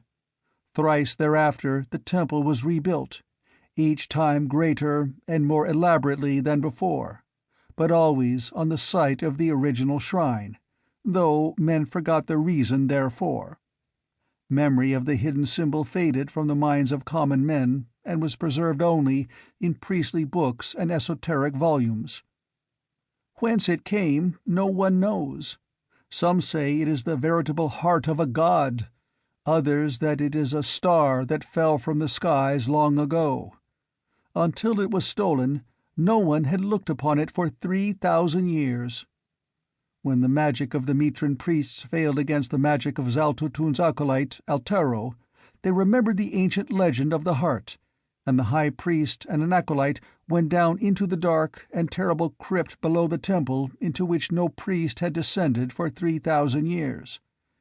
In the ancient iron-bound volumes which speak of the heart in their cryptic symbolism, it is also told of a creature of darkness left by the ancient priest to guard it. Far down in a square chamber with arched doorways leading off into immeasurable blackness, the priest and his acolytes found a black stone altar that glowed dimly with inexplicable radiance.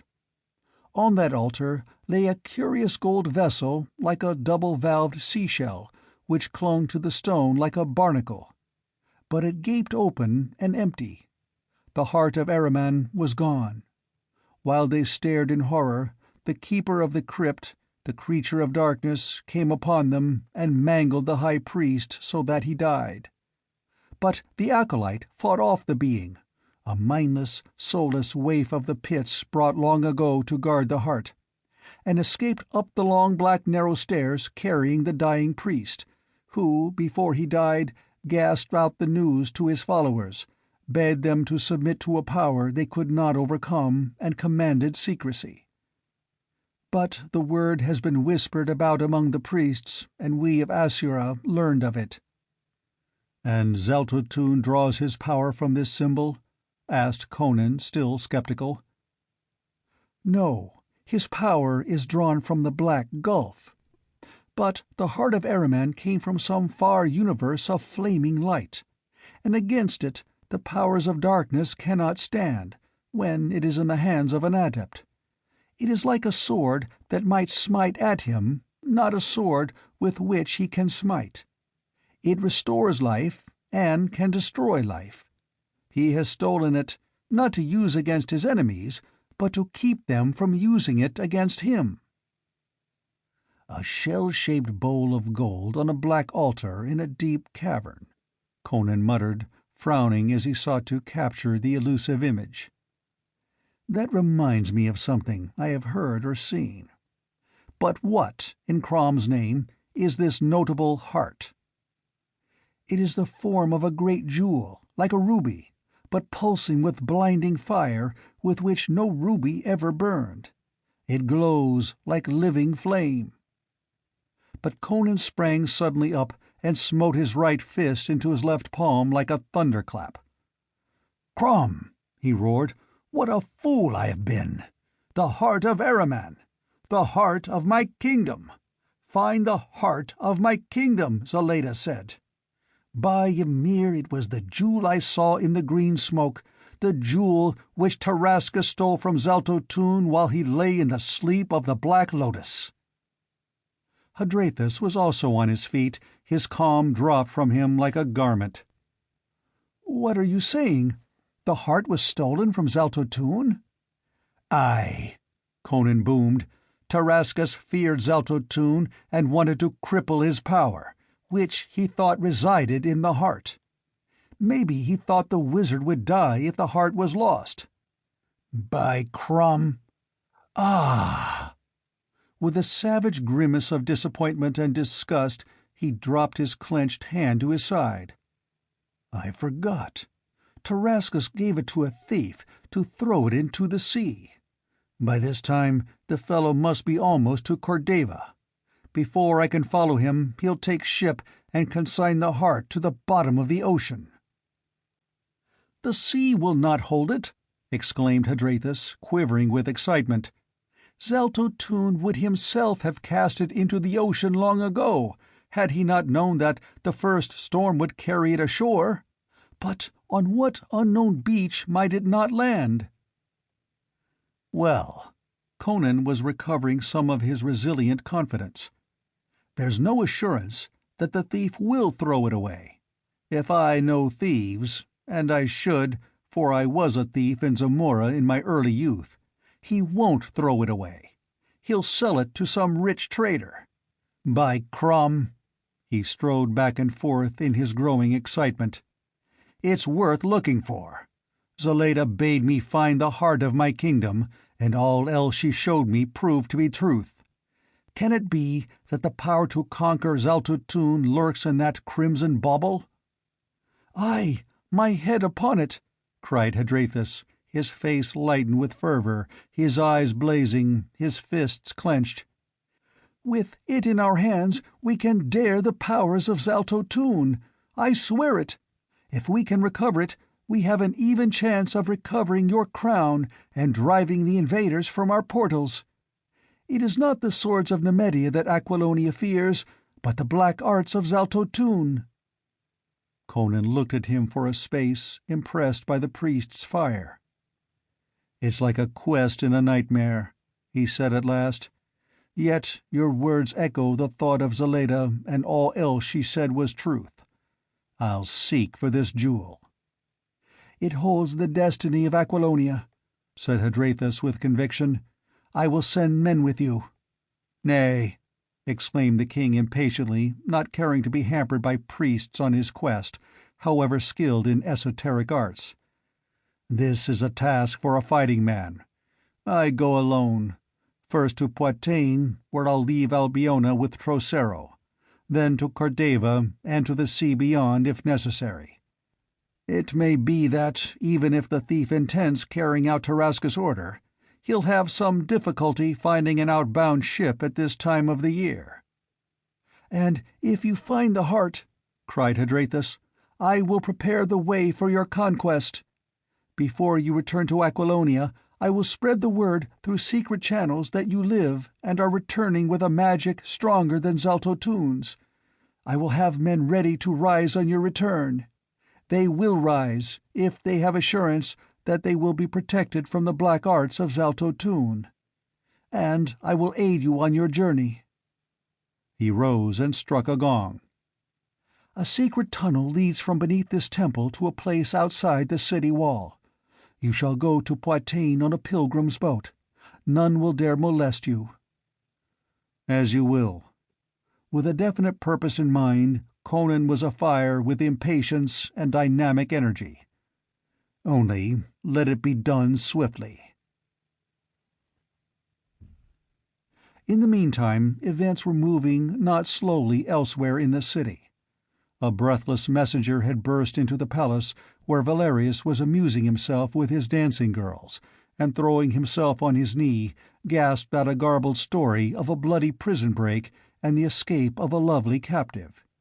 He bore also the news that Count Thespius, to whom the execution of Albiona's sentence had been entrusted, was dying and begging for a word with Valerius before he passed. Hurriedly cloaking himself, Valerius accompanied the man through various winding ways, and came to a chamber where Thespius lay. There was no doubt that the Count was dying. Bloody froth bubbled from his lips at each shuddering gasp.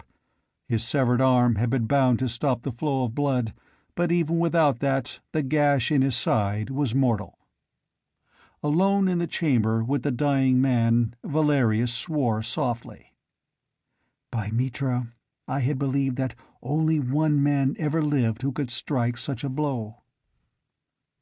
"Valerius," gasped the dying man, "he lives! Conan lives!" "What are you saying?" ejaculated the other. "I swear by Mitra," gurgled Thespius, gagging on the blood that gushed to his lips. "It was he who carried off Albiona. He is not dead. No phantom come back from hell to haunt us. He is flesh and blood, and more terrible than ever. The alley behind the tower is full of dead men. Beware, Valerius. He has come back to slay us all." A strong shudder shook the blood-smeared figure, and Count Thespius went limp. Valerius frowned down at the dead man, cast a swift glance about the empty chamber, and stepping swiftly to the door, cast it open suddenly. The messenger and a group of Nemedian guardsmen stood several paces down the corridor. Valerius muttered something that might have indicated satisfaction. "Have all the gates been closed?" he demanded. "Yes, your Majesty." "Triple the guards at each. Let no one enter or leave the city without strictest investigation. Set men scouring the streets and searching the quarters. A very valuable prisoner has escaped, with the aid of an Aquilonian rebel. Did any of you recognize the man?" "No, your Majesty. The old watchman had a glimpse of him, but could only say that he was a giant, clad in the black garb of the executioner, whose naked body we found in an empty cell." "He is a dangerous man," said Valerius. "Take no chances with him. You all know the Countess Albiona. Search for her, and if you find her, kill her and her companion instantly. Do not try to take them alive." Returning to his palace chamber, Valerius summoned before him 4 men of curious and alien aspect. They were tall, gaunt, of yellowish skin and immobile countenances. They were very similar in appearance, clad alike in long black robes, beneath which their sandaled feet were just visible. Their features were shadowed by their hoods. They stood before Valerius with their hands in their wide sleeves, their arms folded. Valerius looked at them without pleasure. In his far journeyings he had encountered many strange races. "When I found you starving in the Khitan jungles," he said abruptly, "exiles from your kingdom, you swore to serve me. You have served me well enough, in your abominable way. One more service I require, and then I set you free of your oath. Conan, the Cimmerian king of Aquilonia, still lives, in spite of Zaltutun's sorcery, or perhaps because of it. I know not. The dark mind of that resurrected devil is too devious and subtle for a mortal man to fathom. But while Conan lives, I am not safe. The people accepted me as the lesser of 2 evils, when they thought he was dead. Let him reappear, and the throne will be rocking under my feet in revolution before I can lift my hand. Perhaps my allies mean to use him to replace me, if they decide I have served my purpose. I do not know. I do know that this planet is too small for 2 kings of Aquilonia. Seek the Cimmerian. Use your uncanny talents to ferret him out wherever he hides or runs. He has many friends in Turantia. He had aid when he carried off Albiona. It took more than one man, even such a man as Conan, to wreak all that slaughter in the alley outside the tower. But no more. Take your staffs and strike his trail. Where that trail will lead you, I know not. But find him, and when you find him, slay him." The 4 Khitans bowed together, and still unspeaking, turned and padded noiselessly from the chamber. End of Chapter 10. Chapter 11. Swords of the South. Dawn that rose over the distant hills shone on the sails of a small craft that dropped down the river which curves to within a mile of the walls of Turantia, and loops southward like a great shining serpent. This boat differed from the ordinary craft plying the broad Corotus, fishermen and merchant barges loaded with rich goods. It was long and slender, with a high, curving prow, and was black as ebony, with white skulls painted along the gunwales. Amidships rose a small cabin, the windows closely masked. Other craft gave the ominously painted boat a wide berth, for it was obviously one of those pilgrim boats that carried a lifeless follower of Asura on his last mysterious pilgrimage southward to where, far beyond the Poitanian mountains, a river flowed at last into the blue ocean. In that cabin undoubtedly lay the corpse of the departed worshipper. All men were familiar with the sight of those gloomy craft, and the most fanatical votary of Mitra would not dare touch or interfere with their somber voyages. Where the ultimate destination lay, men did not know. Some said Stygia, some a nameless island lying beyond the horizon. Others said it was in the glamorous and mysterious land of Vendia, where the dead came home at last. But none knew certainly.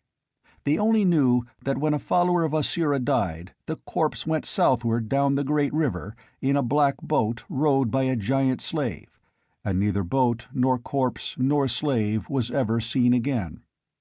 Unless, indeed, certain dark tales were true, and it was always the same slave who rowed the boat southward.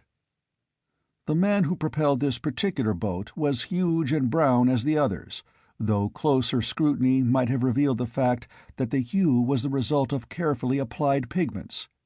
He was clad in leather loincloth and sandals, and he handled the long sweep and oars with unusual skill and power. But none approached the grim boat closely, for it was well known that the followers of Asura were accursed, and that these pilgrim boats were loaded with dark magic.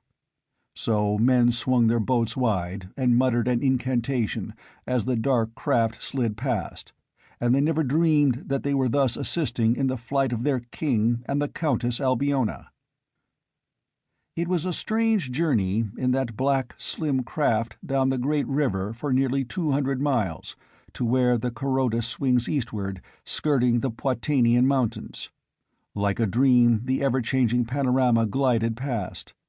During the day, Albiona lay patiently in the little cabin, as quietly as the corpse she pretended to be. Only late at night, after the pleasure boats with their fair occupants lounging on silken cushions in the flare of torches held by slaves had left the river, before dawn brought the hurrying fisher boats, did the girl venture out. Then she held the long sweep, cunningly bound in places by ropes to aid her, while Conan snatched a few hours of sleep. But the king needed little rest. The fire of his desire drove him relentlessly, and his powerful frame was equal to the grinding test. Without halt or pause, they drove southward. So down the river they fled, through nights when the flowing current mirrored the million stars, and through days of golden sunlight, leaving winter behind them as they sped southward. They passed cities in the night, above which throbbed and pulsed the reflection of the myriad lights, lordly river villas and fertile groves. So at last the blue mountains of Poitain rose above them, tier above tier, like ramparts of the gods, and the great river, swerving from those turreted cliffs, swept thunderously through the marching hills with many a rapid and foaming cataract. Conan scanned the shoreline closely, and finally swung the long sweep and headed inshore at a point where a neck of land jutted into the water, and fir trees grew in a curiously symmetrical ring about a gray, strangely shaped rock. "How these boats ride those falls we hear roaring ahead of us is more than I can see," he grunted. "Adrathus said they did, but here's where we halt. He said a man would be waiting for us with horses, but I don't see anyone. How word of our coming could have preceded us, I don't know anyway." He drove inshore and bound the prow to an arching root in the low bank, and then, plunging into the water, washed the brown paint from his skin and emerged dripping, in his natural color. From the cabin he brought forth a suit of Aquilonian ringmail, which Hadrathus had procured for him, and his sword. These he donned, while Albiona put on garments suitable for mountain travel. And when Conan was fully armed and turned to look toward the shore, he started and his hand went to his sword. for on the shore, under the trees, stood a black-cloaked figure holding the reins of a white palfrey and a bay war-horse. "Who are you?" demanded the king. The other bowed low. "A follower of Asura. A command came. I obeyed." "How came?" inquired Conan, but the other merely bowed again. "I have come to guide you through the mountains to the first Poitanian stronghold." "I don't need a guide," answered Conan. "I know these hills well. I thank you for the horses, but the Countess and I will attract less attention alone than if we were accompanied by an acolyte of Asura." The man bowed profoundly, and, giving the reins into Conan's hands, stepped into the boat. Casting off, he floated down the swift current, toward the distant roar of the unseen rapids. With a baffled shake of his head, Conan lifted the Countess into the palfrey saddle, and then mounted the war-horse and reined toward the summits that castellated the sky. The rolling country at the foot of the towering mountains was now a borderland, in a state of turmoil, where the barons reverted to feudal practices, and bands of outlaws roamed unhindered. Poitain had not formally declared her separation from Aquilonia, but she was now, to all intents, a self-contained kingdom, ruled by her hereditary Count Trocero. The rolling south country had submitted nominally to Valerius, but he had not attempted to force the passes guarded by strongholds where the crimson leopard banner of Poitain waved defiantly. The king and his fair companion rode up the long blue slopes in the soft evening. As they mounted higher, the rolling country spread out like a vast purple mantle far beneath them, shot with the shine of rivers and lakes, the yellow glint of broad fields, and the white gleam of distant towers. Ahead of them, and far above, they glimpsed the first of the Poitanian holds, a strong fortress dominating a narrow pass, the crimson banner streaming against the clear blue sky. Before they reached it, a band of knights in burnished armor rode from among the trees, and their leader sternly ordered the travelers to halt. They were tall men, with the dark eyes and raven locks of the south. "Halt, sir, and state your business, and why you ride toward Poitain." "Is Poitain in revolt, then?" asked Conan, watching the other closely. "That a man in Aquilonian harness is halted and questioned like a foreigner?" "Many rogues ride out of Aquilonia these days," answered the other coldly. "As for revolt, if you mean the repudiation of a usurper, then Poitain is in revolt. We had rather serve the memory of a dead man than the scepter of a living dog." Conan swept off his helmet, shaking back his black mane, stared full at the speaker. The Poitanian stared violently, and went livid. "Saints of heaven!" he gasped. "It is the king! Alive!" The others stared wildly, then a roar of wonder and joy burst from them. They swarmed about Conan, shouting their war cries and brandishing their swords in their extreme emotion. The acclaim of Poitanian warriors was a thing to terrify a timid man. "Oh, but Trocero will weep tears of joy to see you, sire!" cried one. "Aye, and Prospero!" shouted another. "The general has been like one wrapped in a mantle of melancholy, and curses himself night and day that he did not reach the Valkia in time to die beside his king." "Now we will strike for Empery!" yelled another, whirling his great sword about his head. "Hail Conan, king of Poitain!" The clangor of bright steel about him and the thunder of their acclaim frightened the birds that rose in gay-hued clouds from the surrounding trees. The hot southern blood was afire, and they desired nothing but for their new-found sovereign to lead them to battle and pillage. "What is your command, sire?" they cried. "Let one of us ride ahead and bear the news of your coming into Poitain. Banners will wave from every tower, roses will carpet the road before your horses' feet, and all the beauty and chivalry of the south will give you the honor due you." Conan shook his head. "Who could doubt your loyalty? But winds blow over these mountains into the countries of my enemies, and I would rather these didn't know that I lived, yet. Take me to Trocero, and keep my identity a secret." So what the knights would have made a triumphal procession was more in the nature of a secret flight. They traveled in haste, speaking to no one except for a whisper to the captain on duty at each pass, and Conan rode among them with his visor lowered. The mountains were uninhabited save by outlaws and garrisons of soldiers who guarded the passes. The pleasure-loving Poitanians had no need nor desire to wrest a hard and scanty living from their stern breasts. South of the ranges the rich and beautiful plains of Poitou stretched to the river Alamein, but beyond the river lay the land of Zingara. Even now, when winter was crisping the leaves beyond the mountains, the tall rich grass waved upon the plains, where grazed the horses and cattle for which Poitou was famed. Palm trees and orange groves smiled in the sun, and the gorgeous purple and golden crimson towers of castles and cities reflected the golden light. It was a land of warmth and plenty, of beautiful men and ferocious warriors. It is not only the hard lands that breed hard men. Poitou was surrounded by covetous neighbors, and her sons learned hardihood in incessant wars. To the north the land was guarded by the mountains, but to the south only the Alamein separated the plains of Poitou from the plains of Zingara, and not once but 1,000 times had that river run red. To the east lay Argos, and beyond that Ophir, proud kingdoms and avaricious.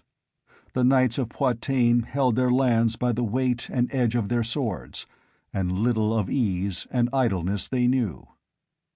So Conan came presently to the castle of Count Trocero. Conan sat on a silken divan in a rich chamber, whose filmy curtains the warm breeze billowed. Trocero paced the floor like a panther, a lithe, restless man with the waist of a woman and the shoulders of a swordsman, who carried his years lightly. "Let us proclaim you king of Poitou," urged the count. "Let those northern pigs wear the yoke to which they have bent their necks. The south is still yours. Dwell here and rule us, amid the flowers and the palms." But Conan shook his head.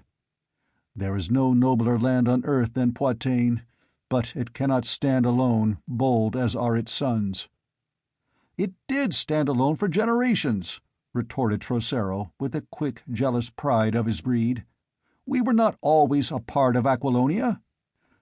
"I know, but conditions are not as they were then, when all kingdoms were broken into principalities which warred with each other. The days of dukedoms and free cities are past. The days of empires are upon us. Rulers are dreaming imperial dreams, and only in unity is there strength." "Then let us unite Zingara with Poitou," argued Trocero. "Half a dozen princes strive against each other, and the country is torn asunder by civil wars. We will conquer it, province by province, and add it to your dominions. Then, with the aid of the Zingarans, we will conquer Argos and Ophir. We will build an empire." Again Conan shook his head. "Let others dream imperial dreams. I but wish to hold what is mine. I have no desire to rule an empire welded together by blood and fire. It's one thing to seize a throne with the aid of its subjects and rule them with their consent. It's another to subjugate a foreign realm and rule it by fear. I don't wish to be another Valerius. No, Trocero, I'll rule all Aquilonia and no more, or I'll rule nothing." "Then lead us over the mountains, and we will smite the Nemedians." Conan's fierce eyes glowed with appreciation. "No, Trocero, it would be a vain sacrifice. I've told you what I must do to regain my kingdom. I must find the heart of Ahriman." "But this is madness," protested Trocero. "The maunderings of a heretical priest, the mumblings of a mad witch-woman." "You were not in my tent before Valkia," answered Conan grimly, involuntarily glancing at his right wrist, on which blue marks still showed faintly. "You didn't see the cliffs thunder down to crush the flower of my army. No, Trocero, I've been convinced. Zalto Tun's no mortal man, and only with the heart of Ahriman can I stand against him. So I'm riding to Cordova alone." "But that is dangerous," protested Trocero. "Life is dangerous," rumbled the king. "I won't go as king of Aquilonia, or even as a knight of Poitou, but as a wandering mercenary, as I rode in Zingara in the old days. Oh, I have enemies enough south of the Alamein, in the lands and the waters of the south. Many who won't know me as king of Aquilonia will remember me as Conan of the Barracan pirates, or Amra of the Black Corsairs. But I have friends, too, and men who'll aid me for their own private reasons." A faintly reminiscent grin touched his lips. Trocero dropped his hands helplessly and glanced at Albiona, who sat on a nearby divan. "I understand your doubts, my lord," said she, "but I too saw the coin in the temple of Assura. And look you, Hadrathus said it was dated 500 years before the fall of Acheron. If Zaltotun, then, is the man pictured on the coin, as His Majesty swears he is, that means he is no common wizard, even in his other life, for the years of his life were numbered by centuries, not as the lives of other men are numbered." Before Trocero could reply, a respectful rap was heard on the door, and a voice called, "My lord, we have caught a man skulking about the castle, who says he wishes to speak with your guest. I await your orders." "A spy from Aquilonia," hissed Trocero, catching at his dagger, but Conan lifted his voice and called, "Open the door and let me see him."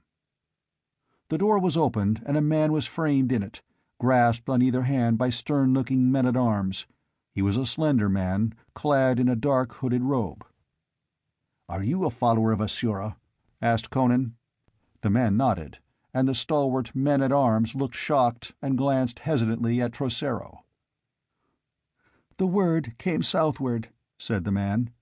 "Beyond the Alamein we cannot aid you, for our sect goes no farther southward, but stretches eastward with the Korotis. But this I have learned. The thief who took the heart of Ahriman from Tarascus never reached Cordova.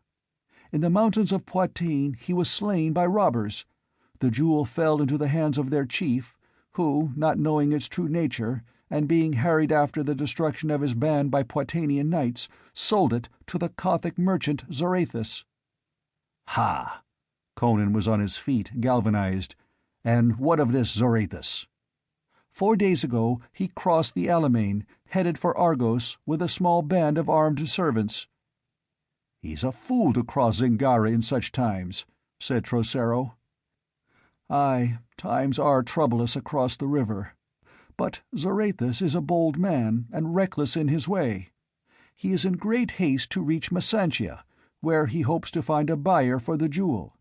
Perhaps he hopes to sell it finally in Stygia. Perhaps he guesses at its true nature.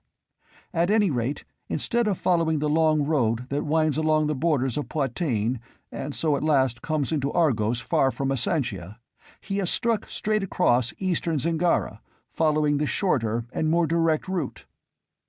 Conan smote the table with his clenched fist so that the great board quivered. "Then, by Crom, fortune has at last thrown the dice for me. A horse, Trocero, and the harness of a free companion. Zorathus has a long start, but not too long for me to overtake him, if I follow him to the end of the world." End of Chapter 11. Chapter 12. The Fang of the Dragon. At dawn, Conan waded his horse across the shallows of the Alamein and struck the wide caravan trail which ran southeastward, and behind him, on the farther bank, Trocero sat his horse silently at the head of his steel-clad knights, with the crimson leopard of Poitou floating its long folds over him in the morning breeze. Silently they sat, those dark-haired men in shining steel, until the figure of their king had vanished in the blue of the distance that whitened toward sunrise. Conan rode a great black stallion, the gift of Trocero. He no longer wore the armor of Aquilonia. His harness proclaimed him a veteran of the free companies, who were of all races. His headpiece was a plain morion, dented and battered. The leather and mail mesh of his hauberk were worn and shiny as if by many campaigns, and the scarlet cloak flowing carelessly from his mailed shoulders was tattered and stained. He looked the part of the hired fighting man, who had known all vicissitudes of fortune, plunder and wealth one day, an empty purse and close-drawn belt the next. And more than looking the part, he felt the part, the awakening of old memories, the resurge of the wild, mad, glorious days of old, before his feet were set on the imperial path, when he was a wandering mercenary, roistering, brawling, guzzling, adventuring, with no thought for the morrow and no desire save sparkling ale, red lips, and a keen sword to swing on all the battlefields of the world. Unconsciously, he reverted to the old ways. A new swagger became evident in his bearing, in the way he sat his horse. Half-forgotten oaths rose naturally to his lips, and as he rode he hummed old songs that he had roared in chorus with his reckless companions in many a tavern and on many a dusty road or bloody field. It was an unquiet land through which he rode. The companies of cavalry which usually patrolled the river, alert for raids out of Poitou, were nowhere in evidence. Internal strife had left the borders unguarded. The long white road stretched bare from horizon to horizon. No laden camel trains or rumbling wagons or lowing herds moved along it now, only occasional groups of horsemen in leather and steel, hawk-faced, hard-eyed men who kept together and rode warily. These swept Conan with their searching gaze, but rode on, for the solitary rider's harness promised no plunder, but only hard strokes. Villages lay in ashes and deserted, the fields and meadows idle. Only the boldest would ride the roads these days, and the native population had been decimated in the civil wars, and by raids from across the river. In more peaceful times the road was thronged with merchants riding Poitou to Messantia in Argos or back, but now these found it wiser to follow the road that led east through Poitou, and then turned south down across Argos. It was longer, but safer. Only an extremely reckless man would risk his life and goods on this road through Zingara. The southern horizon was fringed with flame by night, and in the day straggling pillars of smoke drifted upward. In the cities and plains to the south men were dying, thrones were toppling, and castles going up in flames. Conan felt the old tug of the professional fighting man, to turn his horse and plunge into the fighting, the pillaging and the looting as in the days of old. Why should he toil to regain the rule of a people which had already forgotten him? Why chase a will-o'-the-wisp? Why pursue a crown that was lost forever? Why should he not seek forgetfulness, lose himself in the red tides of war and rapine that had engulfed him so often before? Could he not, indeed, carve out another kingdom for himself? The world was entering an age of iron, an age of war and imperialistic ambition. Some strong man might well rise above the ruins of nations as a supreme conqueror. Why should it not be himself? So his familiar devil whispered in his ear, and the phantoms of his lawless and bloody past crowded upon him. But he did not turn aside.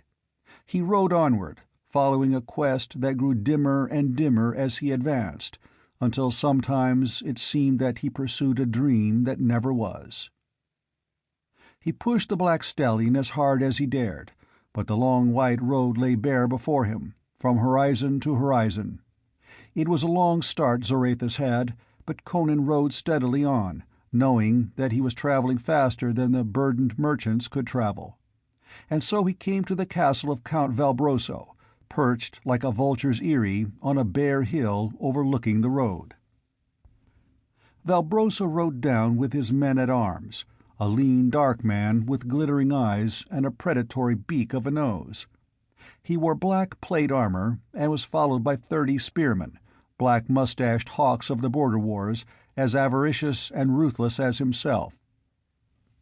Of late the toll of the caravans had been slim, and Valbroso cursed the civil wars that stripped the roads of their fat traffic, even while he blessed them for the free hand they allowed him with his neighbors.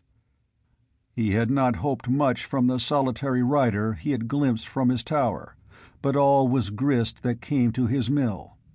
With a practiced eye he took in Conan's worn mail and dark, scarred face, and his conclusions were the same as those of the riders who had passed the Cimmerian on the road, an empty purse, and a ready blade. "Who are you, knave?" he demanded. "A mercenary, riding for Argos," answered Conan. "What matter names?" "You are riding in the wrong direction for a free companion," grunted Valbroso.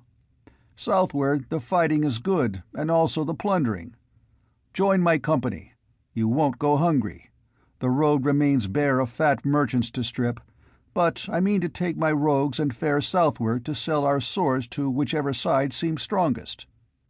Conan did not at once reply, knowing that if he refused outright he might be instantly attacked by Valbroso's men-at-arms.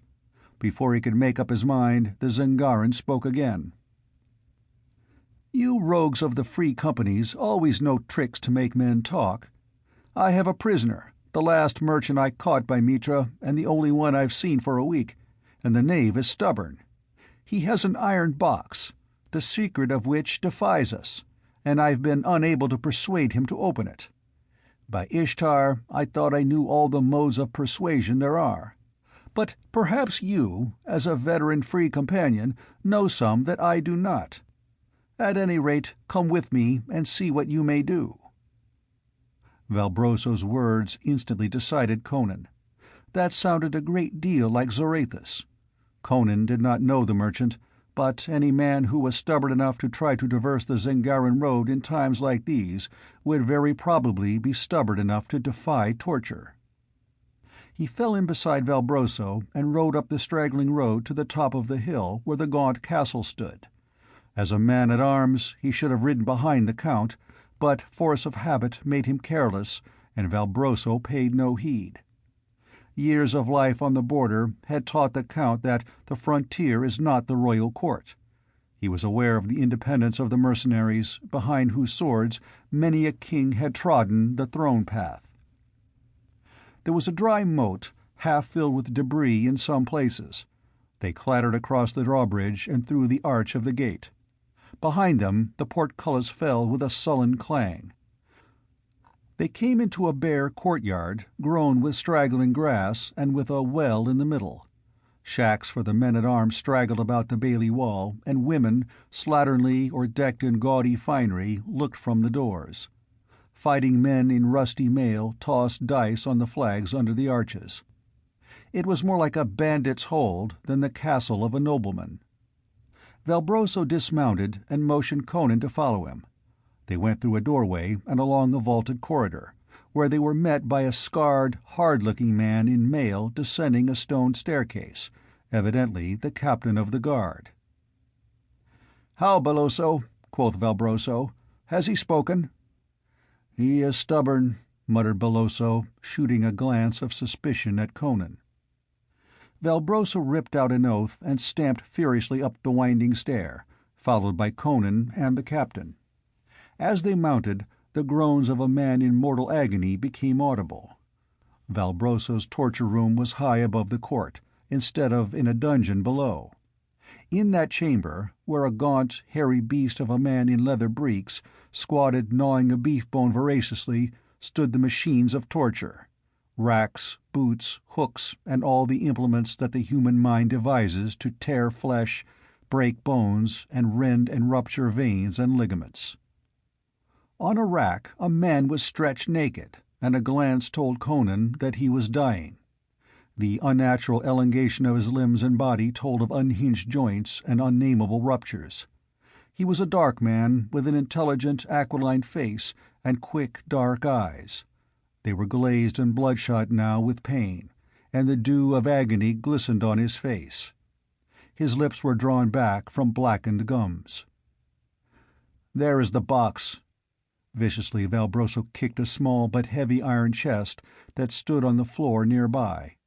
It was intricately carved, with tiny skulls and writhing dragons curiously intertwined, but Conan saw no catch or hasp that might serve to unlock the lid.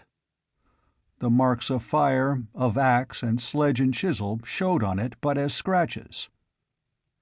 "This is the dog's treasure box," said Valbroso angrily. "All men of the south know of Zorathus and his iron chest.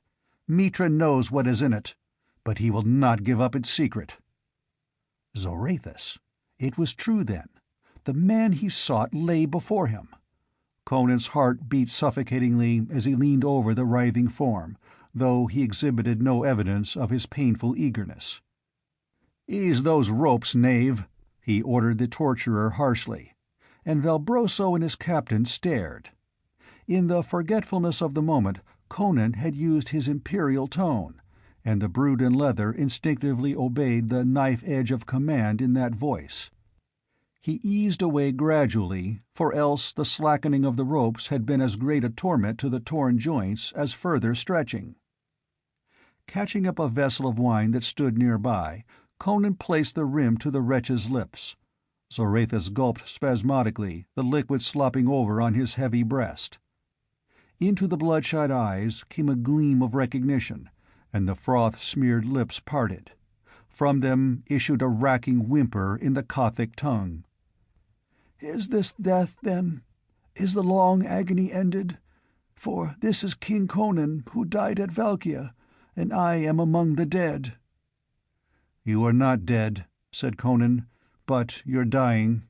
You'll be tortured no more, I'll see to that. But I can't help you further. Yet, before you die, tell me how to open your iron box." "My iron box," mumbled Zorathus in delirious disjointed phrases. "The chest forged in unholy fires among the flaming mountains of Crosha, the metal no chisel can cut. How many treasures has it borne across the width and the breadth of the world, but no such treasure as it now holds." "Tell me how to open it," urged Conan. "It can do you no good, and it may aid me." "Aye, you are Conan," muttered the Kothian. "I have seen you sitting on your throne in the great public hall of Terentia, with your crown on your head and the scepter in your hand. But you are dead. You died at Valkia. And so I know my own end is at hand." "What does the dog say?" demanded Valbroso impatiently, not understanding Gothic. "Will he tell us how to open the box?" As if the voice roused a spark of life in the twisted breast, Zorathus rolled his bloodshot eyes toward the speaker. "Only Valbroso will I tell," he gasped in Zangaran. "Death is upon me. Lean close to me, Valbroso." The Count did so, his dark face lit with avarice. Behind him, his saturnine captain Belloso crowded closer. "Press the 7 skulls on the rim, one after another," gasped Zorathus. "Press then the head of the dragon that writhes across the lid. Then press the sphere in the dragon's claws. That will release the secret catch." "Quick, the box!" cried Valbroso with an oath. Conan lifted it and set it on a dais, and Valbroso shouldered him aside. "Let me open it!" cried Belloso, starting forward. Valbroso cursed him back, his greed blazing in his black eyes. "None but me shall open it!" he cried. Conan, whose hand had instinctively gone to his hilt, glanced at Zorathus. The man's eyes were glazed and bloodshot, but they were fixed on Valbroso with burning intensity. And was there the shadow of a grim, twisted smile on the dying man's lips?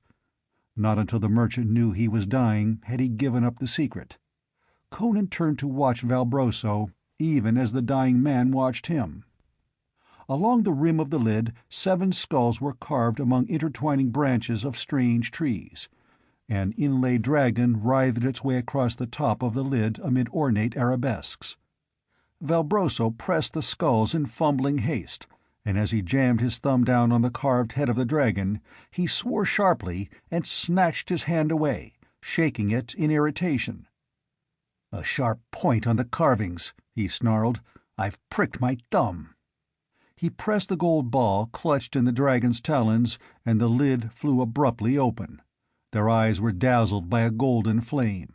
It seemed to their dazed minds that the carven box was full of glowing fire that spilled over the rim and dripped through the air in quivering flakes.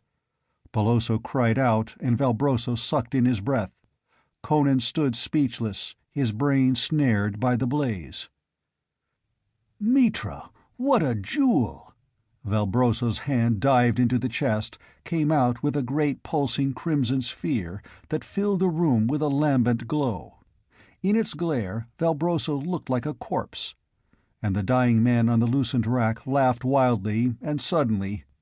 "Fool!" he screamed. "The jewel is yours! I give you death with it! The scratch on your thumb! Look at the dragon's head, Valbroso!" They all wheeled, stared. Something tiny and dully gleaming stood up from the gaping, carved mouth. "The dragon's fang!" shrieked Zarathus. "Steeped in the venom of the black Stygian scorpion! Fool, fool, to open the box of Zarathus with your naked hand! Death! You are a dead man now!" And with bloody foam on his lips, he died. Valbroso staggered, crying out, "Ah, Mitra, I burn!" he shrieked. "My veins race with liquid fire! My joints are bursting asunder! Death! Death!" And he reeled and crashed headlong. There was an instant of awful convulsions, in which the limbs were twisted into hideous and unnatural positions, and then in that posture the man froze, his glassy eyes staring sightlessly upward, his lips drawn back from blackened gums. "Dead," muttered Belloso, with madness in his eyes. And then he moved. Conan was caught off guard, his eyes dazzled, his brain dazed by the blaze of the great gem. He did not realize Belloso's intention until something crashed with terrible force upon his helmet. The glow of the jewel was splashed with redder flame, and he went to his knees under the blow. He heard a rush of feet, a bellow of ox-like agony. He was stunned, but not wholly senseless, and realized that Belloso had caught up the iron box and crashed it down on his head as he stooped. Only his bassinet had saved his skull. He staggered up, drawing his sword, trying to shake the dimness out of his eyes. The room swam to his dizzy gaze. But the door was open, and fleet footsteps were dwindling down the winding stair. On the floor, the brutish torturer was gasping out his life with a great gash under his breast. And the heart of Ahriman was gone. Conan reeled out of the chamber, sword in hand, blood streaming down his face from under his burgonet. He ran drunkenly down the steps, hearing a clang of steel in the courtyard below, shouts, then the frantic drum of hoofs. Rushing into the bailey, he saw the men-at-arms milling about confusedly, while women screeched. The postern gate stood open, and a soldier lay across his pike with his head split. Horses, still bridled and saddled, ran neighing about the court, Conan's black stallion among them. "He's mad!" howled a woman, wringing her hands as she rushed brainlessly about. "He came out of the castle like a mad dog, hewing right and left. Belloso's mad!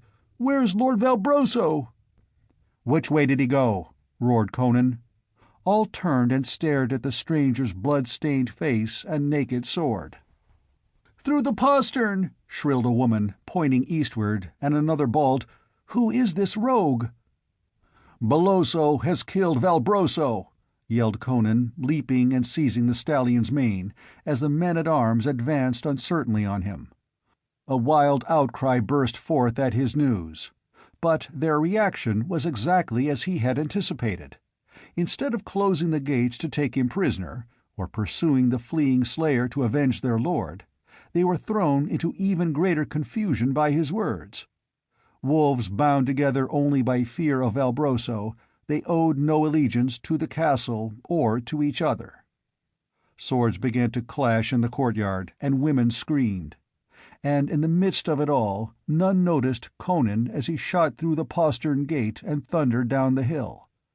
The wide plain spread before him, and beyond the hill the caravan road divided. One branch ran south, the other east. And on the eastern road he saw another rider, bending low and spurring hard.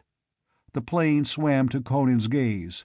The sunlight was a thick red haze, and he reeled in his saddle, grasping the flowing mane with his hand. Blood rained on his mail, but grimly he urged the stallion on.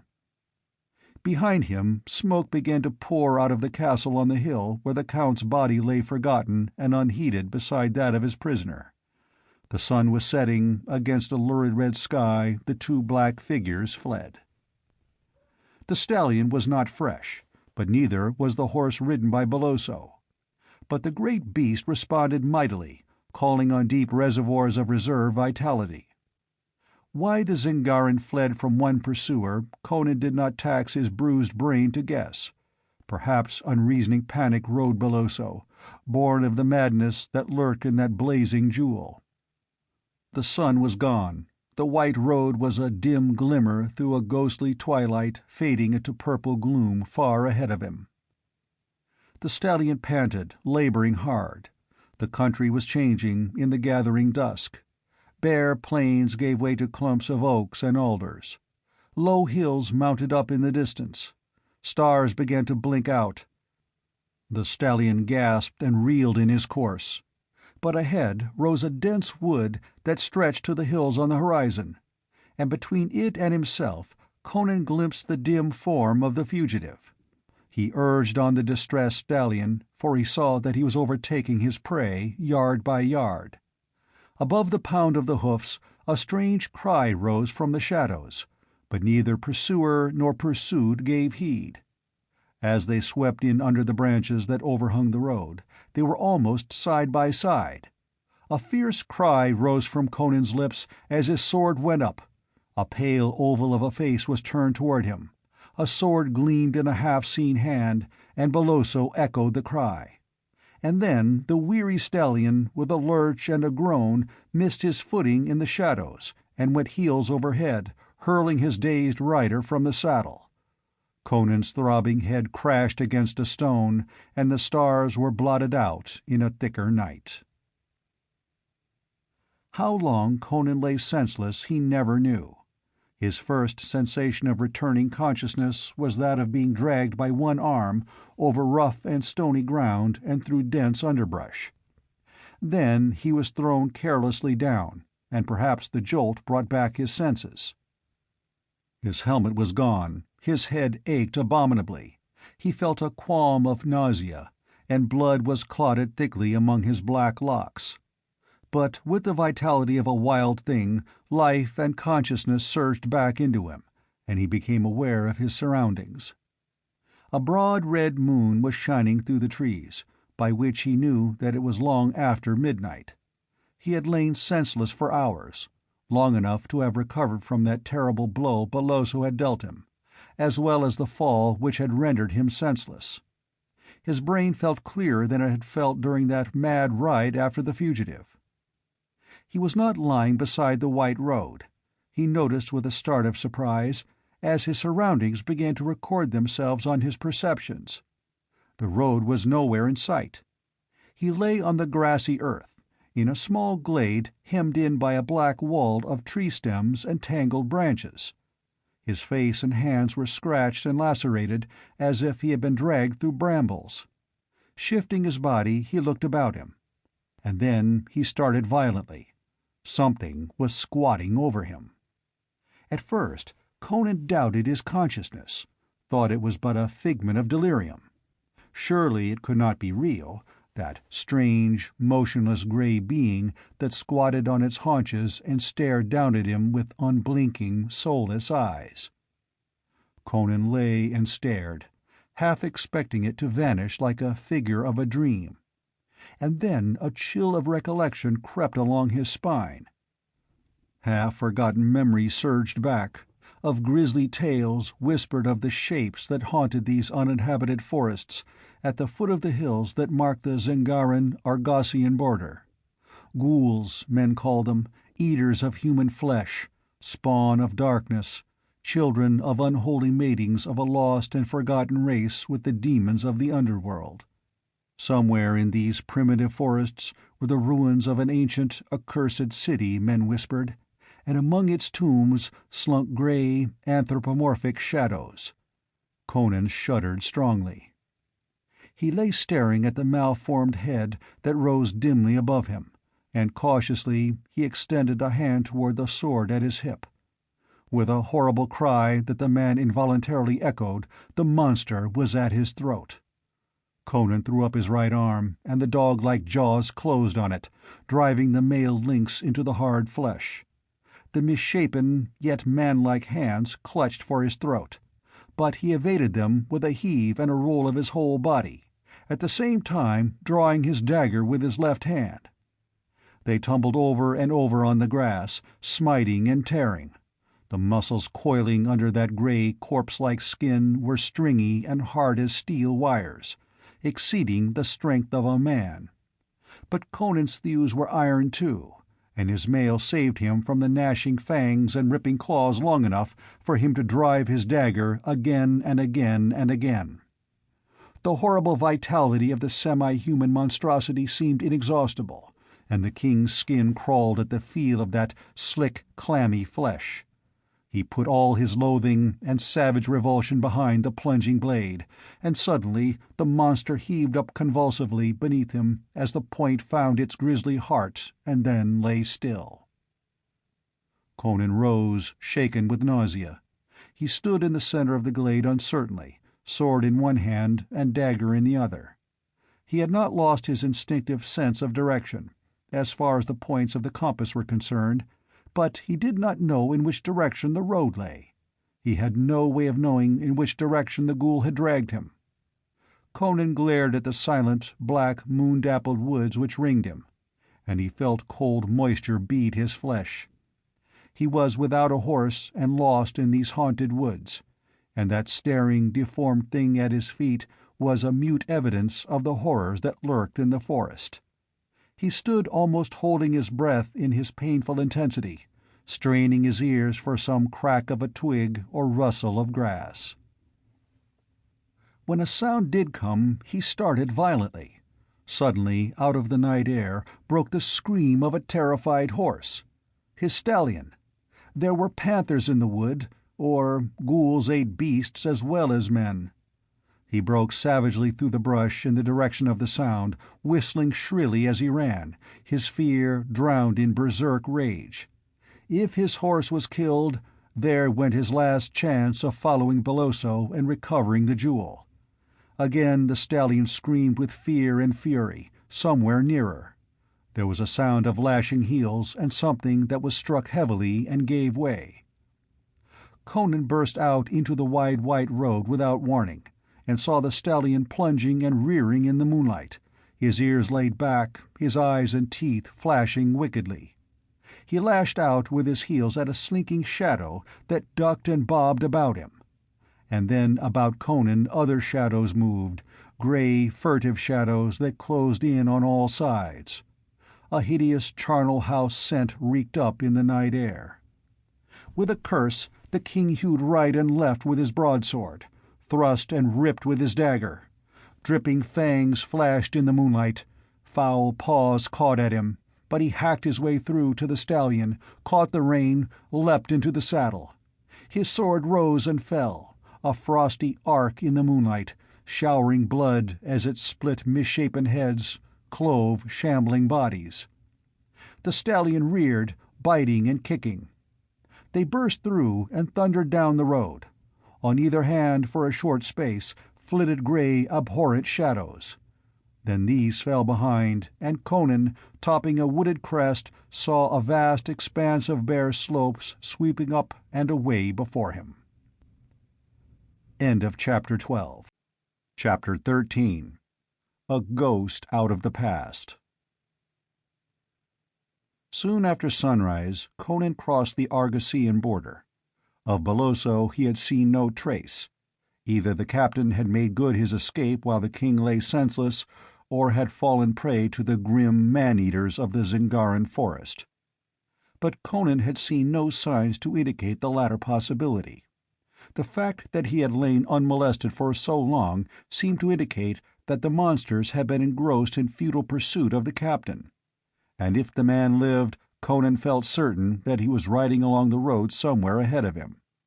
Unless he had intended going into Argos, he would never have taken the eastward road in the first place. The helmeted guards at the frontier did not question the Cimmerian.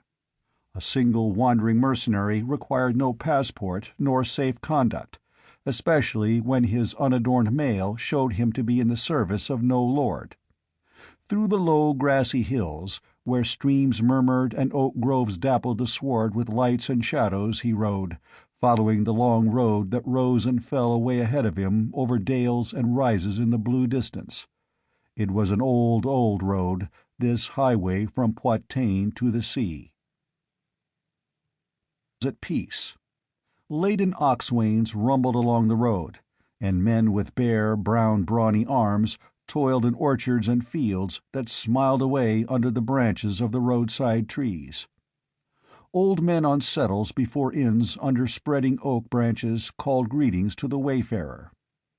From the men that worked the fields, from the garrulous old men in the inns where he slaked his thirst with great leathern jacks of foaming ale, from the sharp-eyed, silk-clad merchants he met upon the road, Conan sought for news of Boloso. Stories were conflicting, but this much Conan learned: that a lean, wiry Zingaran, with the dangerous black eyes and mustaches of the Western folk, was somewhere on the road ahead of him, and apparently making for Masantia. It was a logical destination. All the seaports of Argos were cosmopolitan, in strong contrast with the inland provinces, and Masantia was the most polyglot of all. Craft of all the maritime nations rode in its harbor, and refugees and fugitives from many lands gathered there.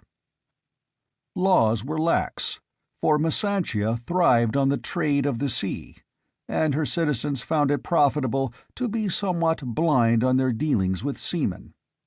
It was not only legitimate trade that flowed into Masantia. Smugglers and buccaneers played their part. All this Conan knew well, for had he not, in the days of old when he was a Barracan pirate, sailed by night into the harbor of Masantia to discharge strange cargoes? Most of the pirates of the Barracan Isles, small islands off the southwestern coast of Zingara, were Argosian sailors, and as long as they confined their attentions to the shipping of other nations, the authorities of Argos were not too strict in their interpretation of sea laws. But Conan had not limited his activities to those of the Barracans.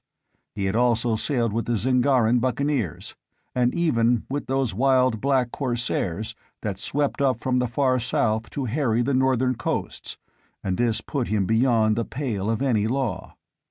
If he were recognized in any of the ports of Argos, it would cost him his head. But without hesitation he rode on to Masantia, halting day or night only to rest the stallion and to snatch a few winks of sleep for himself. He entered the city unquestioned, merging himself with the throngs that poured continually in and out of this great commercial center. No wall surrounded Masantia. The seas and the ships of the sea guarded the great southern trading city.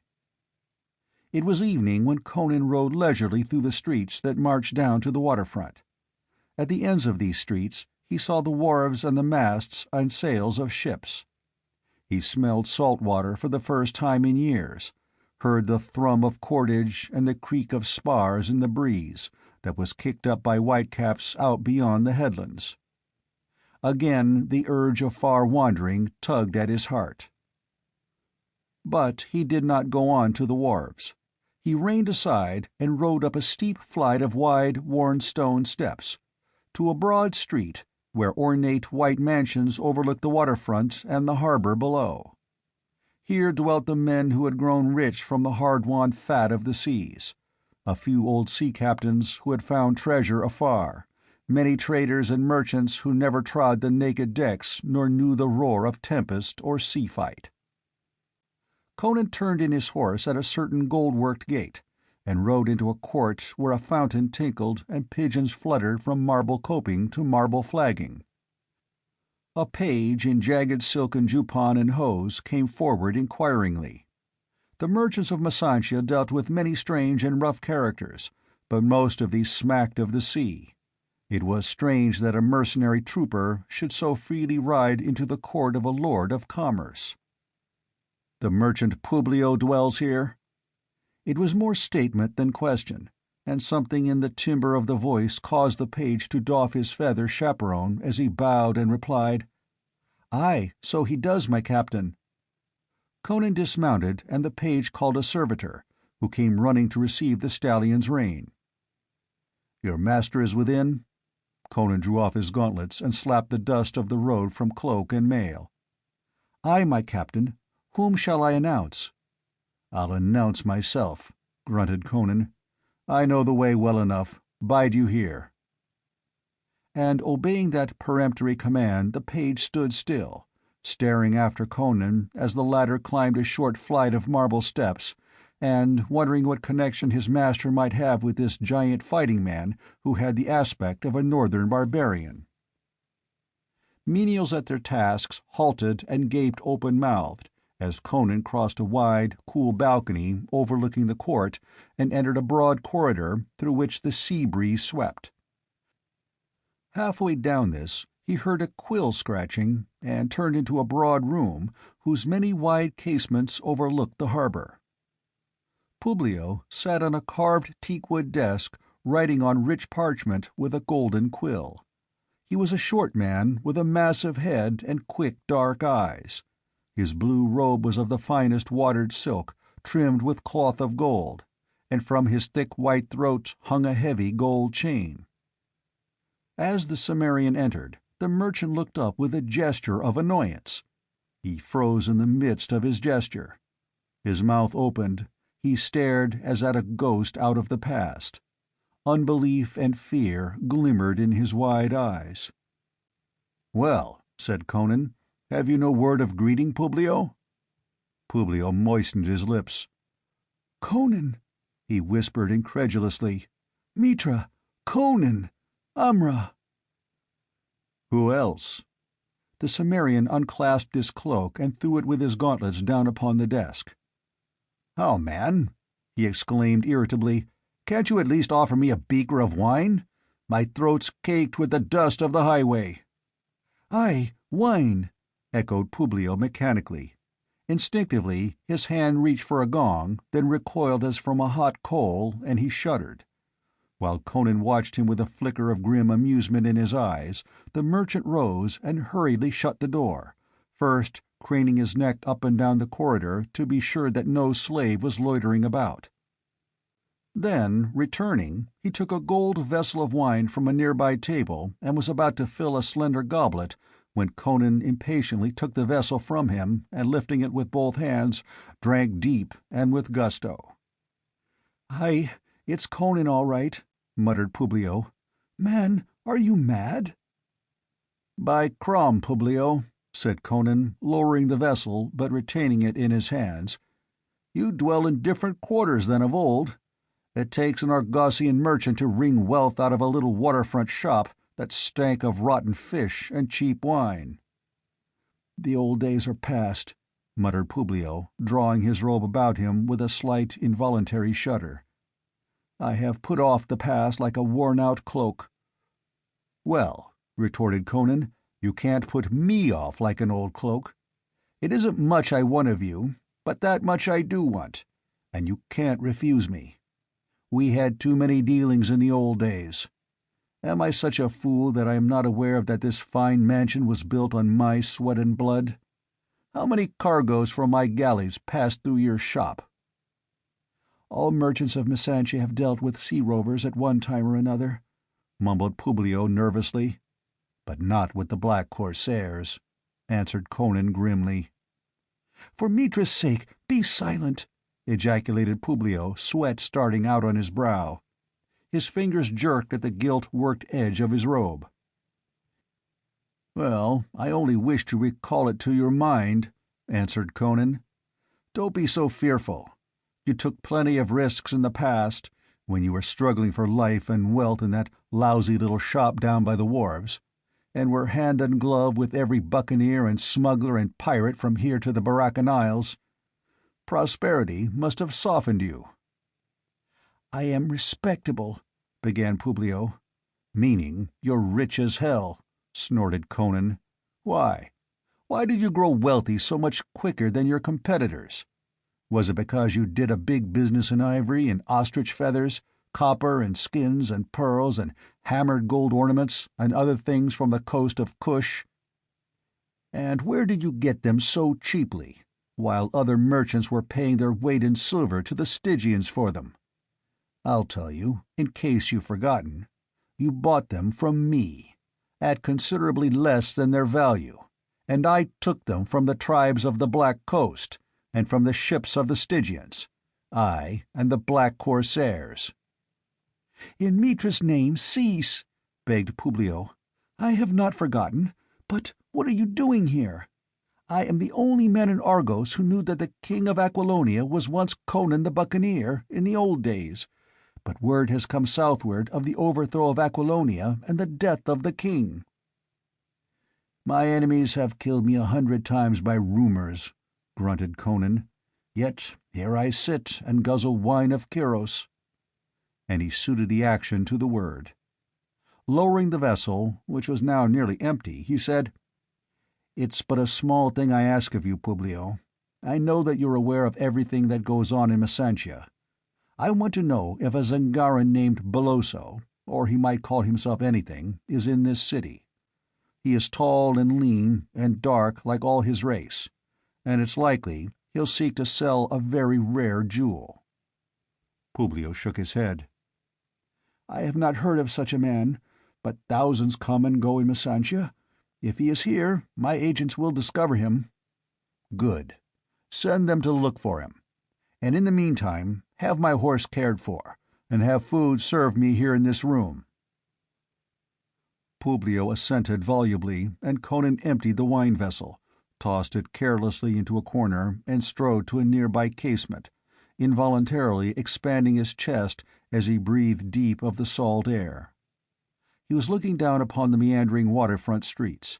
He swept the ships in the harbor with an appreciative glance, then lifted his head and stared beyond the bay, far into the blue haze of the distance where sea met sky.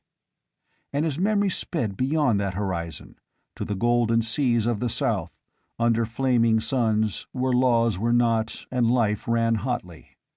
Some vagrant scent of spice or palm woke clear-etched images of strange coasts, where mangroves grew and drums thundered, of ships locked in battle and decks running blood, of smoke and flame and the crying of slaughter.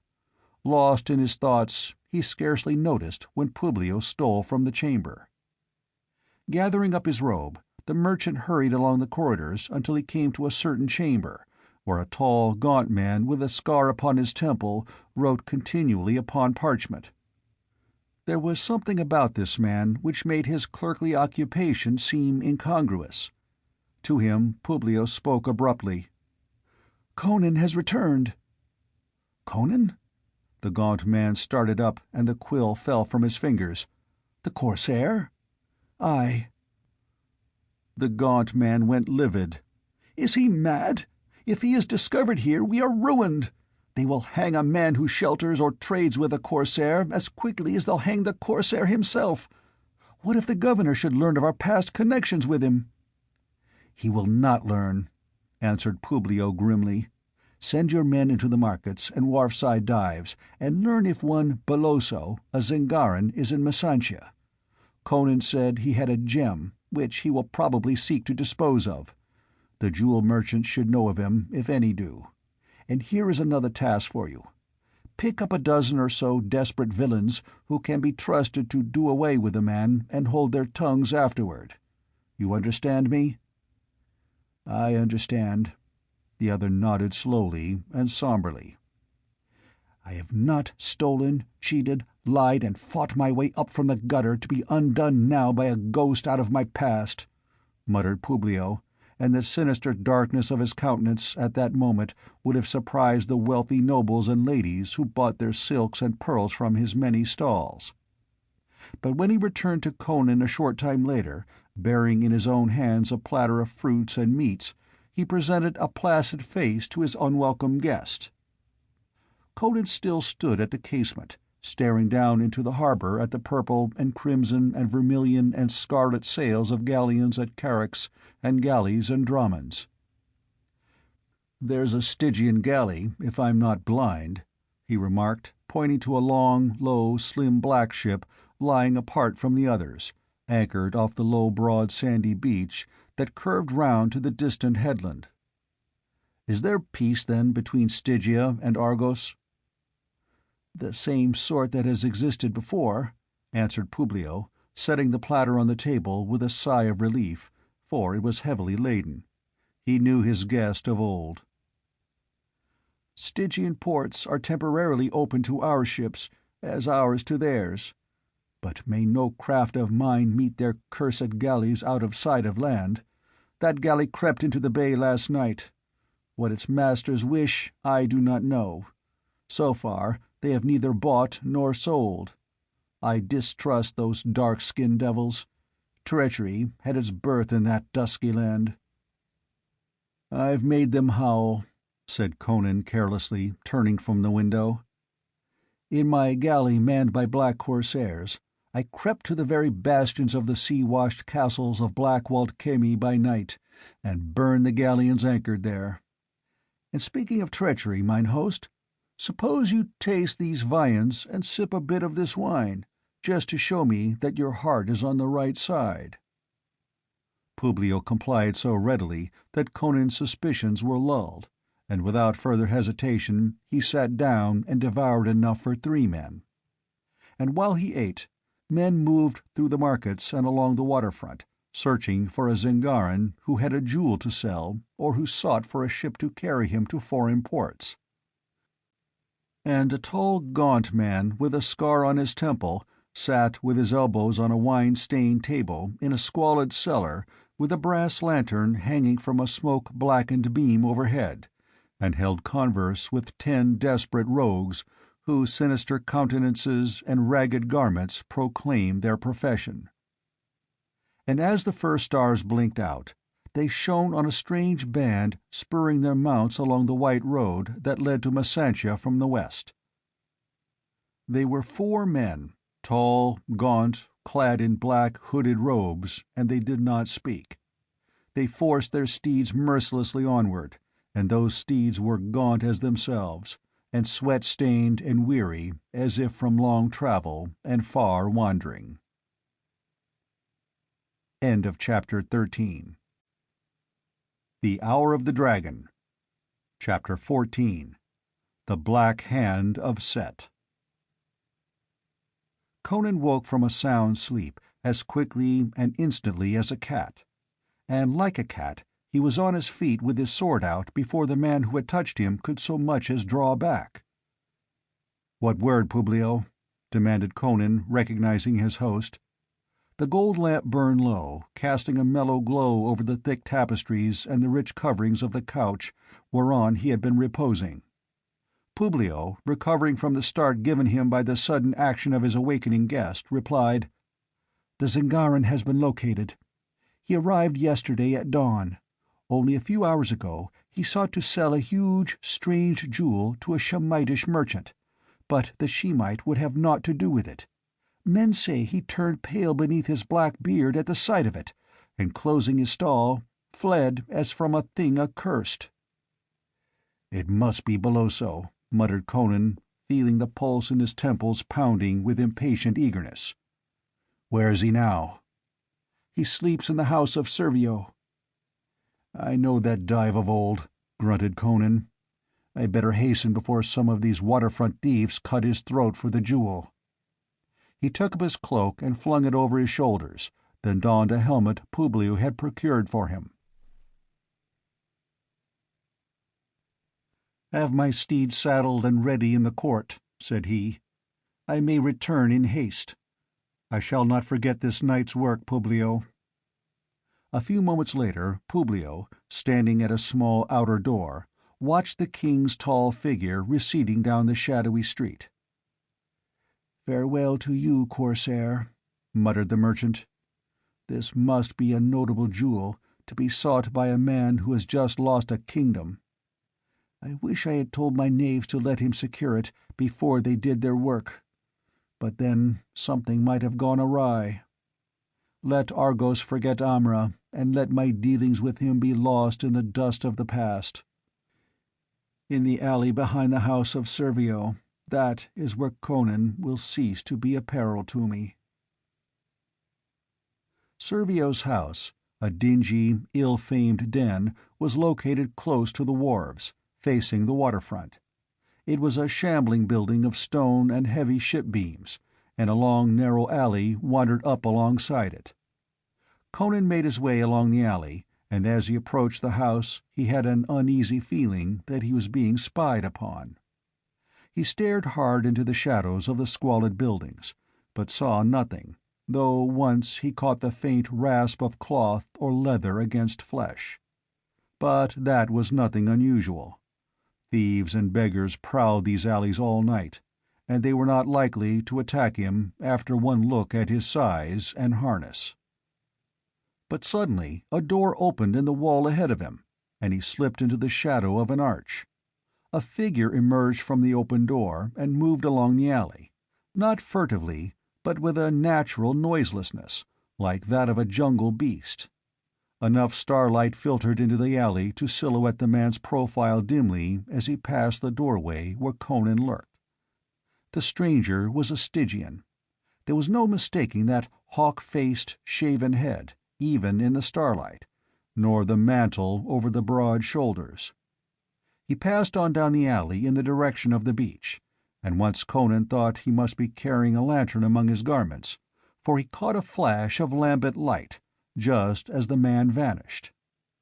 But the Cimmerian forgot the stranger as he noticed that the door through which he had emerged still stood open. Conan had intended entering by the main entrance and forcing Servio to show him the room where the Zingarans slept. But if he could get into the house without attracting anyone's attention, so much the better. A few long strides brought him to the door, and as his hand fell on the lock he stifled an involuntary grunt. His practiced fingers, skilled among the thieves of Zamora long ago, told him that the lock had been forced, apparently by some terrific pressure from the outside that had twisted and bent the heavy iron bolts, tearing the very sockets loose from the jambs. How such damage could have been wrought so violently without awakening everyone in the neighborhood, Conan could not imagine, but he felt sure that it had been done that night.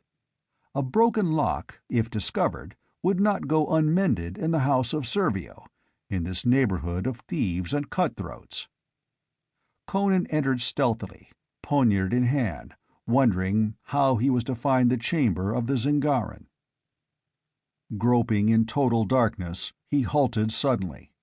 He sensed death in that room as a wild beast senses it, not as peril threatening him, but a dead thing, something freshly slain. In the darkness his foot hit and recoiled from something heavy and yielding. With a sudden premonition he groped along the wall until he found the shelf that supported the brass lamp, with its flint, steel, and tinder beside it. A few seconds later a flickering, uncertain light sprang up, and he stared narrowly about him. A bunk built against the rough stone wall, a bare table and a bench completed the furnishings of the squalid chamber. An inner door stood closed and bolted, and on the hard-beaten dirt floor lay Beloso. On his back he lay, with his head drawn back between his shoulders so that he seemed to stare with his wide glassy eyes at the sooty beams of the cobwebbed ceiling. His lips were drawn back from his teeth in a frozen grin of agony. His sword lay near him, still in its scabbard. His shirt was torn open, and on his brown, muscular breast was the print of a black hand, thumb and 4 fingers plainly distinct. Conan glared in silence, feeling the short hairs bristle at the back of his neck. "Crom," he muttered, "the black hand of Set." He had seen that mark of old, the death mark of the black priests of Set, the grim cult that ruled in the dark Stygia.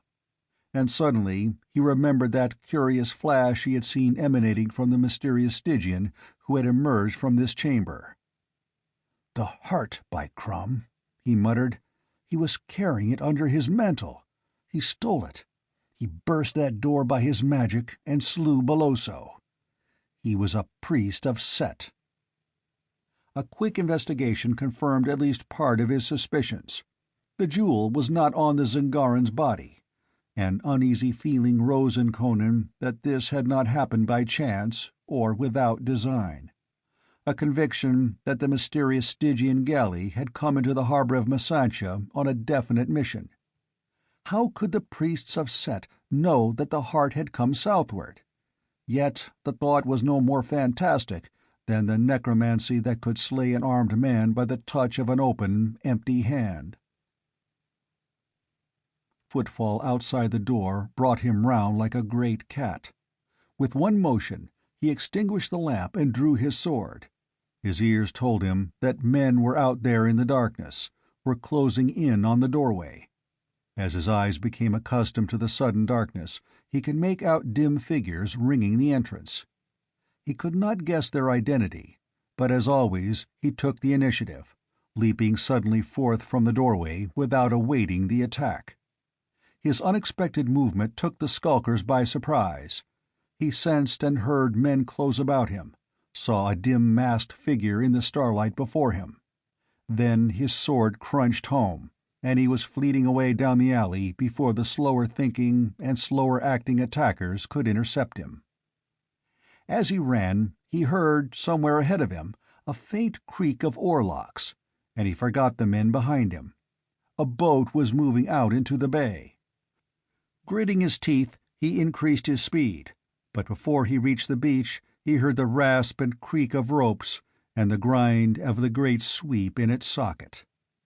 Thick clouds rolling up from the sea obscured the stars.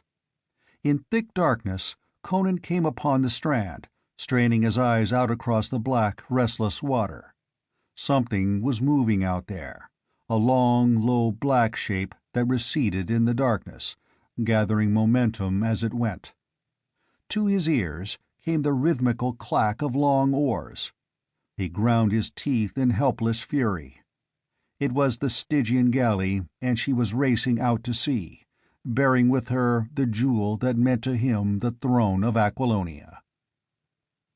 With a savage curse, he took a step toward the waves that lapped against the sands, catching at his hauberk and intending to rip it off and swim after the vanishing ship.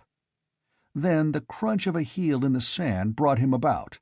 He had forgotten his pursuers. Dark figures closed in on him with a rush of feet through the sands. The first went down beneath the Cimmerian's flailing sword, but the others did not falter. Blades whickered dimly about him in the darkness or rasped on his mail. Blood and entrails spilled over his hand, and someone screamed as he ripped murderously upward. A muttered voice spurred on the attack, and that voice sounded vaguely familiar. Conan plowed through the clinging, hacking shapes toward the voice. A faint light, gleaming momentarily through the drifting clouds, showed him a tall, gaunt man with a great livid scar on his temple. Conan's sword sheared through his skull as through a ripe melon. Then an axe, swung blindly in the dark, crashed on the king's bassinet, filling his eyes with sparks of fire. He lurched and lunged, felt his sword sink deep, and heard a shriek of agony. Then he stumbled over a corpse, and a bludgeon knocked the dented helmet from his head. The next instant the club fell full on his unprotected skull. The king of Aquilonia crumpled into the wet sands. Over him, wolfish figures panted in the gloom. "Strike off his head," muttered one. "Let him lie," grunted another. "Help me tie up my wounds before I bleed to death. The tide will wash him into the bay. See, he fell at the water's edge. His skull's split. No man could live after such blows." "Help me strip him," urged another. "His harness will fetch a few pieces of silver. And haste! Tiberio is dead, and I hear seamen singing as they reel along the strand. Let us be gone." There followed hurried activity in the darkness, and then the sound of quickly receding footsteps. The tipsy singing of the seamen grew louder. In his chamber, Publio, nervously pacing back and forth before a window that overlooked the shadowed bay, whirled suddenly, his nerves tingling. To the best of his knowledge, the door had been bolted from within. but now it stood open and 4 men filed into the chamber. At the sight of them his flesh crawled. Many strange beings Publio had seen in his lifetime, but none before like these. They were tall and gaunt, black-robed, and their faces were dim yellow ovals in the shadows of their coifs. He could not tell much about their features, and was unreasoningly glad that he could not. Each bore a long, curiously modeled staff. "Who are you?" he demanded, and his voice sounded brittle and hollow. "What do you wish here?" "Where is Conan, he who was king of Aquilonia?" demanded the tallest of the 4 in a passionless monotone that made Publio shudder. It was like the hollow tone of a chitin temple bell. "I do not know what you mean," stammered the merchant, his customary poise shaken by the uncanny aspect of his visitors. "I know no such man." "He has been here," returned the other with no change of inflection. "His horse is in the courtyard. Tell us where he is before we do you an injury." "Gebal!" shouted Publio frantically, recoiling until he crouched against the wall. "Gebal!" The 4 chitins watched him without emotion or change of expression. "If you summon your slave, he will die," warned one of them, which only served to terrify Publio more than ever. "Gebal!" he screamed. "Where are you, curse you? Thieves are murdering your master!"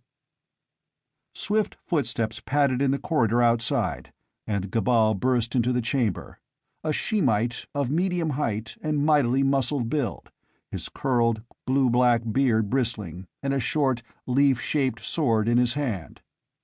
He stared in stupid amazement at the 4 invaders, unable to understand their presence, dimly remembering that he had drowsed unexplainably on the stair he was guarding and up which they must have come. He had never slept on duty before. But his master was shrieking with a note of hysteria in his voice, and the Shemite drove like a bull at the strangers, his thickly muscled arm drawing back for the disemboweling thrust, but the stroke was never dealt. A black-sleeved arm shot out, extending the long staff. Its end but touched the Shemite's brawny breast, and was instantly withdrawn. The stroke was horribly like the dart and recovery of a serpent's head. Gebal halted short in his headlong plunge, as if he encountered a solid barrier. His bull head toppled forward on his breast, the sword slipped from his fingers, and then he melted slowly to the floor. It was as if all the bones of his frame had suddenly become flabby. Publio turned sick. "Do not shout again," advised the tallest chitin. "Your servants sleep soundly, but if you awaken them they will die, and you with them. Where is Conan?" "He is gone to the house of Servio, near the waterfront, to search for the Zengaran Boloso," gasped Publio, all his power of resistance gone out of him. The merchant did not lack courage, but these uncanny visitants turned his marrow to water. He started convulsively at a sudden noise of footsteps hurrying up the stair outside, loud in the ominous stillness. "Your servant?" asked the chitin. Publio shook his head mutely, his tongue frozen to his palate. He could not speak. One of the chitins caught up a silken cover from a couch and threw it over the corpse. Then they melted behind the tapestry, but before the tallest man disappeared, he murmured, "Talk to this man who comes, and send him away quickly. If you betray us, neither he nor you will live to reach that door. Make no sign to show him you are not alone." And lifting his staff suggestively, the yellow man faded behind the hangings. Publio shuddered and choked down a desire to retch. It might have been a trick of the light, but it seemed to him that occasionally those staffs moved slightly of their own accord, as if possessed of an unspeakable life of their own. He pulled himself together with a mighty effort and presented a composed aspect to the ragged ruffian who burst into the chamber. "We have done as you wish, my lord. this man exclaimed. "The barbarian lies dead on the sands at the water's edge." Publio felt a movement in the eras behind him, and almost burst from fright. The man swept heedlessly on. "Your secretary Tiberio is dead. The barbarian slew him and 4 of my companions. We bore their bodies to the rendezvous.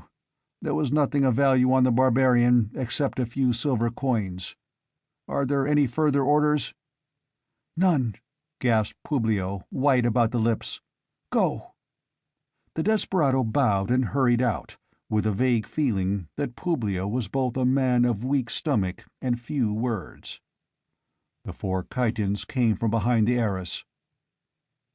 "Of whom did this man speak?" the taller demanded.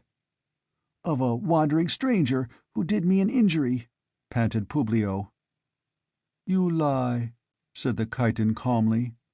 "He spoke of the king of Aquilonia. I read it in your expression. Sit upon that divan and do not move or speak. I will remain with you while my 3 companions go search for the body."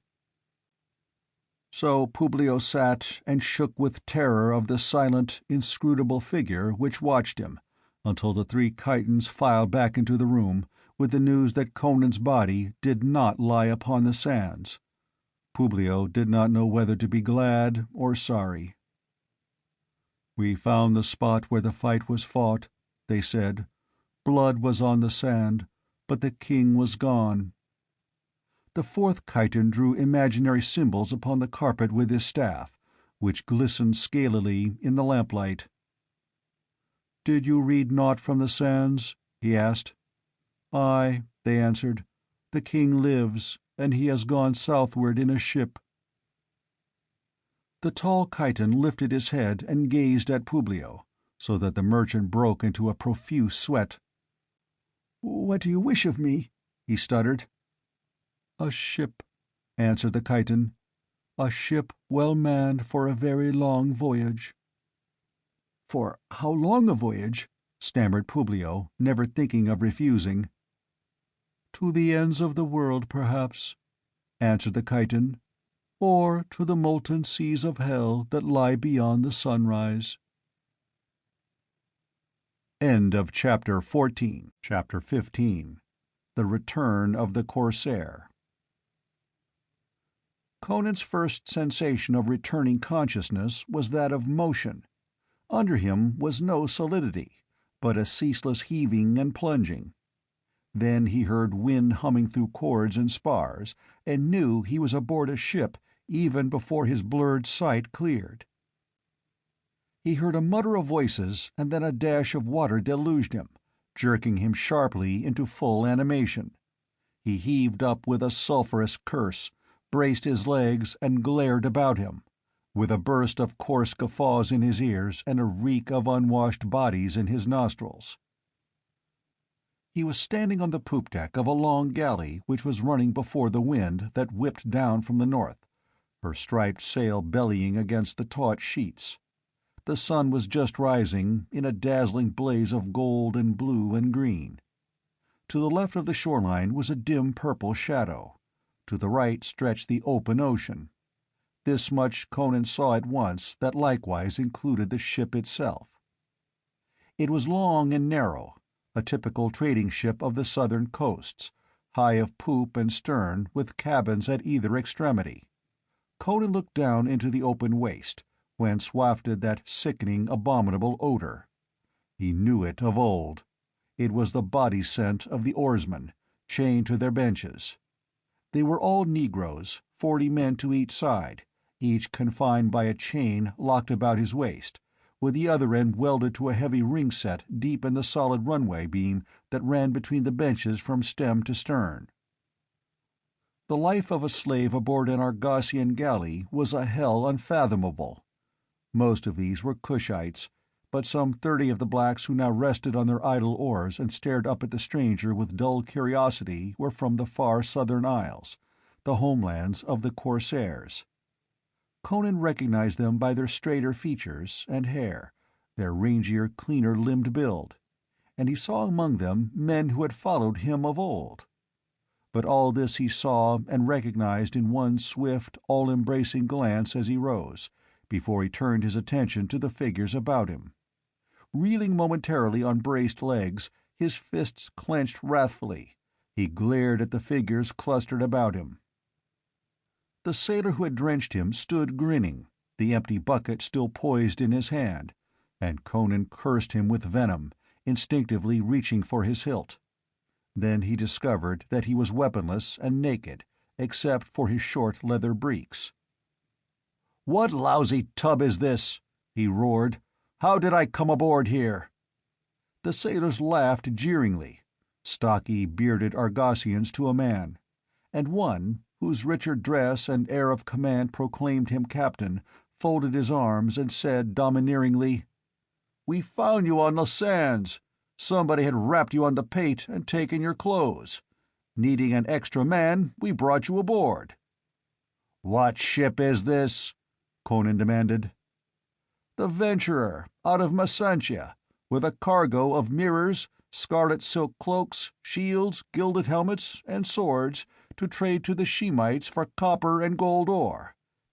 I am Demetrio, captain of this vessel and your master henceforward." "Then I'm headed in the direction I wanted to go after all," muttered Conan, heedless of that last remark. They were racing southeastward, following the long curve of the Argosian coast. These trading ships never ventured far from the shoreline. Somewhere ahead of him he knew that low, dark Stygian galley was speeding southward. "Have you sighted a Stygian galley?"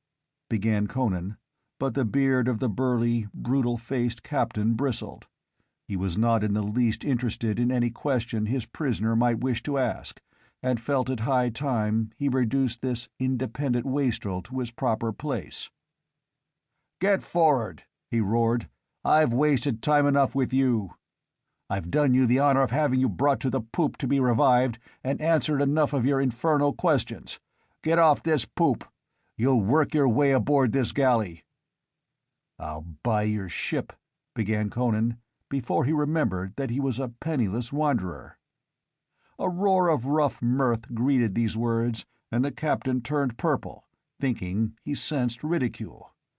"You mutinous swine!" he bellowed, taking a threatening step forward, while his hand closed on the knife at his belt. "Get forward before I have you flogged! You'll keep a civil tongue in your jaws, or by Mitra, I'll have you chained among the blacks to tug an oar!" Conan's volcanic temper, never long at best, burst into explosion. Not in years, even before he was king, had a man spoken to him thus and lived. "Don't lift your voice to me, you tar-breeched dog!" he roared in a voice as gusty as the sea wind, while the sailors gaped dumbfounded. "Draw that toy, and I'll feed you to the fishes!"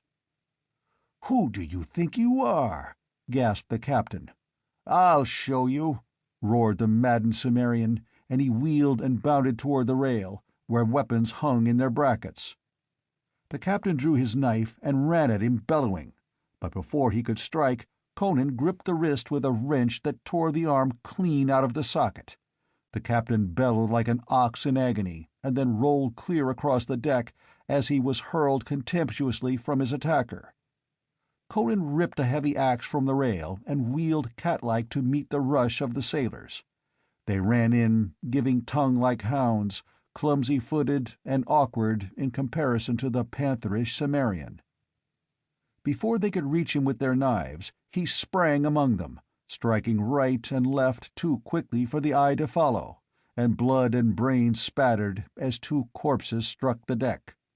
Knives flailed the air wildly as Conan broke through the stumbling, gasping mob and bounded to the narrow bridge that spanned the waist from poop to forecastle, just out of reach of the slaves below. Behind him, the handful of sailors on the poop were floundering after him, daunted by the destruction of their fellows, and the rest of the crew, some 30 in all, came running across the bridge toward him with weapons in their hands. Conan bounded out on the bridge and stood poised above the upturned black faces, axe lifted, black mane blown in the wind. "Who am I?" he yelled. "Look, you dogs! Look, Ajunga, Yasunga, Laranga! Who am I?" And from the waist rose a shout that swelled to a mighty roar. "Amra! It is Amra! The lion has returned!" The sailors who caught and understood the burden of that awesome shout paled and shrank back, staring in sudden fear at the wild figure on the bridge. Was this in truth that bloodthirsty ogre of the southern seas who had so mysteriously vanished years ago, but who still lived in gory legends? The blacks were frothing crazy now, shaking and tearing at their chains and shrieking the name of Amra like an invocation. Kushites who had never seen Conan before took up the yell.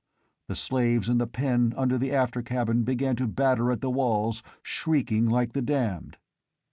Demetrio, hitching himself along the deck on one hand and his knees, livid with the agony of his dislocated arm, screamed, "In and kill him, dogs, before the slaves break loose!" Fired to desperation by that word, the most dread to all galleymen, the sailors charged onto the bridge from both ends. But with a lion-like bound, Conan left the bridge and hit like a cat on his feet on the runway between the benches. "Death to the masters!" he thundered, and his axe rose and fell crashingly full on a shackle chain, severing it like matchwood. In an instant a shrieking slave was free, splintering his oar for a bludgeon. Men were racing frantically along the bridge above, and all hell and bedlam broke loose on the Venturer. Conan's axe rose and fell without pause, and with every stroke a frothing, screaming black giant broke free, mad with hate and the fury of freedom and vengeance.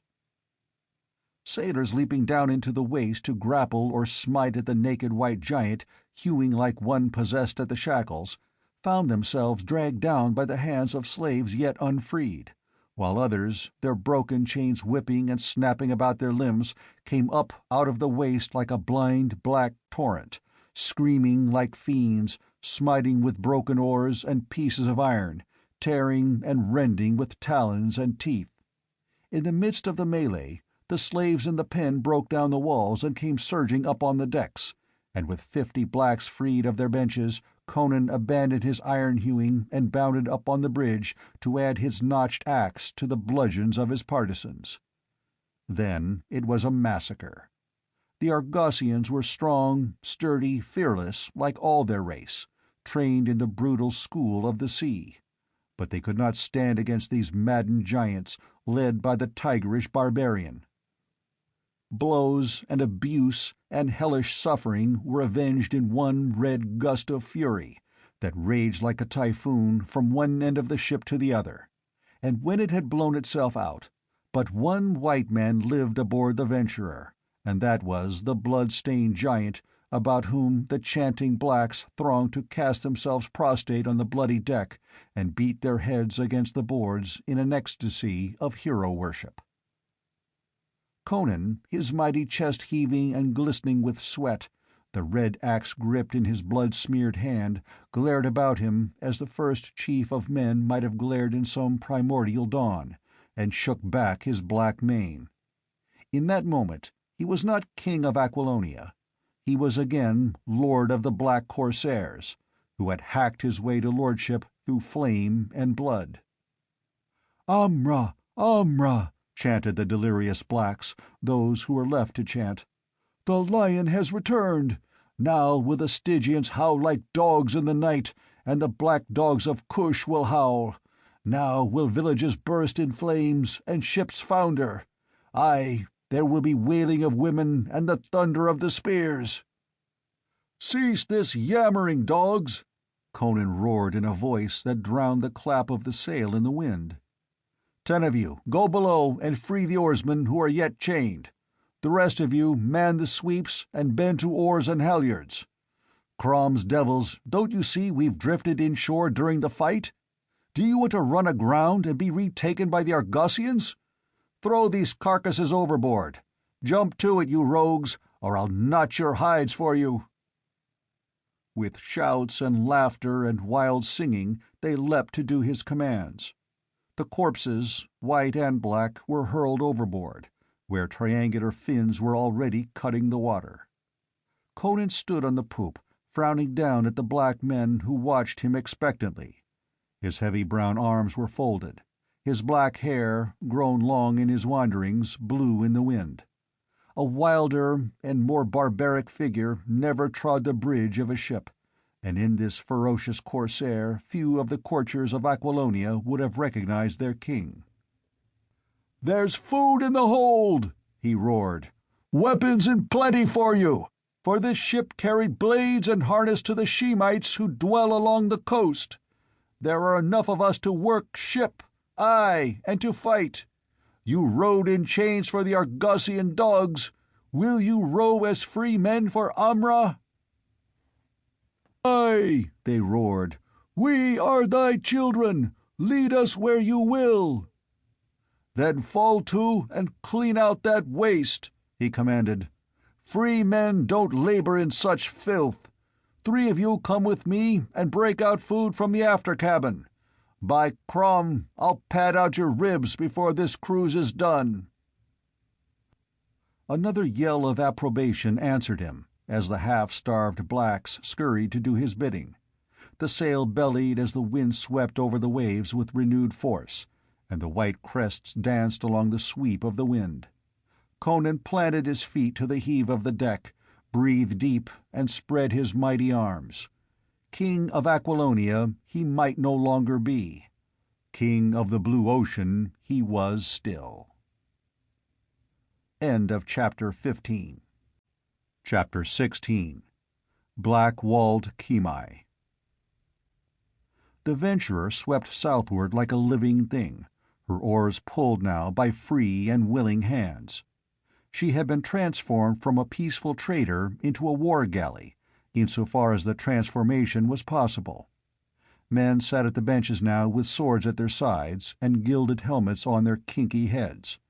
Shields were hung along the rails, and sheafs of spears, bows, and arrows adorned the mast.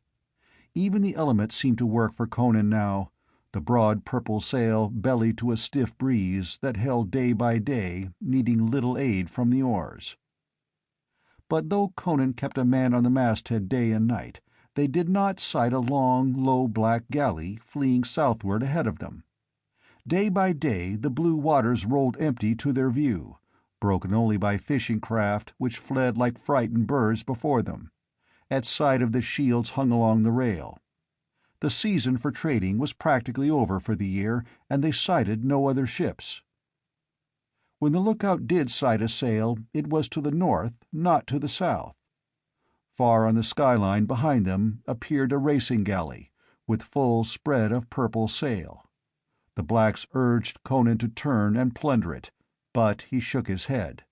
Somewhere south of him a slim black galley was racing toward the ports of Stygia.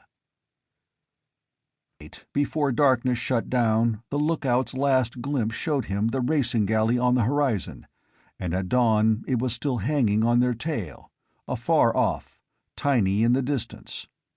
Conan wondered if it was following him, though he could think of no logical reason for such a supposition. But he paid little heed. Each day that carried him farther southward filled him with fiercer impatience. Doubts never assailed him. As he believed in the rise and set of the sun, he believed that a priest of Set had stolen the heart of Ahriman. And where would a priest of Set carry it but to Stygia? The blacks sensed his eagerness and toiled as they had never toiled under the lash, though ignorant of his goal. They anticipated a red career of pillage and plunder and were content. The men of the southern isles knew no other trade, and the Kushites of the crew joined wholeheartedly in the prospect of looting their own people, with the callousness of their race. Blood ties meant little. A victorious chieftain and personal gain, everything. Soon the character of the coastline changed. No longer they sailed past steep cliffs with blue hills marching behind them. Now the shore was the edge of broad meadowlands which barely rose above the water's edge and swept away and away into the hazy distance. There were few harbors and fewer ports, but the green plain was dotted with the cities of the Shemites. Green sea lapping the rim of the green plains, and the ziggurats of the cities gleaming whitely in the sun, some small in the distance. Through the grazing lands moved the herds of cattle, and squat, broad riders with cylindrical helmets and curled blue-black beards, with bows in their hands. This was the shore of the lands of Shem, where there was no law save as each city-state could enforce its own. Far to the eastward, Conan knew the meadowlands gave way to desert, where there were no cities and the nomadic tribes roamed unhindered. Still, as they plied southward, past the changeless panorama of city-dotted meadowland, at last the scenery again began to alter. Clumps of tamarind appeared, the palm groves grew denser. The shoreline became more broken, a marching rampart of green fronds and trees, and behind them rose bare, sandy hills. Streams poured into the sea, and along their moist banks vegetation grew thick and of vast variety. So at last they passed the mouth of a broad river that mingled its flow with the ocean, and saw the great black walls and towers of Kimai rise against the southern horizon. The river was the Styx, the real border of Stygia. Kimai was Stygia's greatest port, and at that time her most important city. The king dwelt at more ancient Luxor, but in Kimai reigned the priestcraft, though men said the center of their dark religion lay far inland in a mysterious, deserted city near the bank of the Styx. This river, springing from some nameless source far in the unknown lands south of Stygia, ran northward for 1,000 miles before it turned and flowed westward for some hundreds of miles to empty at last into the ocean. The Venturer, showing no lights, stole past the port in the night, and before dawn discovered her, anchored in a small bay a few miles south of the city. It was surrounded by marsh, a green tangle of mangroves, palms and lianas, swarming with crocodiles and serpents. Discovery was extremely unlikely. Conan knew the place of old. He had hidden there before, in his corsair days. As they slid silently past the city, whose great black bastions rose on the jutting prongs of land which locked the harbor, torches gleamed and smoldered luridly, and to their ears came the low thunder of drums. The port was not crowded with ships as were the harbors of Argos. The Stygians did not base their glory and power upon ships and fleets. Trading vessels and war galleys indeed they had, but not in proportion to their inland strength. Many of their craft plied up and down the great river, rather than along the sea-coasts. The Stygians were an ancient race, a dark, inscrutable people, powerful and merciless. Long ago their rule had stretched far north of the Styx, beyond the meadowlands of Shem, and into the fertile uplands now inhabited by the peoples of Koth and Ophir and Argos. Their borders had marched with those of ancient Acheron, but Acheron had fallen, and the barbaric ancestors of the Hyborians had swept southward in wolfskins and horned helmets, driving the ancient rulers of the land before them. The Stygians had not forgotten. All day the Venturer lay at anchor in the tiny bay, walled in with green branches and tangled vines through which flitted gay-plumed, harsh-voiced birds, and among which glided bright-scaled, silent reptiles. Toward sundown, a small boat crept out and down along the shore, seeking and finding that which Conan desired, a Stygian fisherman in his shallow, flat-prowed boat. They brought him to the deck of the Venturer, a tall, dark, rangily built man, ashy with fear of his captors, who were ogres of that coast. He was naked, except for his silken breeks, for, like the Hyrcanians, even the commoners and slaves of Stygia wore silk, and in his boat was a wide mantle, such as these fishermen flung about their shoulders against the chill of the night. He fell to his knees before Conan, expecting torture and death. "Stand on your legs, man, and quit trembling," said the Cimmerian impatiently, who found it difficult to understand abject terror. "You won't be harmed. Tell me but this. Has a galley, a black racing galley returning from Argos, put into Kimai within the past few days?" "Aye, my lord," answered the fisherman. "Only yesterday at dawn the priest Thuthothmes returned from a voyage far to the north. Men say he has been to Masantia." "What did he bring from Masantia?" "Alas, my lord, I know not." "Why did he go to Masantia?" demanded Conan. "Nay, my lord, I am but a common man. Who am I to know the minds of the priests of Set? I can only speak what I have seen and what I have heard men whisper along the wharves. Men say that news of great import came southward, though of what none knows. And it is well known that the lord Thuthothmes put off in his black galley in great haste. Now he has returned, but what he did in Argos, or what cargo he brought back, none knows, not even the seaman who manned his galley. Men say that he has opposed Thoth Amon, who is the master of all priests of Set, and dwells in Luxor, and that Thuthothmes seeks hidden power to overthrow the Great One. But who am I to say? When priests war with one another, a common man can but lie on his belly and hope neither treads upon him."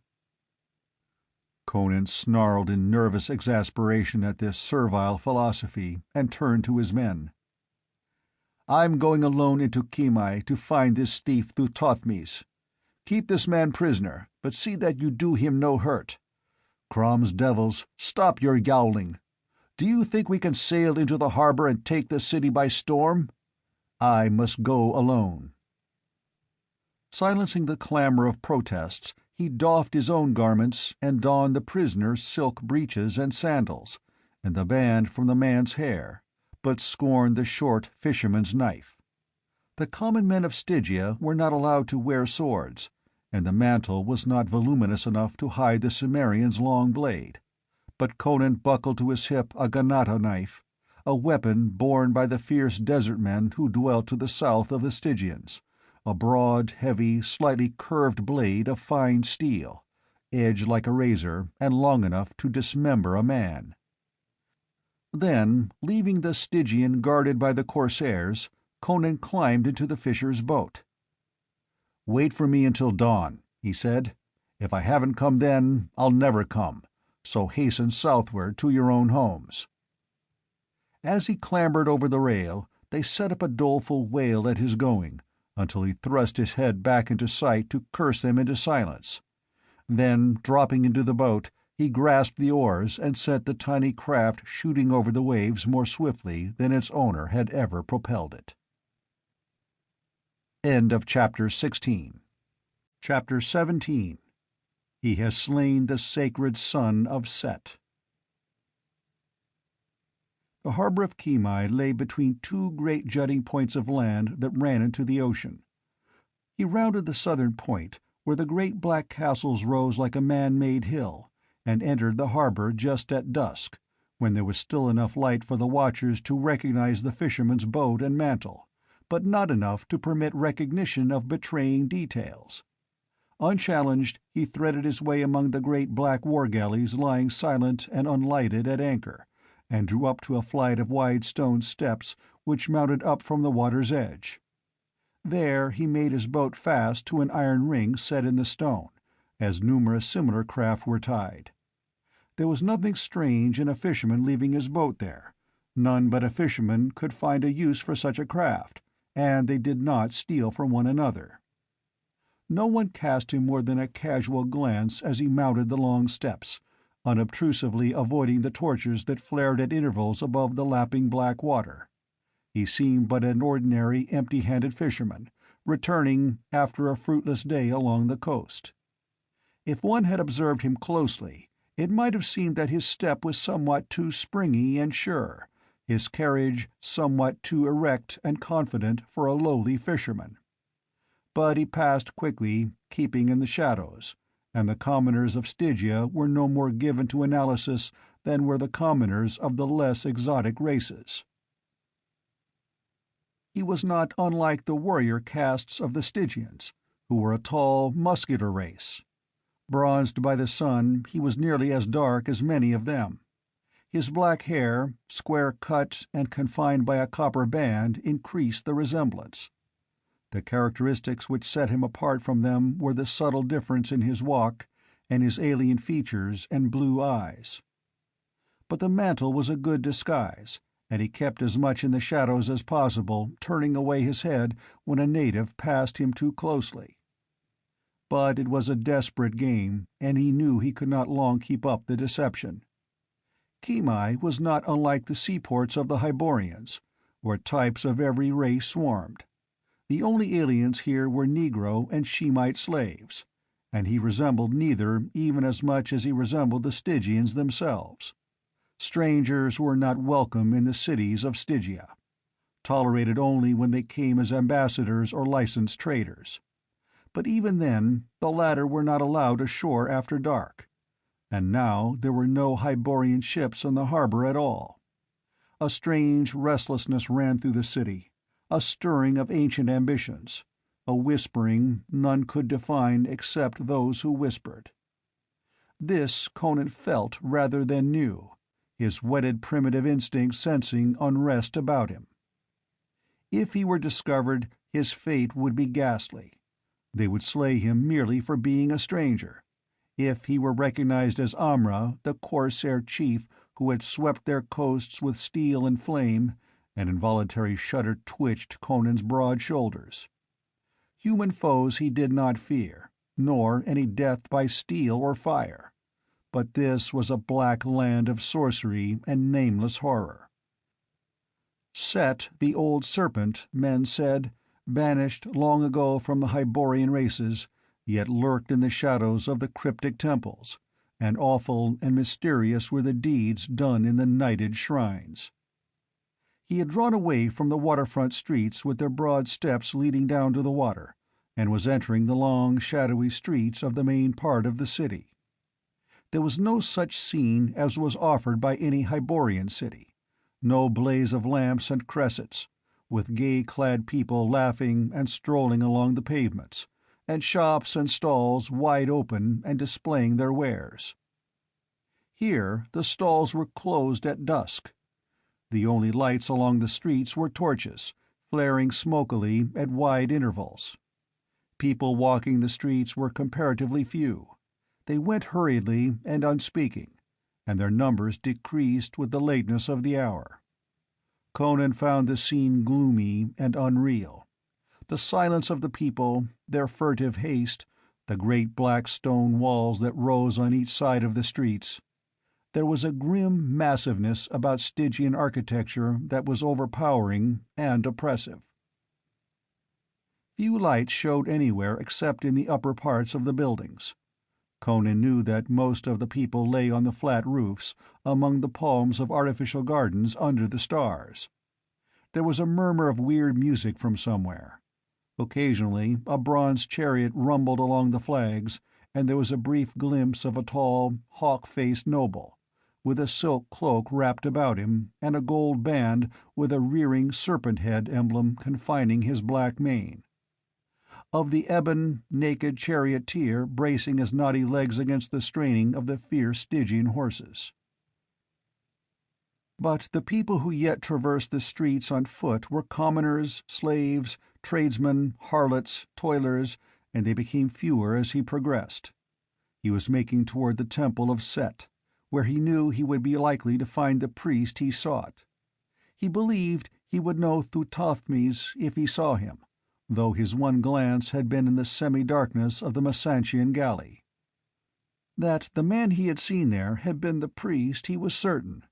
Only occultists high in the mazes of the hideous Black Ring possessed the power of the Black Hand that dealt death by its touch, and only such a man would dare defy Thoth Amon, whom the Western world knew only as a figure of terror and myth.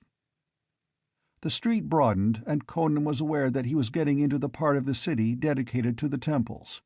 The great structures reared their black bulks against the dim stars, grim, indescribably menacing in the flare of the few torches. and suddenly he heard a low scream from a woman on the other side of the street, and somewhat ahead of him, a naked courtesan wearing the tall plumed headdress of her class. She was shrinking back against the wall, staring across at something he could not yet see. At her cry, the few people on the street halted suddenly, as if frozen. At the same instant, Conan was aware of a sinister slithering ahead of him. Then, about the dark corner of the building he was approaching, poked a hideous, wedge-shaped head, and after it flowed coil after coil of rippling, darkly glistening trunk. The Cimmerian recoiled, remembering tales he had heard, serpents who were sacred to Set, god of Stygia, who men said was himself a serpent. Monsters such as this were kept in the temples of Set, and when they hungered were allowed to crawl forth into the streets to take what prey they wished. Their ghastly feasts were considered a sacrifice to the scaly god.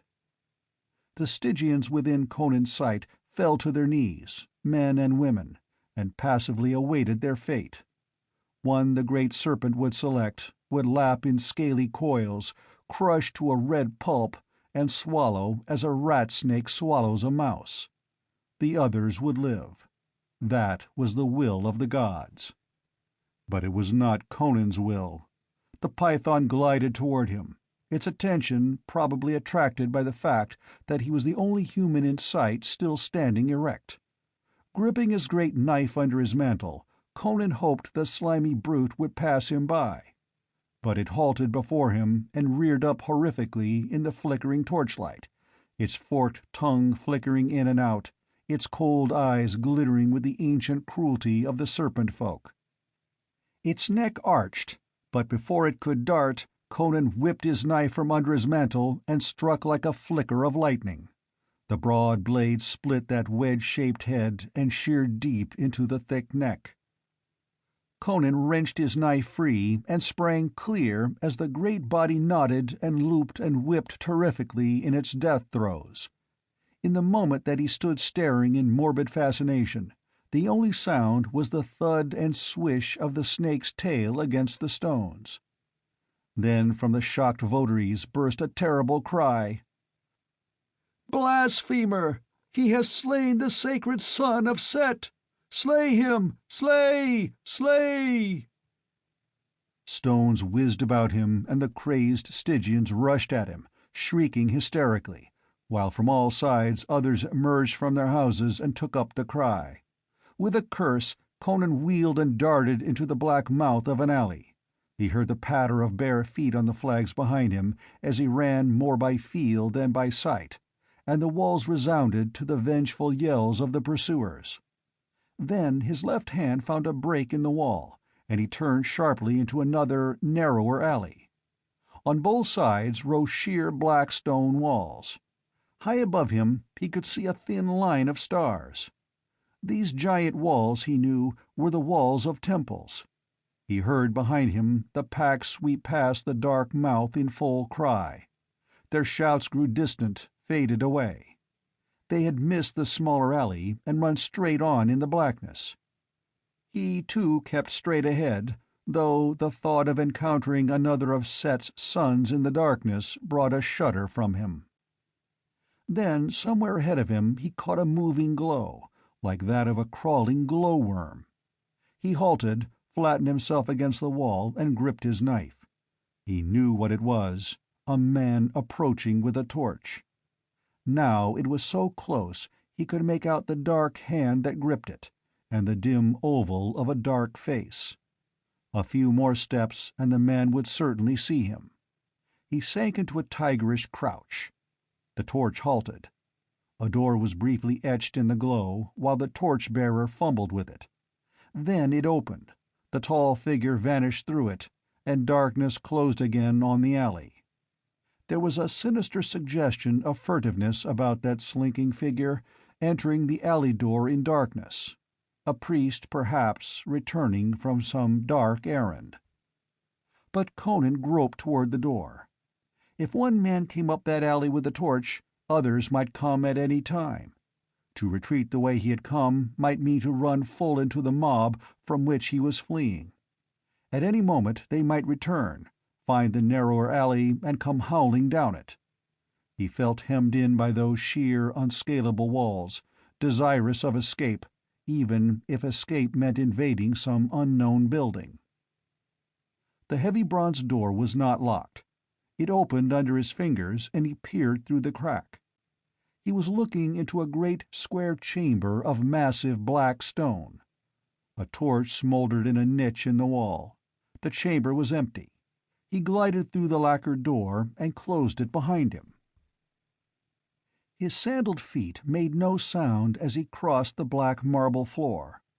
A teak door stood partly open, and gliding through this, knife in hand, he came out into a great, dim, shadowy place whose lofty ceiling was only a hint of darkness high above him, toward which the black wall swept upward.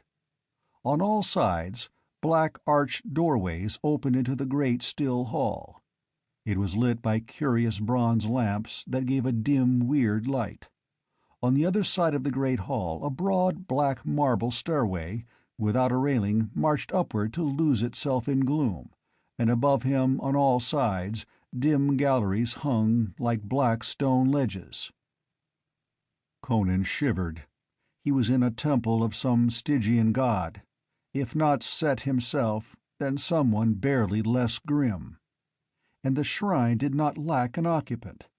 In the midst of the great hall stood a black stone altar, massive, somber, without carvings or ornament, and upon it coiled one of the great sacred serpents, its iridescent scales shimmering in the lamplight.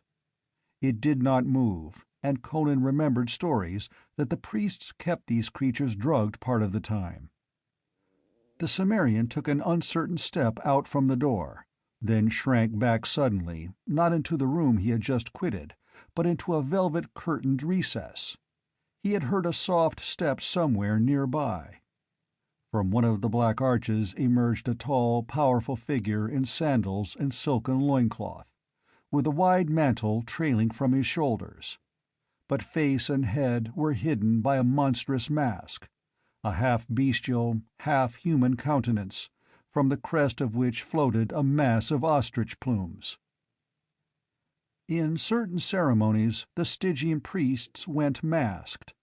Conan hoped the man would not discover him, but some instinct warned the Stygian. He turned abruptly from his destination, which apparently was the stair, and stepped straight to the recess. As he jerked aside the velvet hanging, a hand darted from the shadows, crushed the cry in his throat, and jerked him headlong into the alcove, and the knife impaled him. Conan's next move was the obvious one suggested by logic. He lifted the grinning mask and drew it over his own head. The fisherman's mantle he flung over the body of the priest, which he concealed behind the hangings, and drew the priestly mantle about his own brawny shoulders. Fate had given him a disguise. All Kimai might well be searching now for the blasphemer who dared defend himself against a sacred snake. But who would dream of looking for him under the mask of a priest? He strode boldly from the alcove and headed for one of the arched doorways at random, but he had not taken a dozen strides when he wheeled again, all his senses edged for peril. A band of masked figures filed down the stair, appareled exactly as he was. He hesitated, caught in the open, and stood still, trusting to his disguise, though cold sweat gathered on his forehead and the backs of his hands. No word was spoken. Like phantoms, they descended into the great hall and moved past him toward a black arch. The leader carried an ebon staff which supported a grinning white skull, and Conan knew it was one of the ritualistic processions so inexplicable to a foreigner, but which played a strong, and often sinister, part in the Stygian religion. The last figure turned his head slightly toward the motionless Cimmerian, as if expecting him to follow. Not to do what was obviously expected of him would rouse instant suspicion. Conan fell in behind the last man and suited his gait to their measured pace. They traversed a long, dark, vaulted corridor in which, Conan noticed uneasily, the skull on the staff glowed phosphorescently. He felt a surge of unreasoning, wild animal panic that urged him to rip out his knife and slash right and left at these uncanny figures, to flee madly from the grim, dark temple. But he held himself in check, fighting down the dim, monstrous intuitions that rose in the back of his mind and peopled the gloom with shadowy shapes of horror, and presently he barely stifled a sigh of relief as they filed through a great double-valved door which was 3 times higher than a man and emerged into the starlight. Conan wondered if he dared fade into some dark alley, but hesitated, uncertain, and down the long dark street they padded silently, while such folk as they met turned their heads away and fled from them. The procession kept far out from the walls. To turn and bolt into any of the alleys they passed would be too conspicuous. While he mentally fumed and cursed, they came to a low-arched gateway in the southern wall, and through this they filed. Ahead of them and about them lay clusters of low, flat-topped mud houses and palm groves, shadowy in the starlight. Now, if ever, thought Conan, was his time to escape his silent companions. But the moment the gate was left behind them, those companions were no longer silent. They began to mutter excitedly among themselves. The measured, ritualistic gait was abandoned. The staff with its skull was tucked unceremoniously under the leader's arm, and the whole group broke ranks and hurried onward. And Conan hurried with them. For in the low murmur of speech he had caught a word that galvanized him. The word was Thuthothmes. End of Chapter 17. Chapter 18. I am the woman who never died. Conan stared with burning interest at his masked companions. One of them was Thuthothmes, or else the destination of the band was a rendezvous with the man he sought. And he knew what that destination was when, beyond the palms, he glimpsed a black triangular bulk looming against the shadowy sky.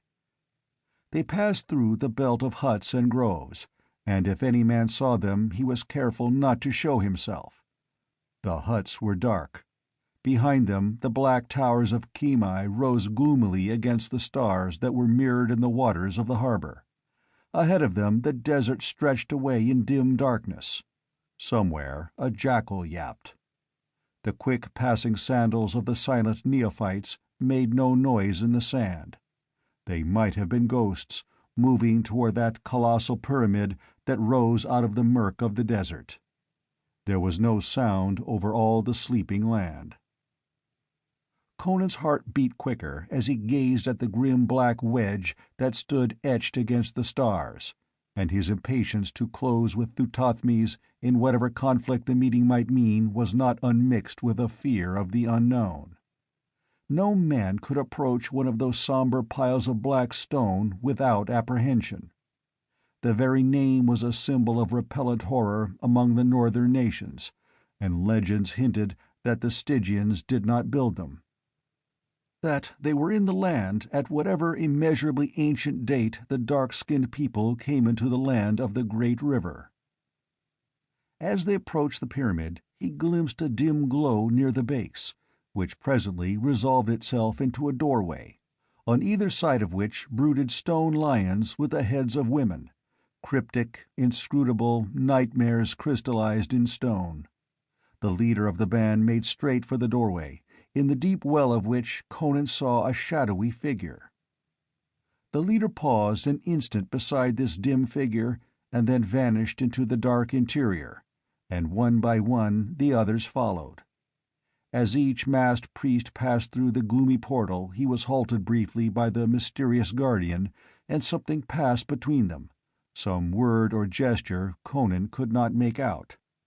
Seeing this, the Cimmerian purposely lagged behind, and stooping, pretended to be fumbling with the fastening of his sandal. Not until the last of the masked figures had disappeared did he straighten and approach the portal. He was uneasily wondering if the guardian of the temple were human, remembering some tales he had heard. But his doubts were set at rest. A dim bronze cresset glowing just within the door lighted a long narrow corridor that ran away into blackness, and a man standing silent in the mouth of it, wrapped in a wide black cloak. No one else was in sight. Obviously, the masked priests had disappeared down the corridor. Over the cloak that was drawn about his lower features, the Stygian's piercing eyes regarded Conan sharply. With his left hand he made a curious gesture. On a venture, Conan imitated it. But evidently another gesture was expected. The Stygian's right hand came from under his cloak with a gleam of steel, and his murderous stab would have pierced the heart of an ordinary man. But he was dealing with one whose thews were nerved to the quickness of a jungle cat. Even as the dagger flashed in the dim light, Conan caught the dusky wrist and smashed his clenched right fist against the Stygian's jaw. The man's head went back against the stone wall with a dull crunch that told of a fractured skull. Standing for an instant above him, Conan listened intently. The cresset burned low, casting vague shadows about the door. Nothing stirred in the blackness beyond, though far away and below him, as it seemed, he caught the faint, muffled note of a gong. He stooped and dragged the body behind the great bronze door, which stood wide, opened inward, and then the Cimmerian went warily but swiftly down the corridor, toward what doom he did not even try to guess. He had not gone far when he halted, baffled. The corridor split in two branches, and he had no way of knowing which the masked priests had taken. At a venture he chose the left. The floor slanted slightly downward and was worn smooth as by many feet. Here and there a dim cresset cast a faint nightmarish twilight. Conan wondered uneasily for what purpose these colossal piles had been reared, in what forgotten age. This was an ancient, ancient land. No one knew how many ages the black temples of Stygia had looked against the stars. Narrow black arches opened occasionally to right and left, but he kept to the main corridor, although a conviction that he had taken the wrong branch was growing in him. Even with their start on him, he should have overtaken the priests by this time. He was growing nervous. The silence was like a tangible thing. And yet he had a feeling that he was not alone. More than once, passing a nighted arch, he seemed to feel the glare of unseen eyes fixed upon him. He paused, half-minded to turn back to where the corridor had first branched. He wheeled abruptly, knife lifted, every nerve tingling. A girl stood at the mouth of a smaller tunnel, staring fixedly at him. Her ivory skin showed her to be Stygian of some ancient noble family, and like all such women she was tall, lithe, voluptuously figured, her hair a great pile of black foam, among which gleamed a sparkling ruby. But for her velvet sandals and broad jewel-crusted girdle about her supple waist she was quite nude. "What do you here?" she demanded. To answer would betray his alien origin.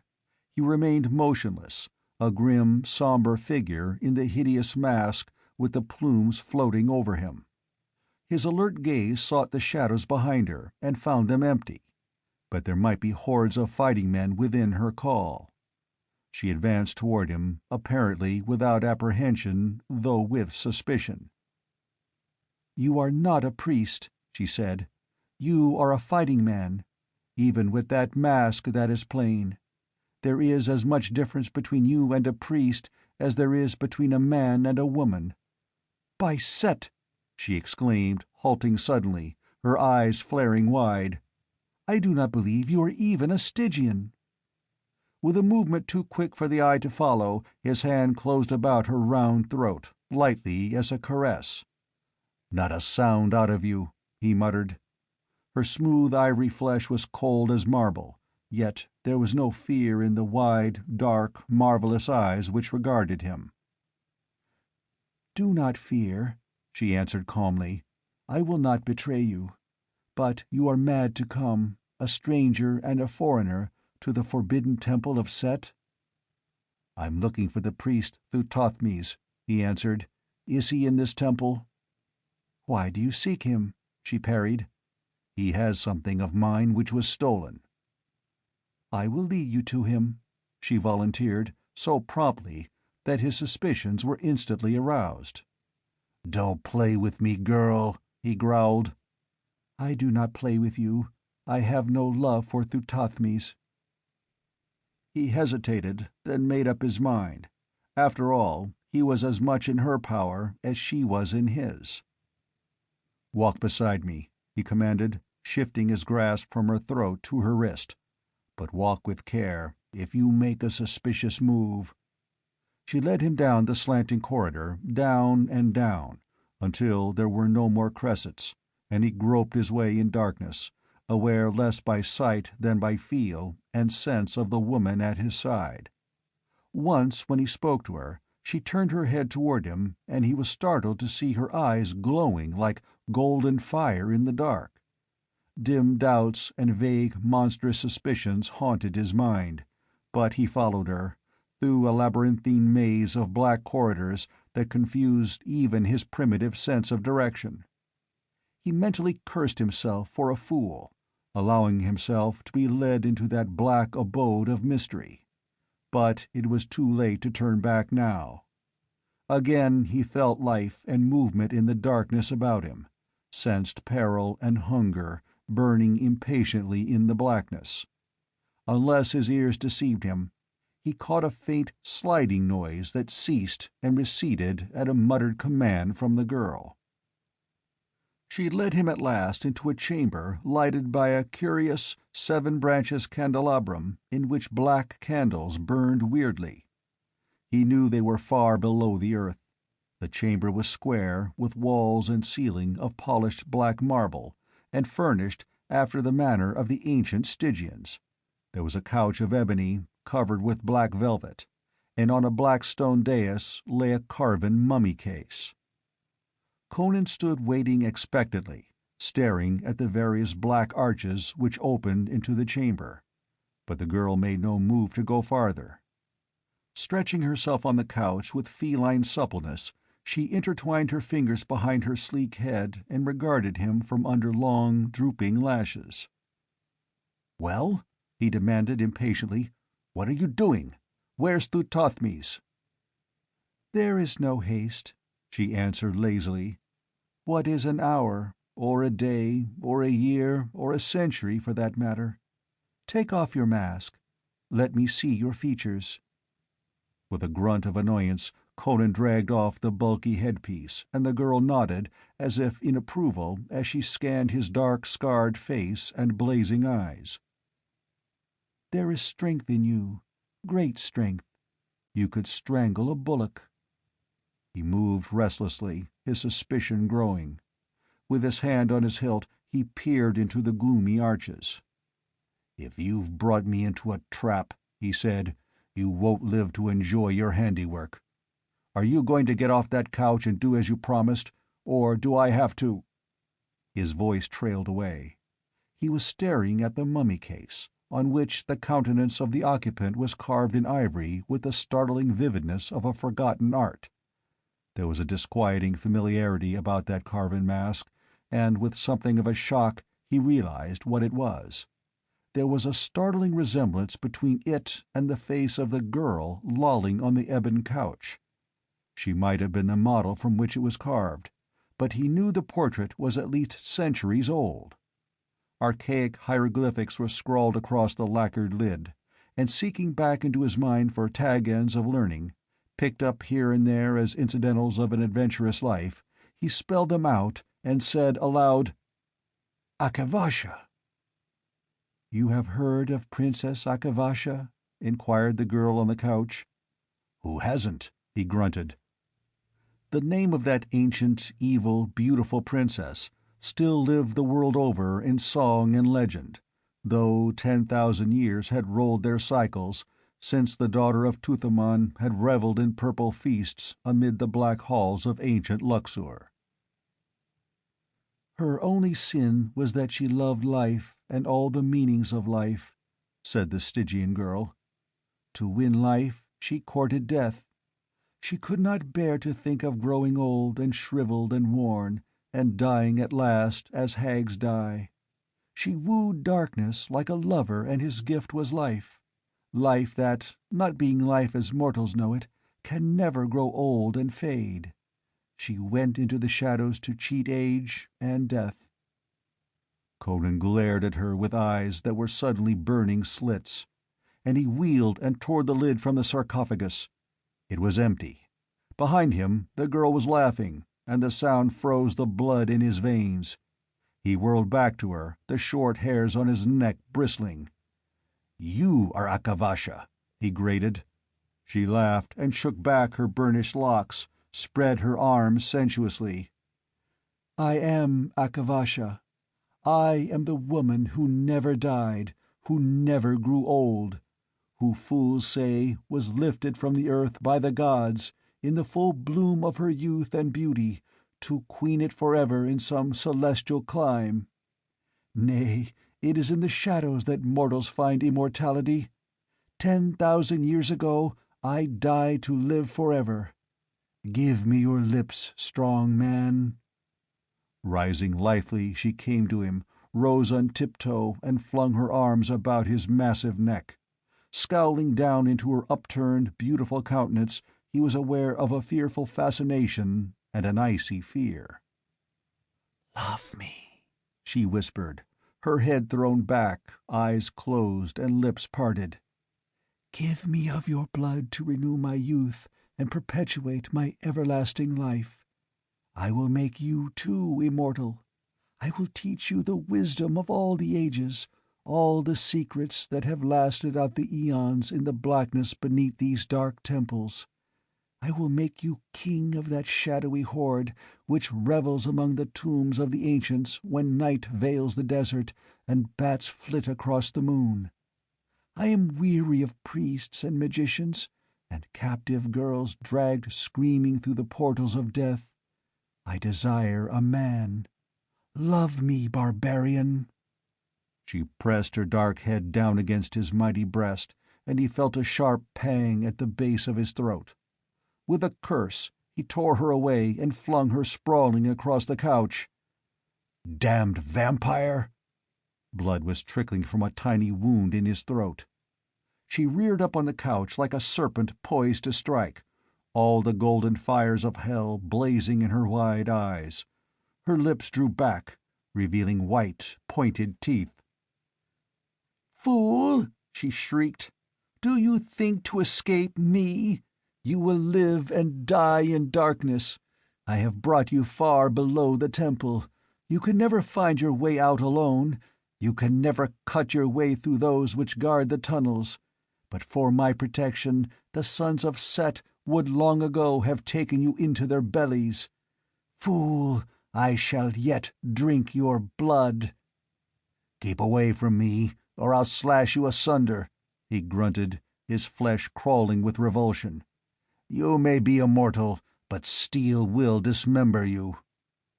As he backed toward the arch through which he had entered, the light went out suddenly. All the candles were extinguished at once, though he did not know how, for Akavasha had not touched them. But the vampire's laugh rose mockingly behind him, poison-sweet as the vials of hell, and he sweated as he groped in the darkness for the arch in a near panic. His fingers encountered an opening and he plunged through it. Whether it was the arch through which he had entered he did not know, nor did he very much care. His one thought was to get out of the haunted chamber which had housed that beautiful, hideous, undead fiend for so many centuries. His wanderings through those black, winding tunnels were a sweating nightmare. Behind him and about him he heard faint slitherings and glidings, and once the echo of that sweet, hellish laughter he had heard in the chamber of Akavasha. He slashed ferociously at sounds and movements he heard or imagined he heard in the darkness near him, and once his sword cut through some yielding, tenuous substance that might have been cobwebs. He had a desperate feeling that he was being played with, lured deeper and deeper into ultimate night, before being set upon by demoniac talon and fang. And through his fear ran the sickening revulsion of his discovery. The legend of Akavasha was so old, and among the evil tales told of her ran a thread of beauty and idealism, of everlasting youth. To so many dreamers and poets and lovers, she was not alone the evil princess of Stygian legend, but the symbol of eternal youth and beauty, shining forever in some far realm of the gods. And this was the hideous reality. This foul perversion was the truth of that everlasting life. Through his physical revulsion ran the sense of a shattered dream of man's idolatry. Its glittering gold proved slime and cosmic filth.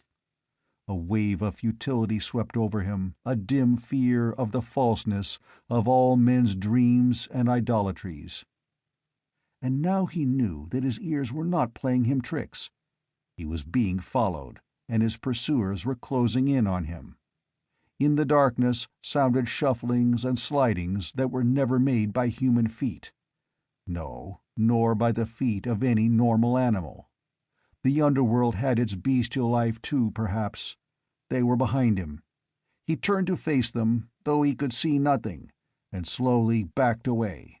Then the sound ceased, even before he turned his head and saw, somewhere down the long corridor, a glow of light. End of Chapter 18. Chapter 19. In the Hall of the Dead.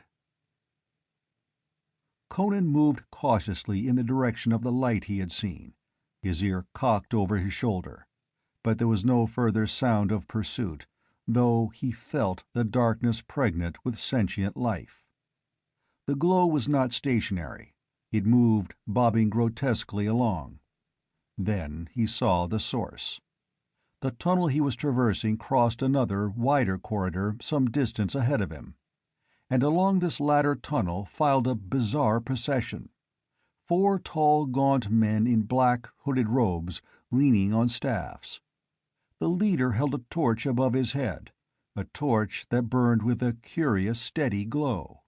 Like phantoms, they passed across his limited range of vision and vanished, with only a fading glow to tell of their passing.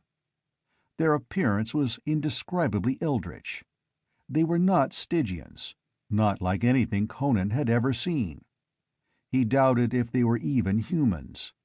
They were like black ghosts, stalking ghoulishly along the haunted tunnels.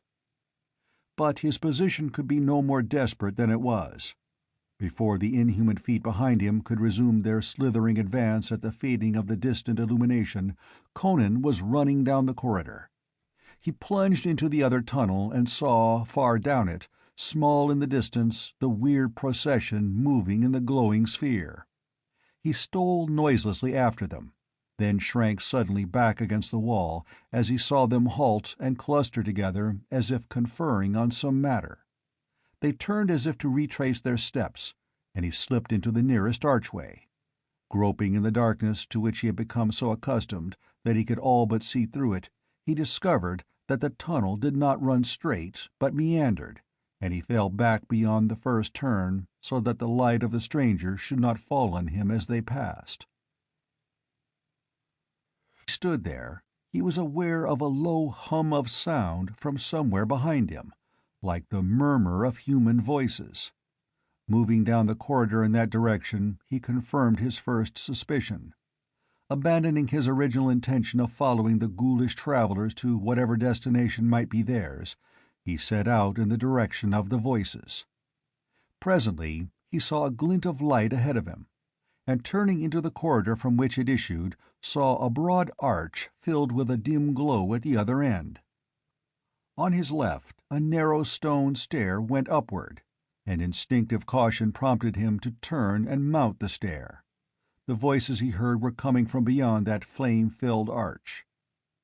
The sounds fell away beneath him as he climbed, and presently he came out through a low arched door into a vast open space glowing with a weird radiance.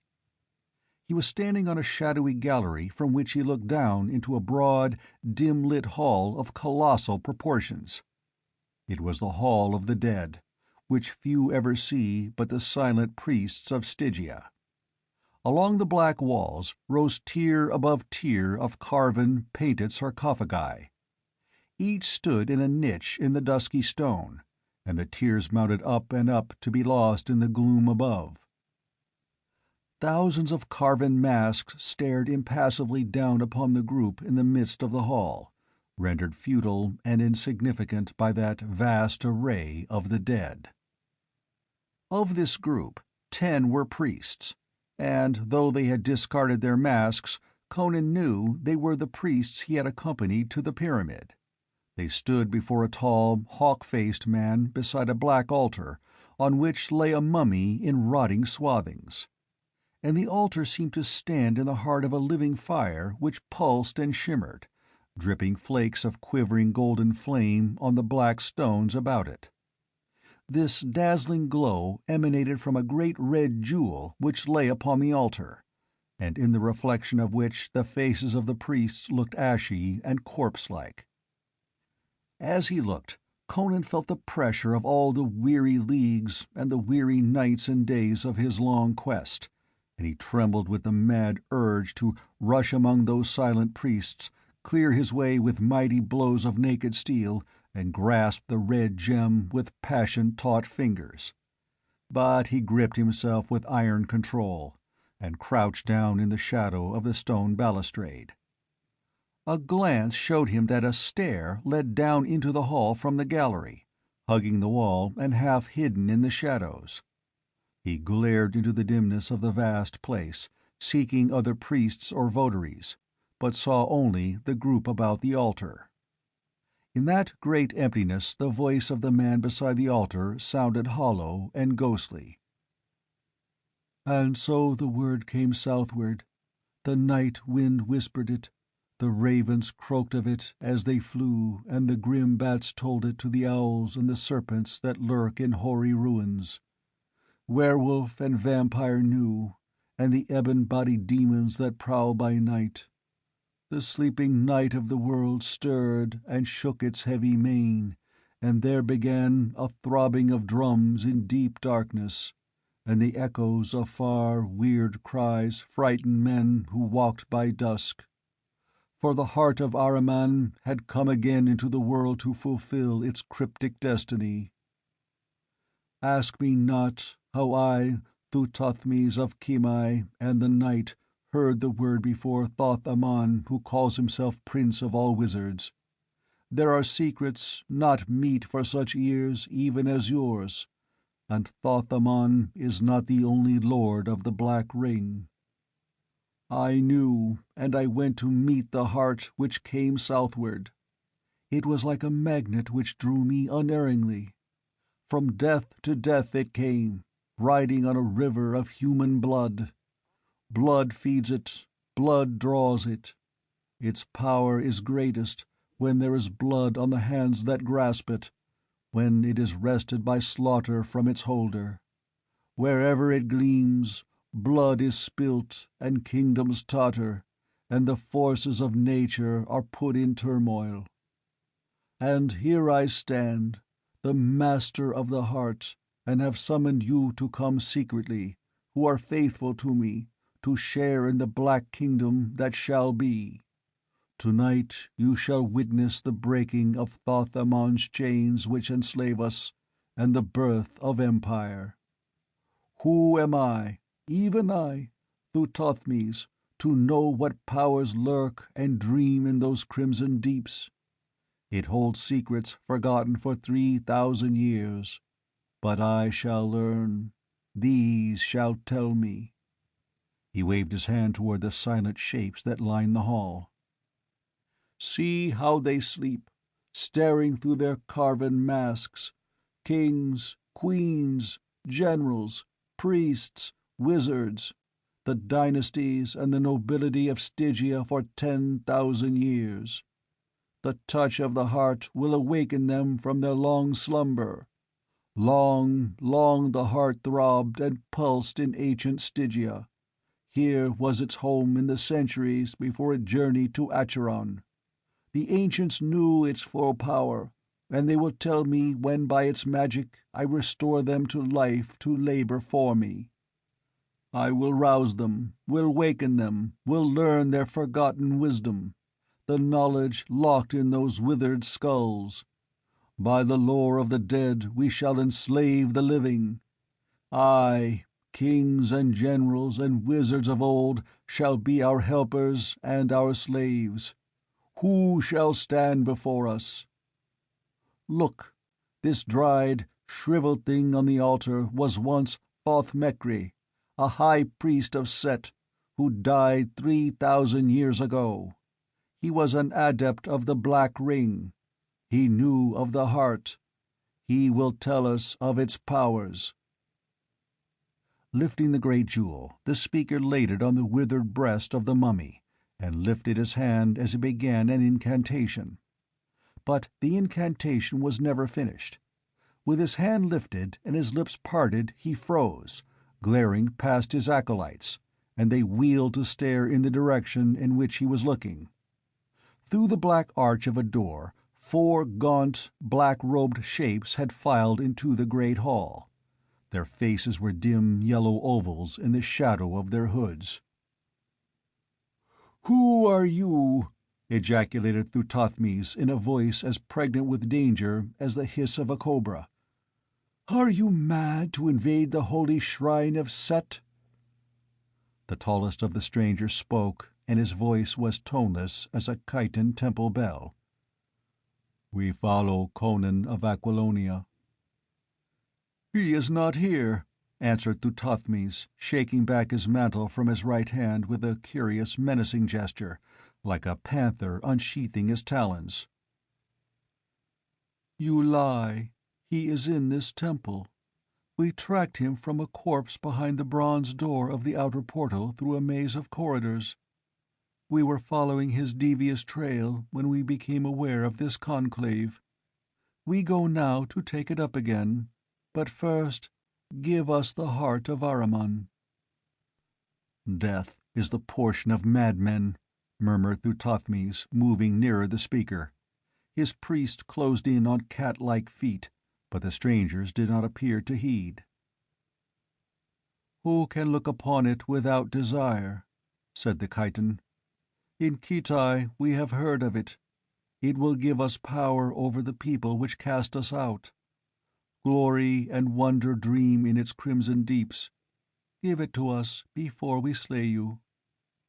A fierce cry rang out as a priest leapt with a flicker of steel. Before he could strike, a scaly staff licked out and touched his breast, and he fell as a dead man falls. In an instant the mummies were staring down on a scene of blood and horror. Curved knives flashed and crimsoned, snaky staffs licked in and out, and whenever they touched a man, that man screamed and died. At the first stroke, Conan had bounded up and was racing down the stairs. He caught only glimpses of that brief, fiendish fight, saw men swaying, locked in battle and streaming blood, saw one chiton fairly hacked to pieces, yet still on his feet and dealing death, when Thuthothmes smote him on the breast with his open empty hand and he dropped dead, though naked steel had not been enough to destroy his uncanny vitality. By the time Conan's hurtling feet left the stair, the fight was all but over. 3 of the chitons were down, slashed and cut to ribbons and disemboweled. But of the Stygians, only Thuthothmes remained on his feet. He rushed at the remaining chiton, his empty hand lifted like a weapon, and that hand was black as that of a negro. But before he could strike, the staff in the tall chiton's hand licked out, seeming to elongate itself as the yellow man thrust. The point touched the bosom of Thuthothmes, and he staggered. Again and yet again the staff licked out, and Thuthothmes reeled and fell dead, his features blotted out in a rush of blackness that made the whole of him the same hue as his enchanted hand. The chiton turned toward the jewel that burned on the breast of the mummy, but Conan was before him. In a tense stillness the two faced each other, amid that shambles, with the carven mummies staring down upon them.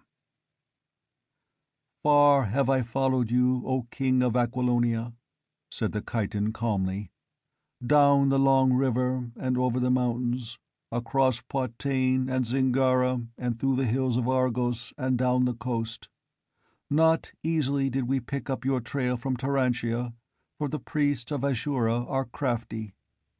We lost it in Zingara, but we found your helmet in the forest below the border hills, where you had fought with the ghouls of the forests. Almost we lost the trail again tonight among these labyrinths." Conan reflected that he had been fortunate in returning from the vampire's chamber by another route than that by which he had been led to it. Otherwise he would have run full into these yellow fiends instead of sighting them from afar as they smelled out his spoor like human bloodhounds, with whatever uncanny gift was theirs. The Chiton shook his head slightly, as if reading his mind. "That is meaningless. The long trail ends here." "Why have you hounded me?" demanded Conan, poised to move in any direction with the celerity of a hair-trigger. "It was a debt to pay," answered the Chiton. "To you who are about to die, I will not withhold knowledge. We were vassals of the King of Aquilonia, Valerius. Long we served him, but of that service we are free now, my brothers by death, and I by the fulfillment of obligation. I shall return to Aquilonia with two hearts. For myself, the heart of Ahriman. For Valerius, the heart of Conan. A kiss of the staff that was cut from the living tree of death." The staff licked out like the dart of a viper, but the slash of Conan's knife was quicker. The staff fell in writhing halves. There was another flicker of the keen steel like a jet of lightning, and the head of the Chiton rolled to the floor. Conan wheeled and extended his hand toward the jewel. Then he shrank back, his hair bristling, his blood congealing icily. For no longer a withered brown thing lay on the altar. The jewel shimmered on the full, arching breast of a naked, living man who lay among the moldering bandages. Living, Conan could not decide. The eyes were like dark, murky glass under which shone inhuman, somber fires. Slowly the man rose, taking the jewel in his hand. He towered beside the altar, dusky, naked, with a face like a carven image. Mutely he extended his hand toward Conan, with the jewel throbbing like a living heart within it. Conan took it, with an eerie sensation of receiving gifts from the hand of the dead, but somehow realized that the proper incantations had not been made. The conjurement had not been completed. Life had not been fully restored to his corpse. "Who are you?" demanded the Cimmerian. The answer came in a toneless monotone, like the dripping of water from stalactites in subterranean caverns. "I was Thoth-Mekri. I am dead." "Well, lead me out of this accursed temple, will you?" Conan requested, his flesh crawling. With measured, mechanical steps, the dead man moved toward a black arch. Conan followed him. A glance back showed him once again the vast, shadowy hall with its tier of sarcophagi, the dead men sprawled about the altar. The head of the Chiton he had slain stared sightless up at the sweeping shadows. The glow of the jewel illuminated the black tunnels like an ensorcelled lamp, dripping golden fire. Once Conan caught a glimpse of ivory flesh in the shadows, believed he saw the vampire that was Akavasha shrinking back from the glow of the jewel, and with her other less human shapes scuttled or shambled into the darkness. The dead man strode straight on, looking neither to right nor left. His pace was changeless as the tramp of doom. Cold sweat gathered thick on Conan's flesh. Icy doubts assailed him. How could he know that this terrible figure out of the past was leading him to freedom? but he knew that, left to himself, he could never untangle this bewitched maze of corridors and tunnels. He followed his awful guide through blackness that loomed before and behind them, and was filled with skulking shapes of horror and lunacy that cringed from the blinding glow of the heart. Then the bronze doorway was before him, and Conan felt the night wind blowing across the desert, and saw the stars, and the starlit desert across which streamed the great black shadow of the pyramid. Thauthmekri pointed silently into the desert, and then turned and stalked soundlessly back in the darkness. Conan stared after that silent figure that receded into the blackness on soundless, inexorable feet, as one that moves to a known and inevitable doom, or returns to everlasting sleep. With a curse, the Cimmerian leapt from the doorway and fled into the desert, as if pursued by demons. He did not look back toward the pyramid, or toward the black towers of Kimai looming dimly across the sands. He headed southward toward the coast, and he ran as a man runs in ungovernable panic. The violent exertion shook his brain free of black cobwebs. The clean desert wind blew the nightmares from his soul, and his revulsion changed to a wild tide of exultation before the desert gave way to a tangle of swampy growth through which he saw the black water lying before him and the venturer at anchor. He plunged through the undergrowth, hip-deep in the marshes, dived headlong into the deep water, heedless of sharks or crocodiles, and swam to the galley, and was clambering up the chain onto the deck, dripping and exultant, before the watch saw him. "Awake, you dogs!" roared Conan, knocking aside the spear the startled lookout thrust at his breast. "Heave up the anchor! Lay to the doors! Give that fisherman a helmetful of gold and put him ashore! Dawn will soon be breaking, and before sunrise we must be racing for the nearest port of Zingara."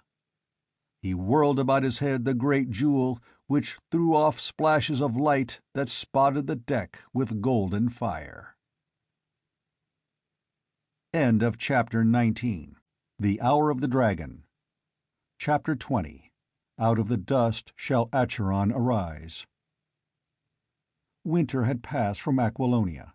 Leaves sprang out on the limbs of trees, and the fresh grass smiled to the touch of the warm southern breezes. But many a field lay idle and empty. Many a charred heap of ashes marked the spot where proud villas or prosperous towns had stood.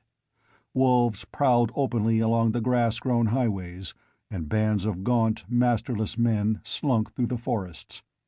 Only in Turantia was feasting and wealth and pageantry.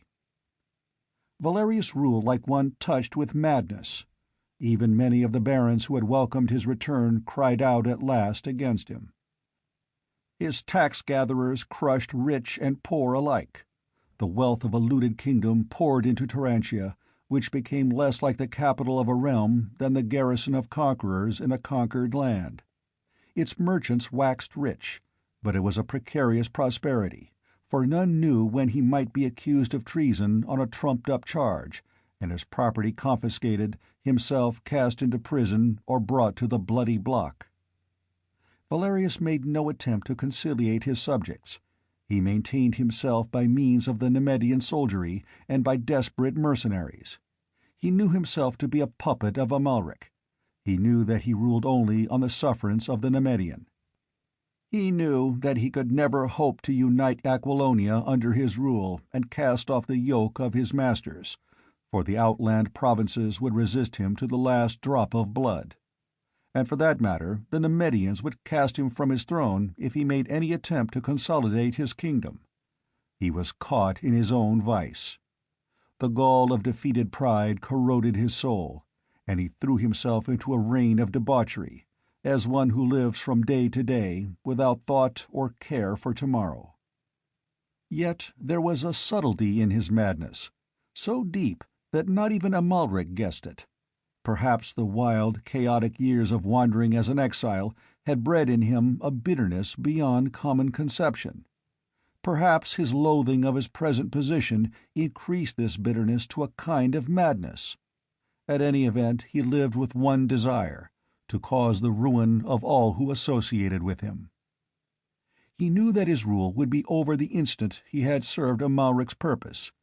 He knew, too, that so long as he continued to oppress his native kingdom, the Nemedian would suffer him to reign, for Amalric wished to crush Aquilonia into ultimate submission, to destroy its last shred of independence, and then at last to seize it himself, rebuild it after his own fashion with his vast wealth, and use its men and natural resources to wrest the crown of Nemedia from Tarascus. For the throne of an emperor was Amalric's ultimate ambition, and Valerius knew it. Valerius did not know whether Tarascus suspected this, but he knew that the king of Nemedia approved of his ruthless course. Tarascus hated Aquilonia with a hate born of old wars. He desired only the destruction of the Western Kingdom. And Valerius intended to ruin the country so utterly that not even Amalric's wealth could ever rebuild it. He hated the Baron quite as much as he hated the Aquilonians, and hoped only to live to see the day when Aquilonia lay in utter ruin, and Tarascus and Amalric were locked in hopeless civil war that would as completely destroy Nemedia. He believed that the conquest of the still defiant provinces of Gunderland and Poitou and the Bossonian Marches would mark his end as king. He would then have served Amalric's purpose and could be discarded. So he delayed the conquest of these provinces, confining his activities to objectless raids and forays, meeting Amalric's urges for action with all sorts of plausible objections and postponements. His life was a series of feasts and wild debauches. He filled his palace with the fairest girls of the kingdom, willing or unwilling. He blasphemed the gods, and sprawled drunken on the floor of the banquet hall wearing the golden crown, and staining his royal purple robes with the wine he spilled. In gusts of bloodlust he festooned the gallows in the market square with dangling corpses, glutted the axes of the headsmen, and sent his Nemedian horsemen thundering through the land, pillaging and burning. Driven to madness, the land was in a constant upheaval of frantic revolt, savagely suppressed.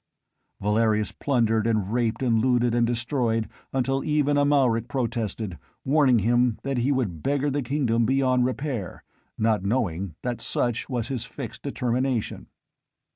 While in both Aquilonia and Nemedia men talked of the madness of the king, in Nemedia men talked much of Zalto Tun, the masked one. Yet few saw him on the streets of Belverus. Men said he spent much of his time in the hills, in curious conclaves with surviving remnants of an old race, dark, silent folk who claimed descent from an ancient kingdom. Men whispered of drums beating far up in the dreaming hills, of fires glowing in the darkness, and strange chantings borne on the winds, chantings and rituals forgotten centuries ago except as meaningless formulas mumbled beside mountain hearths in villages whose inhabitants differed strangely from the people of the valleys. The reason for these conclaves none knew, unless it was Erastes, who frequently accompanied the Pythonian and on whose countenance a haggard shadow was growing. But in the full flood of spring a sudden whisper passed over the sinking kingdom that woke the land to eager life. It came like a murmurous wind drifting up from the south, waking men sunk in the apathy of despair. Yet how it first came none could truly say. Some spoke of a strange, grim old woman who came down from the mountains with her hair flowing in the wind, and a great grey wolf following her like a dog. Others whispered of the priests of Ashura, who stole like furtive phantoms from Gunderland to the marches of Poitou and to the forest villages of the Bossonians. However the word came, revolt ran like a flame along the borders. Outlying Nemedian garrisons were stormed and put to the sword, foraging parties were cut to pieces. The West was up in arms, and there was a different air about the rising, a fierce resolution and inspired wrath rather than the frantic despair that had motivated the preceding revolts. It was not only the common people. Barons were fortifying their castles and hurling defiance at the governors of the provinces. Bands of Bossonians were seen moving along the edges of the marches, stocky, resolute men in brigandines and steel caps with longbows in their hands. From the inert stagnation of dissolution and ruin the realm was suddenly alive, vibrant and dangerous. So Amalric sent in haste for Tarascus, who came with an army. In the royal palace in Tarantia, the two kings and Amalric discussed the rising. They had not sent for Zalto Tun, immersed in his cryptic studies in the Nemedian hills. Not since that bloody day in the valley of the Valkia had they called upon him for aid of his magic, and he had drawn apart, communing but little with them, apparently indifferent to their intrigues. Nor had they sent for Orestes, but he came, and he was white as spume blown before the storm. He stood in the gold-domed chamber where the kings held conclave, and they beheld in amazement his haggard stare, the fear they had never guessed the mind of Orestes could hold. "You are weary, Orestes," said Amalric. "Sit upon the divan, and I will have a slave fetch you wine. You have ridden hard." Orestes waved aside the invitation. "I have killed 3 horses on the road from Belverus. I cannot drink wine, I cannot rest, until I have said what I have to say." He paced back and forth as if some inner fire would not let him stand motionless, and halting before his wondering companions, "When we employed the heart of Ahriman to bring a dead man back to life," Orestes said abruptly, "we did not weigh the consequences of tampering in the black dust of the past. The fault is mine, and the sin. We thought only of our ambitions, forgetting what ambitions this man might himself have. And we have loosed a demon upon the earth, a fiend inexplicable to common humanity. I have plumbed deep in evil, but there is a limit to which I, or any man of my race and age, can go. My ancestors were clean men, without any demoniacal taint. It is only I who have sunk into the pits, and I can sin only to the extent of my personal individuality. But behind Zalto Tun lie 1,000 centuries of black magic and diabolism, an ancient tradition of evil. He is beyond our conception, not only because he is a wizard himself, but also because he is the son of a race of wizards. I have seen things that have blasted my soul. In the heart of the slumbering hills I've watched Zalto Tun commune with the souls of the damned, and invoke the ancient demons of forgotten Acheron. I have seen the accursed descendants of that accursed empire worship him and hail him as their arch-priest. I have seen what he plots, and I tell you, it is no less than the restoration of the ancient, black, grisly kingdom of Acheron." "What do you mean?" demanded Amalric.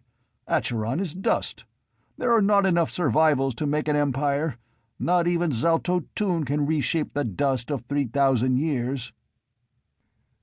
"You know little of his black powers," answered Orestes grimly. "I have seen the very hills take on an alien and ancient aspect under the spell of his incantations. I have glimpsed, like shadows behind the realities, the dim shapes and outlines of valleys, forests, mountains and lakes that are not as they are today, but as they were in that dim yesterday. Have even sensed, rather than glimpsed, the purple towers of forgotten Python shimmering like figures of mist in the dusk. And in the last conclave to which I accompanied him, understanding of his sorcery came to me at last, while the drums beat and the beast-like worshippers howled with their heads in the dust. I tell you, he would restore Acheron by his magic, by the sorcery of a gigantic blood sacrifice such as the world has never seen. He would enslave the world, and with a deluge of blood wash away the present and restore the past." "You are mad!" exclaimed Tarascus. "Mad?" Orestes turned a haggard stare upon him. "Can any man see what I have seen and remain wholly sane? Yet I speak the truth. He plots the return of Acheron, with its towers and wizards and kings and horrors, as it was in the long ago. The descendants of Acheron will serve him as a nucleus upon which to build, but it is the blood and the bodies of the people of the world today that will furnish the mortar and the stones for the rebuilding. I cannot tell you how. My own brain reels when I try to understand. But I have seen. Acheron will be Acheron again, and even the hills, the forests, and the rivers will resume their ancient aspect. Why not? If I, with my tiny store of knowledge, could bring to life a man dead 3,000 years, why cannot the greatest wizard of the world bring back to life a kingdom dead 3,000 years? Out of the dust shall Acheron arise at his bidding." "How can we thwart him?" asked Tarascus, impressed. "There is but one way," answered Orestes. "We must steal the heart of Ahriman." "But I—" began Tarascus involuntarily, then closed his mouth quickly. None had noticed him, and Orestes was continuing. "It is a power that can be used against him. With it in my hands, I might defy him. But how shall we steal it? He has it hidden in some secret place, from which not even a Zamorian thief might filch it. I cannot learn its hiding place. If he would only sleep again the sleep of the Black Lotus, but the last time he slept thus was after the Battle of the Valkyr, when he was weary because of the great magic he had performed, and—" The door was locked and bolted, but it swung silently open, and Zalto Tune stood before them, calm, tranquil, stroking his patriarchal beard. But the lambent lights of hell flickered in his eyes. "I have taught you too much," he said calmly, pointing a finger like an index of doom at Orestes. And before any could move, he had cast a handful of dust on the floor near the feet of the priest, who stood like a man turned to marble. It flamed, smoldered. A blue serpentine of smoke rose and swayed upward about Orestes in a slender spiral. And when it had arisen above his shoulders, it curled about his neck with a whipping suddenness, like the stroke of a snake. Orestes' scream was choked to a gurgle. His hands flew to his neck. His eyes were distended, his tongue protruded. The smoke was like a blue rope about his neck. Then it faded and was gone, and Orestes slumped to the floor, a dead man. Zalto Tune smote his hands together, and two men entered, men often observed accompanying him, small, repulsively dark, with red, oblique eyes and pointed, rat-like teeth. They did not speak. Lifting the corpse, they bore it away. Dismissing the matter with a wave of his hand, Zalto Tune seated himself at the ivory table about which sat the Pale Kings. "Why are you in conclave?" he demanded. "The Aquilonians have risen in the west," answered Amalric, recovering from the grisly jolt the death of Orestes had given him. "The fools believe that Conan is alive, and coming at the head of a Poitanian army to reclaim his kingdom. If he had reappeared immediately after Valkia, or if a rumor had been circulated that he lived, the central provinces would not have risen under him. They feared your powers so. But they have become so desperate under Valerius' misrule that they are ready to follow any man who can unite them against us, and prefer sudden death to torture and continual misery. Of course, the tale has lingered stubbornly in the land that Conan was not really slain at Valkia, but not until recently have the masses accepted it. But Palantides is back from exile in Ophir, swearing that the king was ill in his tent that day, and that a man-at-arms wore his harness, and a squire, who but recently recovered from the stroke of a mace received at Valkia, confirms his tale, or pretends to. An old woman with a pet wolf has wandered up and down the land proclaiming that King Conan yet lives, and will return some day to reclaim the crown. And of late the cursed priests of Ashura sing the same song. They claim that word has come to them by some mysterious means that Conan is returning to reconquer his domain. I cannot catch either her or them. This is, of course, a trick of Trocero's. My spies tell me there is indisputable evidence that the Poitanians are gathering to invade Aquilonia. I believe that Trocero will bring forward some pretender who he will claim is King Conan." Tarascus laughed, but there was no conviction in his laughter. He surreptitiously felt of a scar beneath his jupon, and remembered ravens that cawed on the trail of a fugitive, remembered the body of his squire, Eridius, brought back from the border mountains horribly mangled, by a great grey wolf, his terrified soldiers said. But he also remembered a red jewel stolen from a golden chest while a wizard slept, and he said nothing. And Valerius remembered a dying nobleman who gasped out a tale of fear, and he remembered 4 Chitons who disappeared into the mazes of the south and never returned. But he held his tongue, for hatred and suspicion of his allies ate at him like a worm, and he desired nothing so much as to see both rebels and Nemedians go down locked in the death grip. But Amalric exclaimed, "It is absurd to dream that Conan lives." For answer, Zaltotun cast a roll of parchment on the table.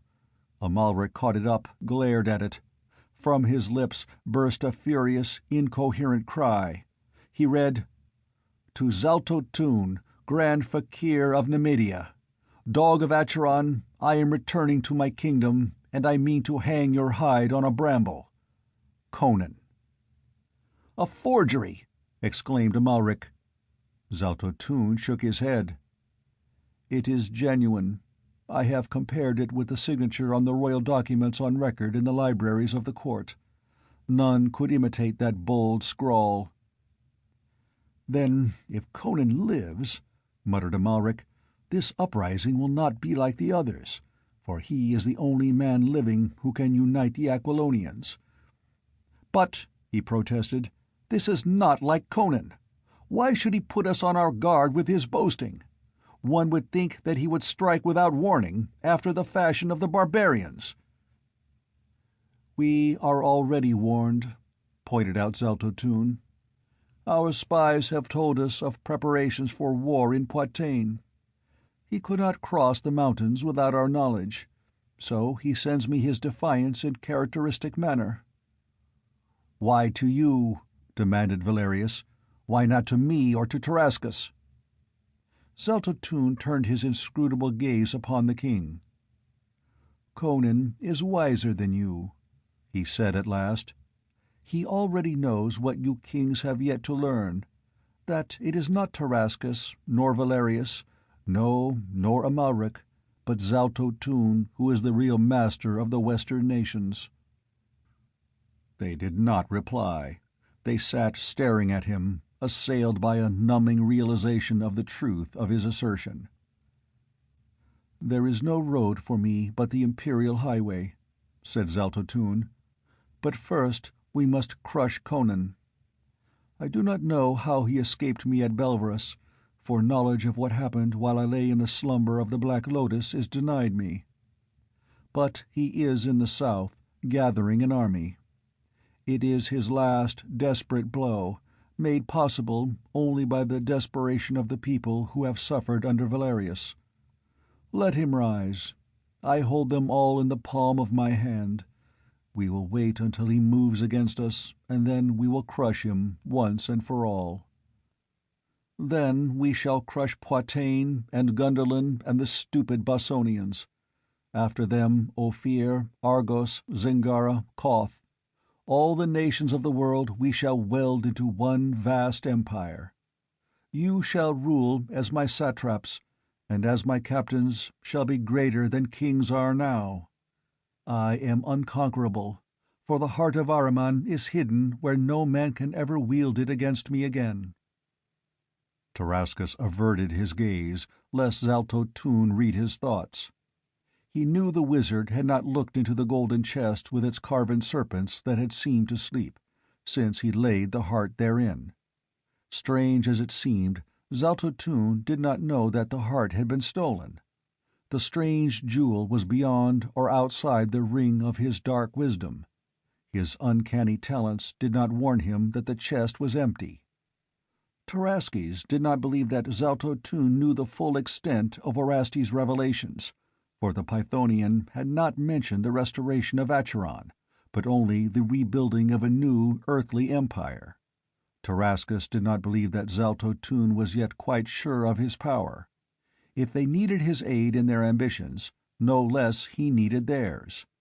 Magic depended, to a certain extent after all, on sword strokes and lance thrusts. The king read meaning in Amalric's furtive glance. Let the wizard use his arts to help them defeat their most dangerous enemy. Time enough, then, to turn against him. There might yet be a way to cheat this dark power they had raised. End of Chapter 20. Chapter 21. Drums of Peril. Confirmation of the war came when the army of Poitain, 10,000 strong, marched through the southern passes with waving banners and shimmer of steel. And at their head, the spies swore, rode a giant figure in black armor, with the royal lion of Aquilonia worked in gold upon the breast of his rich silken surcoat. Conan lived. The king lived. There was no doubt of it in men's minds now, whether friend or foe. With the news of the invasion from the south there also came word, brought by hard-riding couriers, that a host of Gundermen was moving southward, reinforced by the barons of the northwest and the northern Bossonians. Tarascus marched with 31,000 men to Galparan on the river Shirki, which the Gundermen must cross to strike at the town still held by the Nemedians. The Shirki was a swift, turbulent river rushing southwestward through rocky gorges and canyons, and there were few places where an army could cross at that time of the year, when the stream was almost bank full with the melting of the snows.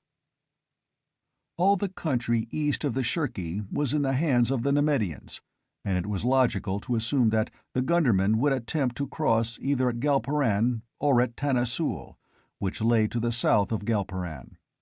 Reinforcements were daily expected from Nemedia, until word came that the king of Ophir was making hostile demonstrations on Nemedia's southern border, and to spare any more troops would be to expose Nemedia to the risk of an invasion from the south. Amalric and Valerius moved out from Tarantia with 25,000 men, leaving as large a garrison as they dared to discourage revolts in the cities during their absence.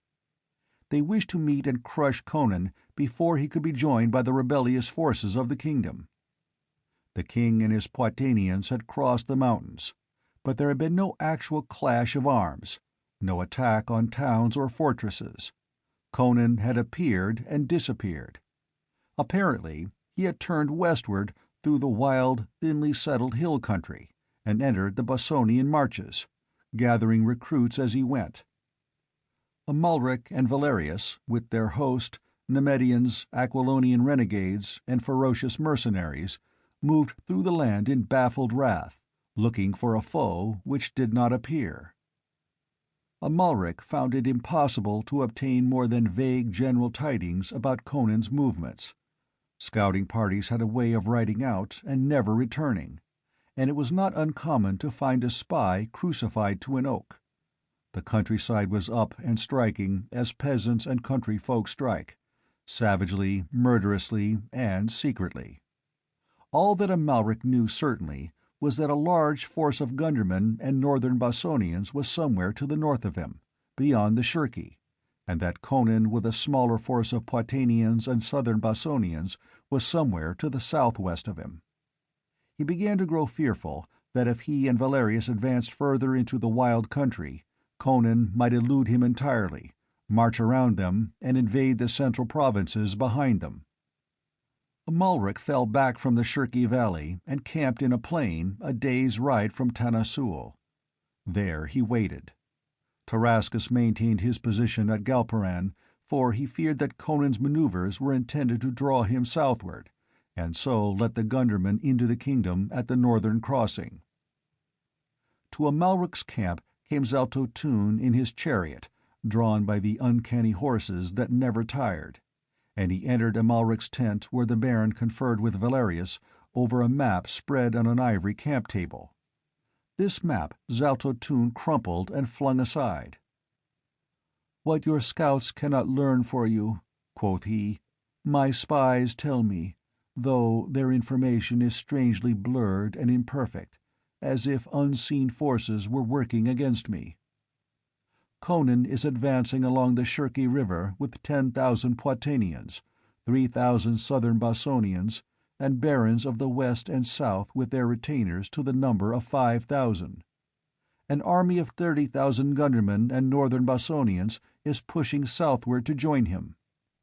They have established contact by means of secret communications used by the cursed priests of Ashura, who seem to be opposing me, and whom I will feed to a serpent when the battle is over.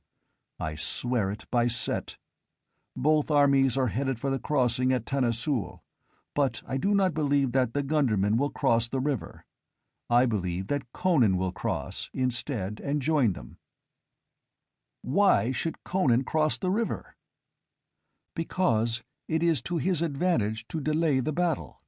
The longer he waits, the stronger he will become, the more precarious our position.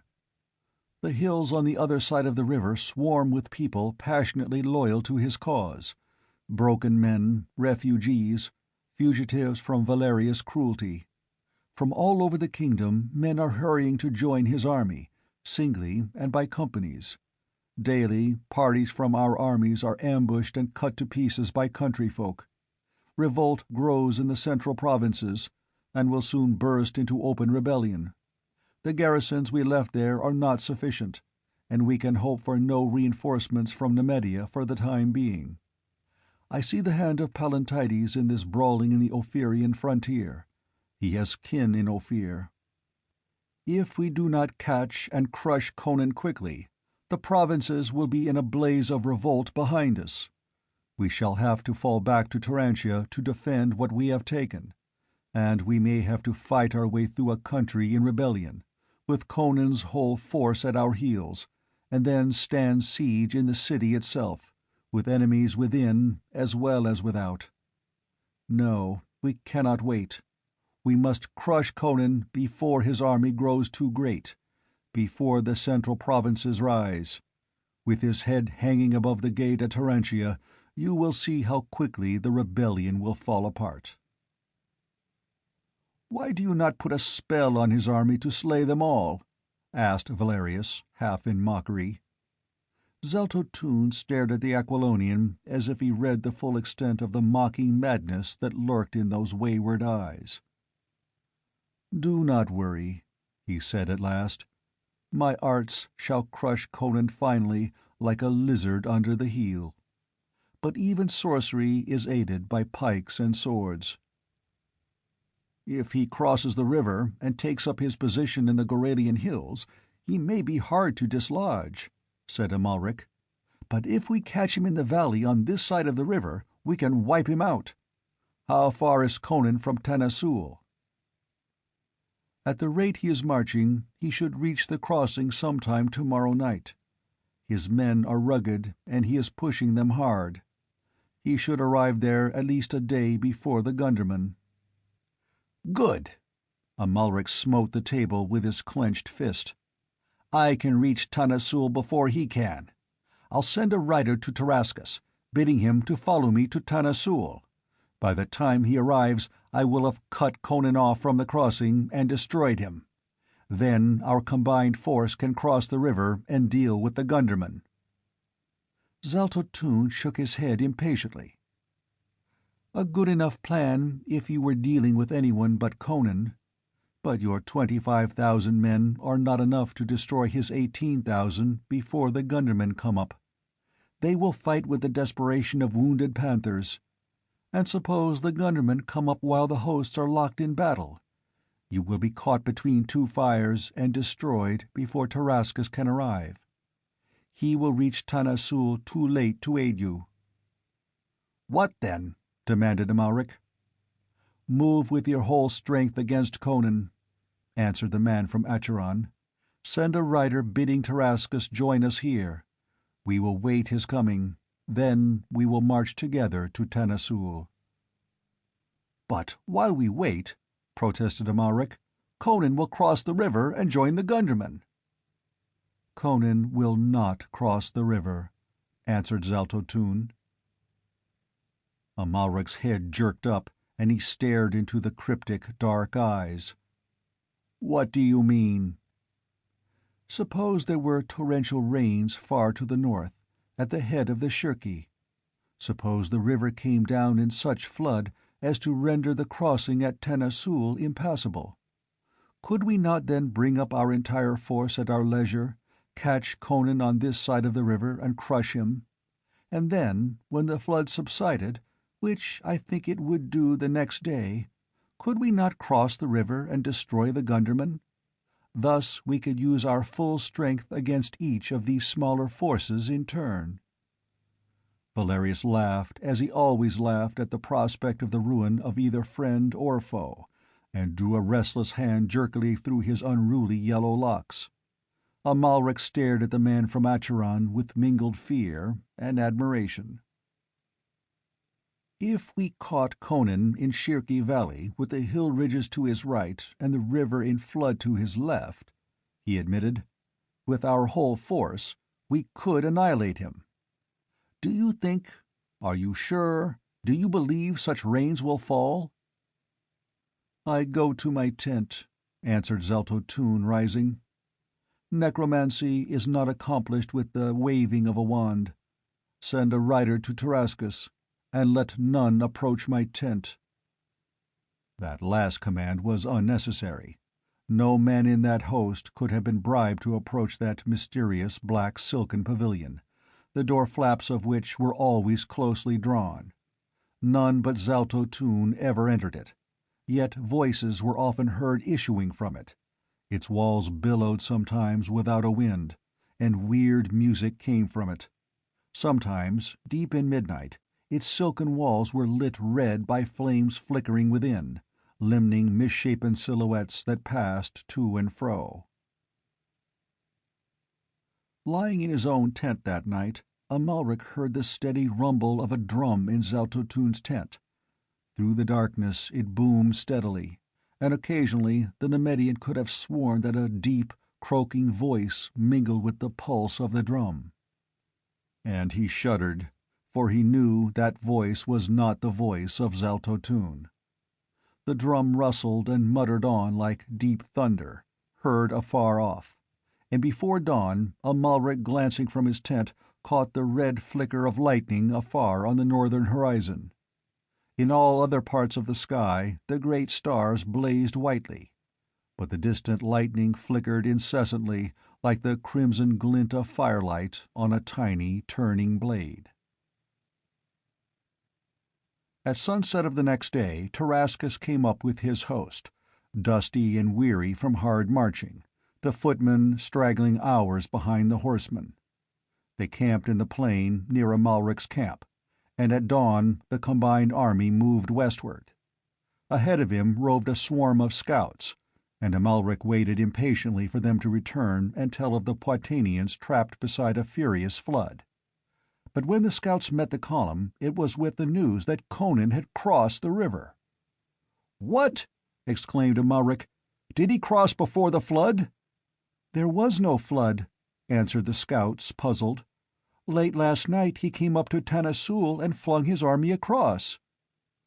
"No flood?" exclaimed Zelto-Tun, taken aback for the first time in Amalric's knowledge. "Impossible!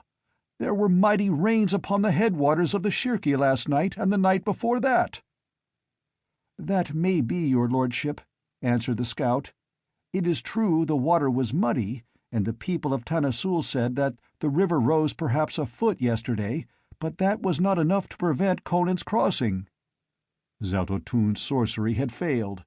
The thought hammered in Amalric's brain. His horror of this strange man out of the past had grown steadily since that night in Belverus, when he had seen a brown, shriveled mummy swell and grow into a living man. And the death of Orestes had changed lurking horror into active fear. In his heart was a grisly conviction that the man, or devil, was invincible. Yet now he had undeniable proof of his failure. Yet even the greatest of necromancers might fail occasionally, thought the Baron. At any rate, he dared not oppose the man from Acheron, yet. Orestes was dead, Writhing in Mitra only knew what nameless hell, and Amalric knew his sword would scarcely prevail where the black wisdom of the renegade priest had failed. What grisly abomination Zaltotun plotted lay in the unpredictable future. Conan and his host were a present menace against which Zaltotun's wizardry might well be needed before the play was all played. They came to Tanasul, a small fortified village at the spot where a reef of rocks made a natural bridge across the river, passable always except in times of greatest flood.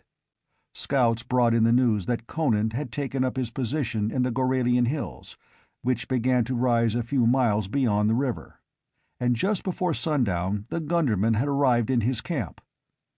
Amalric looked at Zaltotun, inscrutable and alien in the light of the flaring torches. Night had fallen. "What now? Your magic has failed. Conan confronts us with an army nearly as strong as our own, and he has the advantage of position. We have a choice of two evils: to camp here and await his attack, or to fall back toward Turantia and await reinforcements." "We are ruined if we wait," answered Zaltotun. "Cross the river and camp on the plain. We will attack at dawn." "But his position is too strong!" exclaimed Amalric. "Fool!" A gust of passion broke the veneer of the wizard's calm. "Have you forgotten Valkia? Because some obscure elemental principle prevented the flood, do you deem me helpless? I had intended that your spear should exterminate our enemies, but do not fear. It is my arts that shall crush their host. Conan is in a trap. He will never see another sun set. Cross the river."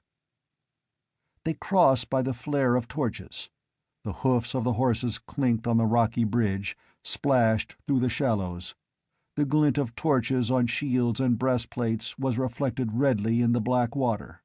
The rock bridge was broad on which they crossed, but even so it was past midnight before the host was camped in the plain beyond. Above them they could see fires winking redly in the distance. Conan had turned at bay in the Goralian hills, which had more than once before served as the last stand of an Aquilonian king. Amalric left his pavilion and strode restlessly through the camp. A weird glow flickered in Zaltotun's tent, and from time to time a demoniacal cry slashed the silence, and there was a low, sinister muttering of a drum that rustled rather than rumbled. Amalric, his instincts whetted by the night and the circumstances, felt that Zaltotun was opposed by more than physical force. Doubts of the wizard's power assailed him.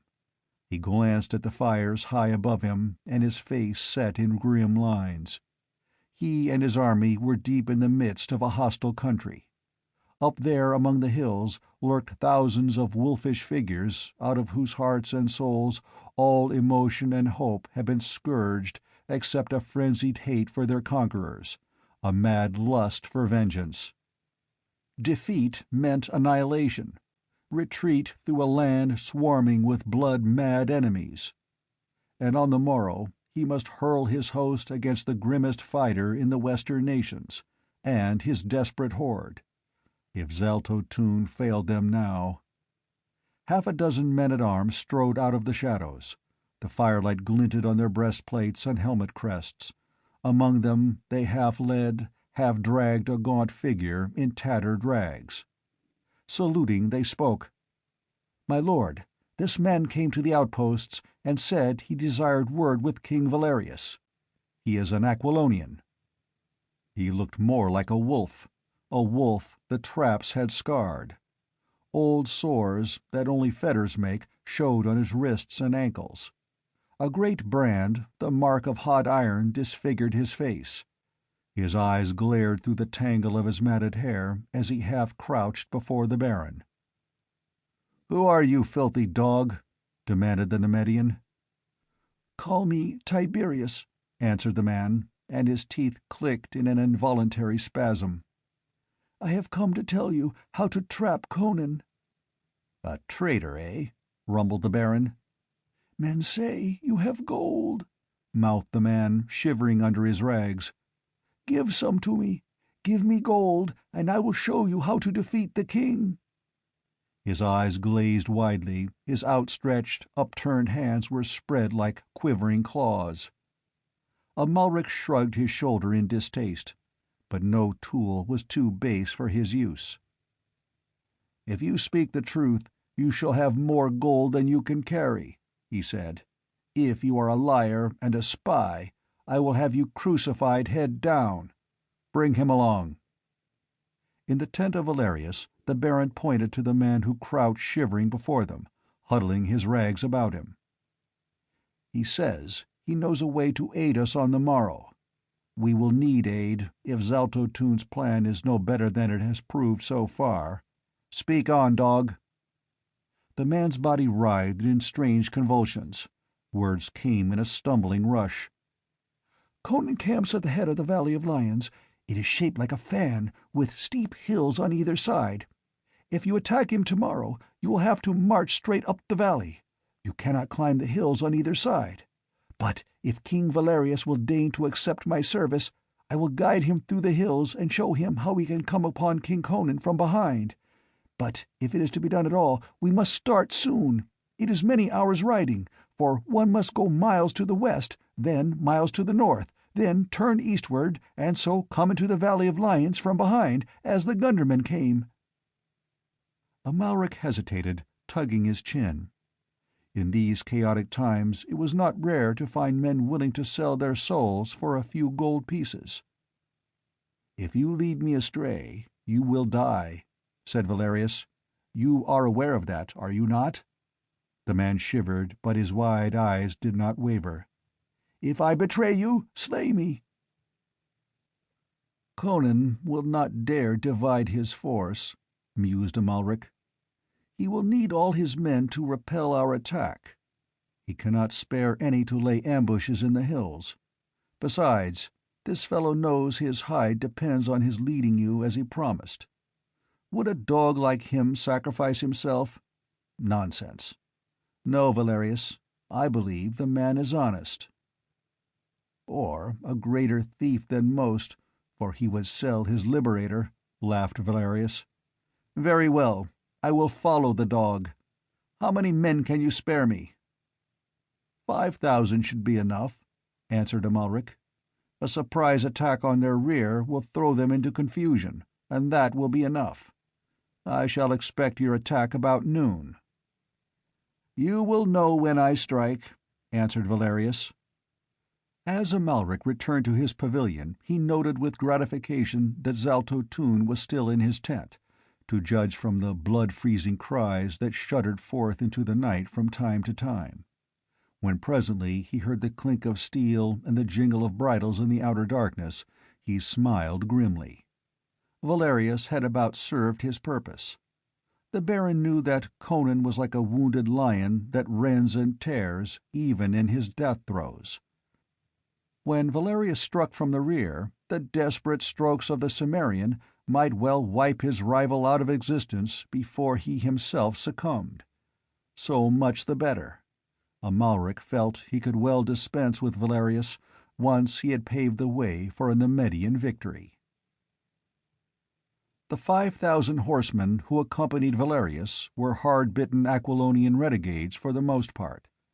In the still starlight they moved out of the sleeping camp, following the westward trend of the great black masses that rose against the stars ahead of them. Valerius rode at their head, and beside him rode Tiberius, a leather thong about his wrist gripped by a man-at-arms who rode on the other side of him. Others kept close behind with drawn swords. "Play us false, and you die instantly," Valerius pointed out.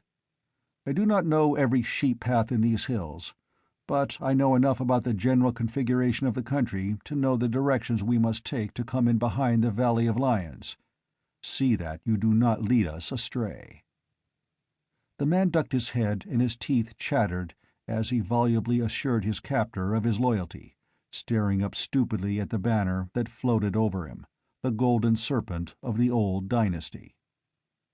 Skirting the extremities of the hills that locked the Valley of Lions, they swung wide to the west.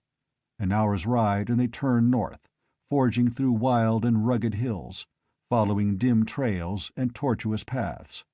Sunrise found them some miles northwest of Conan's position, and here the guide turned eastward and led them through a maze of labyrinths and crags. Valerius nodded, judging their position by various peaks thrusting up above the others. He had kept his bearings in a general way, and he knew they were still headed in the right direction. But now, without warning, a gray, fleecy mass came billowing down from the north, veiling the slopes, spreading out through the valleys. It blotted out the sun. The world became a blind gray void in which visibility was limited to a matter of yards. Advance became a stumbling, groping muddle. Valerius cursed. He could no longer see the peaks that had served him as guideposts. He must depend wholly upon the traitorous guide. The golden serpent drooped in the windless air. Presently, Tiberius seemed himself confused. He halted, stared about uncertainly. "Are you lost, dog?" demanded Valerius harshly. "Listen!" Somewhere ahead of them a faint vibration began, the rhythmic rumble of a drum. "Conan's drum!" exclaimed the Aquilonian. "If we are close enough to hear the drum," said Valerius, "why do we not hear the shouts and the clang of arms? Surely battle has joined." "The gorges and the winds play strange tricks," answered Tiberius, his teeth chattering with the ague that is frequently the lot of men who have spent much time in damp underground dungeons. "Listen!" Faintly to their ears came a low, muffled roar. "They are fighting down in the valley!" cried Tiberius. "The drum is beating on the heights! Let us hasten!" He rode straight on toward the sound of the distant drum as one who knows his ground at last. Valerius followed, cursing the fog. Then it occurred to him that it would mask his advance. Conan could not see him coming. He would be at the Cimmerian's back before the noonday sun dispelled the mists. Just now he could not tell what lay on either hand, whether cliffs, thickets, or gorges. The drum throbbed unceasingly, growing louder as they advanced, but they heard no more of the battle. Valerius had no idea toward what point of the compass they were headed. He started as he saw gray rock walls looming through the smoky drifts on either hand, and realized that they were riding through a narrow defile. But the guide showed no sign of nervousness, and Valerius hove a sigh of relief when the walls widened out and became invisible in the fog. They were through the defile. If an ambush had been planned, it would have been made in that pass. But now Tiberius halted again. The drum was rumbling louder, and Valerius could not determine from what direction the sound was coming. Now it seemed ahead of him, now behind, now on one hand or the other.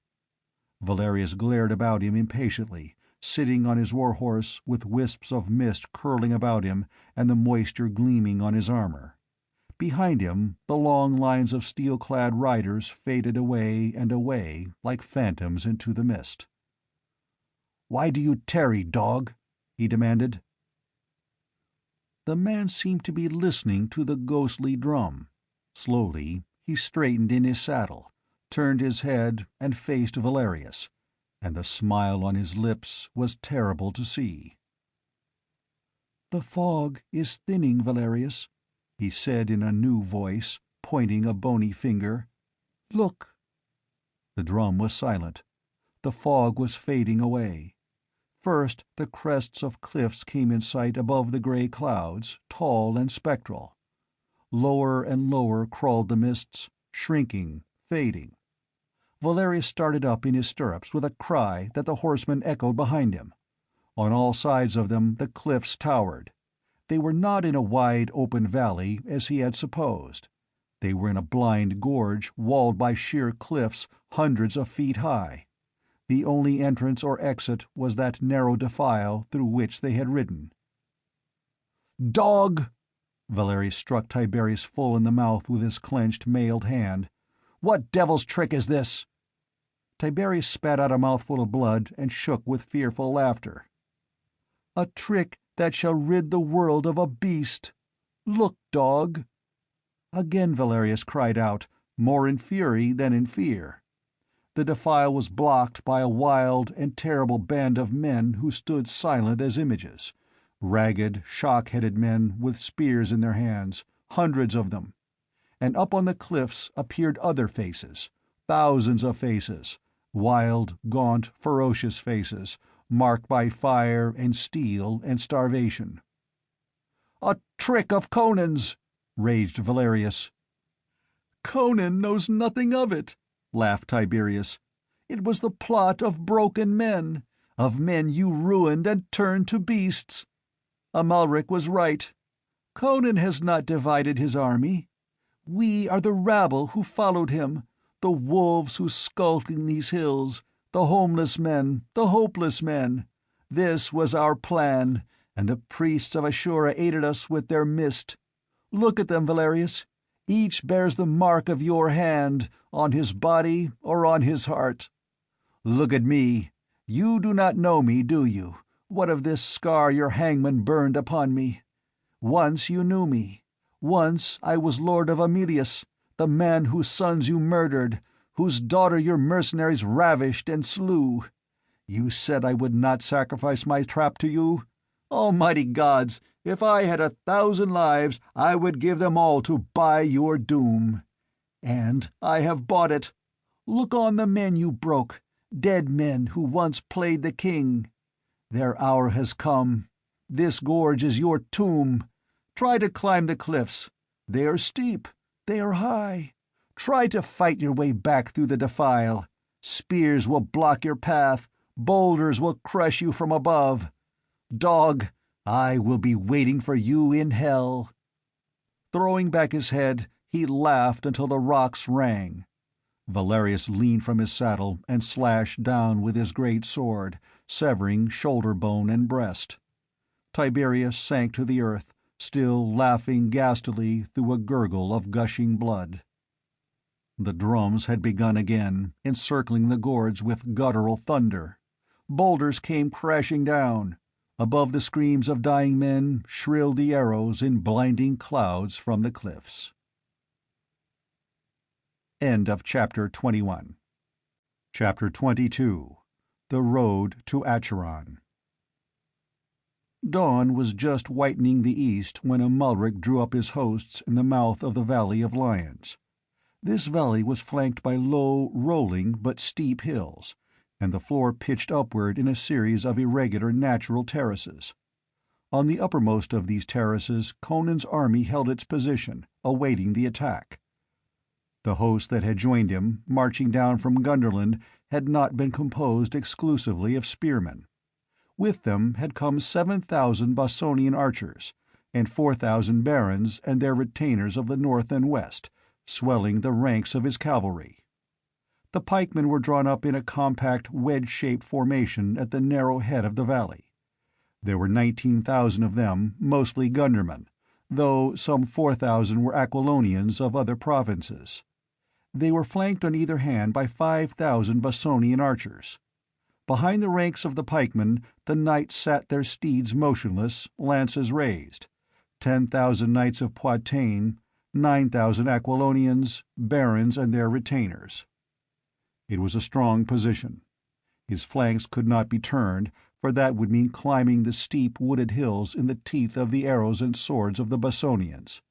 His camp lay directly behind him in a narrow, steep-walled valley, which was indeed merely a continuation of the Valley of Lions, pitching up at a higher level. He did not fear a surprise from the rear, because the hills behind him were full of refugees and broken men whose loyalty to him was beyond question. But if his position was hard to shake, it was equally hard to escape from. It was a trap as well as a fortress for the defenders, a desperate last stand of men who did not expect to survive unless they were victorious. The only line of retreat possible was through the narrow valley at their rear. Zaltotun mounted a hill on the left side of the valley near the wide mouth. This hill rose higher than the others, and was known as the King's Altar, for a reason long forgotten. only Zaltotun knew, and his memory dated back 3,000 years. He was not alone. His two familiars, silent, hairy, furtive, and dark, were with him, and they bore a young Aquilonian girl, bound hand and foot. They laid her on an ancient stone which was curiously like an altar, and which crowned the summit of the hill. For long centuries it had stood there, worn by the elements, until many doubted that it was anything but a curiously shapen natural rock. But what it was and why it stood there Zaltotun remembered from of old. The familiars went away, with their bent backs like silent gnomes, and Zaltotun stood alone beside the altar, his dark beard blown in the wind, overlooking the valley. He could see clear back to the winding Shirki, and up into the hills beyond the head of the valley. He could see the gleaming wedge of steel drawn up at the head of the terraces, the burgonets of the archers glinting among the rocks and bushes, the silent knights motionless on their steeds, their pennons flowing above their helmets, their lances rising in a bristling thicket. Looking in the other direction, he could see the long serried lines of the Nemedians moving in ranks of shining steel into the mouth of the valley. Behind them, the gay pavilions of the lords and knights and the drab tents of the common soldiers stretched back almost to the river. Like a river of molten steel, the Nemedian host flowed into the valley, the great scarlet dragon rippling over it. First marched the bowmen, in even ranks, arbalests half raised, bolts knocked, fingers on triggers. After them came the pikemen, and behind them the real strength of the army, the mounted knights, their banners unfurled to the wind, their lances lifted, walking their great steeds forward as if they rode to a banquet. And higher up the slopes the smaller Aquilonian host stood grimly silent. There were 30,000 Nemedian knights, and, as in most Hyborian nations, it was the chivalry which was the sword of the army. The footmen were used only to clear the way for a charge of the armored knights. There were 21,000 of these, pikemen and archers. The bowmen began loosing as they advanced, without breaking ranks, launching their quarrels with a whir and tang. But the bolts fell short or rattled harmlessly from the overlapping shields of the gundermen. And before the arbalesters could come within killing range, the arching shafts of the Bossonians were wreaking havoc in their ranks. A little of this, a futile attempt at exchanging fire, and the Nemedian bowmen began falling back in disorder. Their armor was light, their weapons no match for the Bossonian longbows. The western archers were sheltered by bushes and rocks. Moreover, the Nemedian footmen lacked something of the morale of the horsemen, knowing as they did that they were being used merely to clear the way for the knights. The crossbowmen fell back, and between their opening lines the pikemen advanced. These were largely mercenaries, and their masters had no compunction about sacrificing them. They were intended to mask the advance of the knights until the latter were within smiting distance. So, while the arbalesters plied their bolts from either flank at long range, the pikemen marched into the teeth of the blast from above, and behind them the knights came on. When the pikemen began to falter beneath the savage hail of death that whistled down the slopes among them, a trumpet blew, their companies divided to right and left, and through them the mailed knights thundered. They ran full into a cloud of stinging death. The cloth-yard shafts found every crevice in their armor and the housings of the steeds. Horses scrambling up the grassy terraces reared and plunged backward, bearing their riders with them. Steel-clad forms littered the slopes. The charge wavered and ebbed back. Back down in the valley, Amalric reformed his ranks. Tarascus was fighting with drawn sword under the Scarlet Dragon, but it was the Baron of Tor who commanded that day. Amalric swore as he glanced at the forest of lance-tips visible above and beyond the headpieces of the gundermen. He had hoped his retirement would draw the knights out in a charge down the slopes after him, to be raked from either flank by his bowmen and swamped by the numbers of his horsemen. But they had not moved. Camp servants brought skins of water from the river. Knights doffed their helmets and drenched their sweating heads. The wounded on the slopes screamed vainly for water. In the upper valley, springs supplied the defenders. They did not thirst that long, hot spring day. On the king's altar, beside the ancient carven stone, Zaltotun watched the steel tide ebb and flow. On came the knights, with waving plumes and dipping lances. Through a whistling cloud of arrows they plowed to break like a thundering wave on the bristling wall of spears and shields. Axes rose and fell above the plumed helmets, spears thrust upward, bringing down horses and riders. The pride of the Gundermen was no less fierce than that of the knights.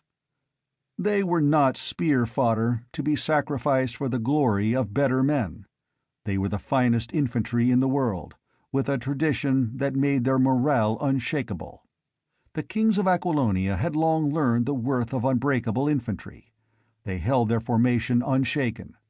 Over their gleaming ranks flowed the great lion banner, and at the tip of the wedge a giant figure in black armor roared and smote like a hurricane, with a dripping axe that split steel and bone alike.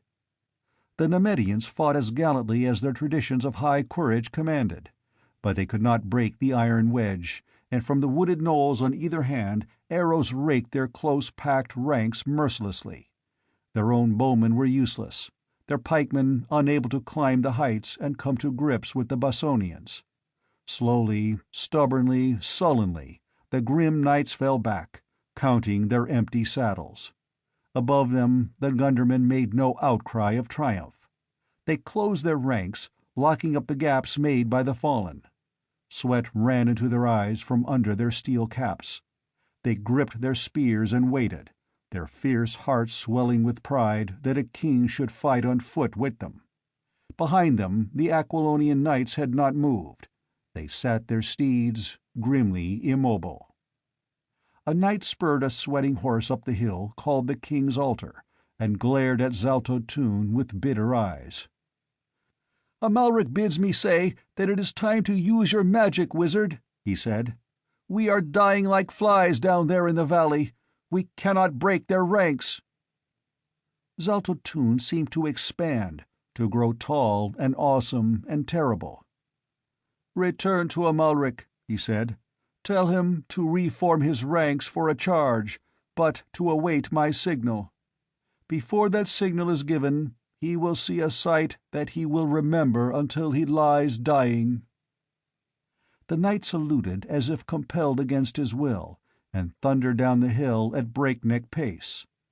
Zaltotun stood beside the dark altar stone and stared across the valley, at the dead and wounded men on the terraces, at the grim, blood-stained band at the head of the slopes, at the dusty, steel-clad ranks reforming in the vale below. He glanced up at the sky, and he glanced down at the slim white figure on the dark stone. And, lifting a dagger inlaid with archaic hieroglyphs, he intoned an immemorial invocation. "Set, god of darkness, scaly lord of the shadows, by the blood of a virgin and the sevenfold symbol, I call to your sons below the black earth. Children of the deeps, below the red earth, under the black earth, awaken and shake your awful manes. Let the hills rock and the stones topple upon my enemies. Let the sky grow dark above them, the earth unstable beneath their feet. Let a wind from the deep black earth curl up beneath their feet and blacken and shrivel them." He halted short, dagger lifted. In the tense silence the roar of the host rose beneath him, borne on the wind. On the other side of the altar stood a man in a black hooded robe, whose coif shadowed pale, delicate features and dark eyes calm and meditative. "Dog of Asura," whispered Zaltotun. His voice was like the hiss of an angered serpent. "Are you mad that you seek your doom? O Baal! Chiron!" "Call again, Dog of Acheron," said the other, and laughed. "Summon them loudly. They will not hear, unless your shouts reverberate in hell." From a thicket on the edge of the crest came a somber old woman in peasant garb, her hair flowing over her shoulders, a great grey wolf following at her heels. "Witch, priest, and wolf," muttered Zalto-Tun grimly, and laughed. "Fools, to pit your charlatan's mummery against my arts! With a wave of my hand, I brush you from my path." "Your arts are straws in the wind, dog of Python," answered the Assyrian. "Have you wondered why the Shirki did not come down in flood and trap Conan on the other bank? When I saw the lightning in the night, I guessed your plan, and my spells dispersed the clouds you had summoned before they could empty their torrents. You did not even know that your rain-making wizardry had failed." "You lie!" cried Zalto-Tun, but the confidence in his voice was shaken. "I have felt the impact of a powerful sorcery against mine, but no man on earth could undo the rain magic, once made, unless he possessed the very heart of sorcery." "But the flood you plotted did not come to pass," answered the priest. "Look at your allies in the valley, Pythonian. You have led them to the slaughter. They are caught in the fangs of the trap, and you cannot aid them. Look." He pointed. Out of the narrow gorge of the upper valley, behind the Poitanians, a horseman came flying, whirling, something about his head that flashed in the sun. Recklessly he hurtled down the slopes, through the ranks of the Gundermen, who sent up a deep-throated roar and clashed their spears and shields like thunder in the hills. On the terraces between the hosts, the sweat-soaked horse reared and plunged, and his wild rider yelled and brandished the thing in his hands like one demented. It was the torn remnant of a scarlet banner, and the sun struck dazzlingly on the golden scales of a serpent that writhed thereon. "Valerius is dead!" cried Hadrathus ringingly. "A fog and a drum lured him to his doom. I gathered that fog, dog of Python, and I dispersed it. I, with my magic, which is greater than your magic." "What matters it?" roared Zalto-Tun, a terrible sight, his eyes blazing, his features convulsed. "Valerius was a fool. I do not need him. I can crush Conan without human aid." "Why have you delayed?" mocked Hadrathus. "Why have you allowed so many of your allies to fall pierced by arrows and spitted on spears?" "Because blood aids great sorcery," thundered Zalto-Tun in a voice that made the rocks quiver. A lurid nimbus played about his awful head. "Because no wizard wastes his strength thoughtlessly. Because I would conserve my powers for the great days to be, rather than employ them in a hill-country brawl. But now, by Set, I shall loose them to the uttermost. Watch, dog of Assura, false priest of an outworn god, and see a sight that shall blast your reason for evermore." Hadrathus threw back his head and laughed, and hell was in his laughter. "Look, black devil of Python!" His hand came from under his robe holding something that flamed and burned in the sun, changing the light to a pulsing golden glow in which the flesh of Zalto-Tun looked like the flesh of a corpse. Zalto-Tun cried out as if he had been stabbed. "The heart! The heart of Ahriman!" "Aye, the one power that is greater than your power." Zalto-Tun seemed to shrivel, to grow old. Suddenly his beard was shot with snow, his locks flecked with grey. "The heart," he mumbled. "You stole it! Dog! Thief!" "Not I. It has been on a long journey far to the southward. But now it is in my hands, and your black arts cannot stand against it. As it resurrected you, so shall it hurl you back into the night whence it drew you. You shall go down the dark road to Acheron, which is the road of silence and the night. The dark empire, unreborn, shall remain a legend and a black memory. Conan shall reign again, and the heart of Ahriman shall go back into the cavern below the temple of Mitra, to burn as a symbol of the power of Aquilonia for 1,000 years." Zaltotun screamed inhumanly and rushed around the altar, dagger lifted. But from somewhere, out of the sky perhaps, or the great jewel that blazed in the hand of Hadrathus, shot a jetting beam of blinding blue light. Full against the breast of Zaltotun it flashed, and the hills re-echoed the concussion. The Wizard of Acheron went down as though struck by a thunderbolt, and before he touched the ground he was fearfully altered.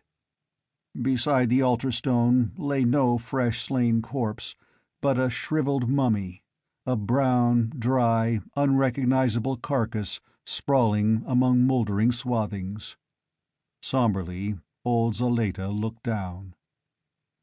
"He was not a living man," she said.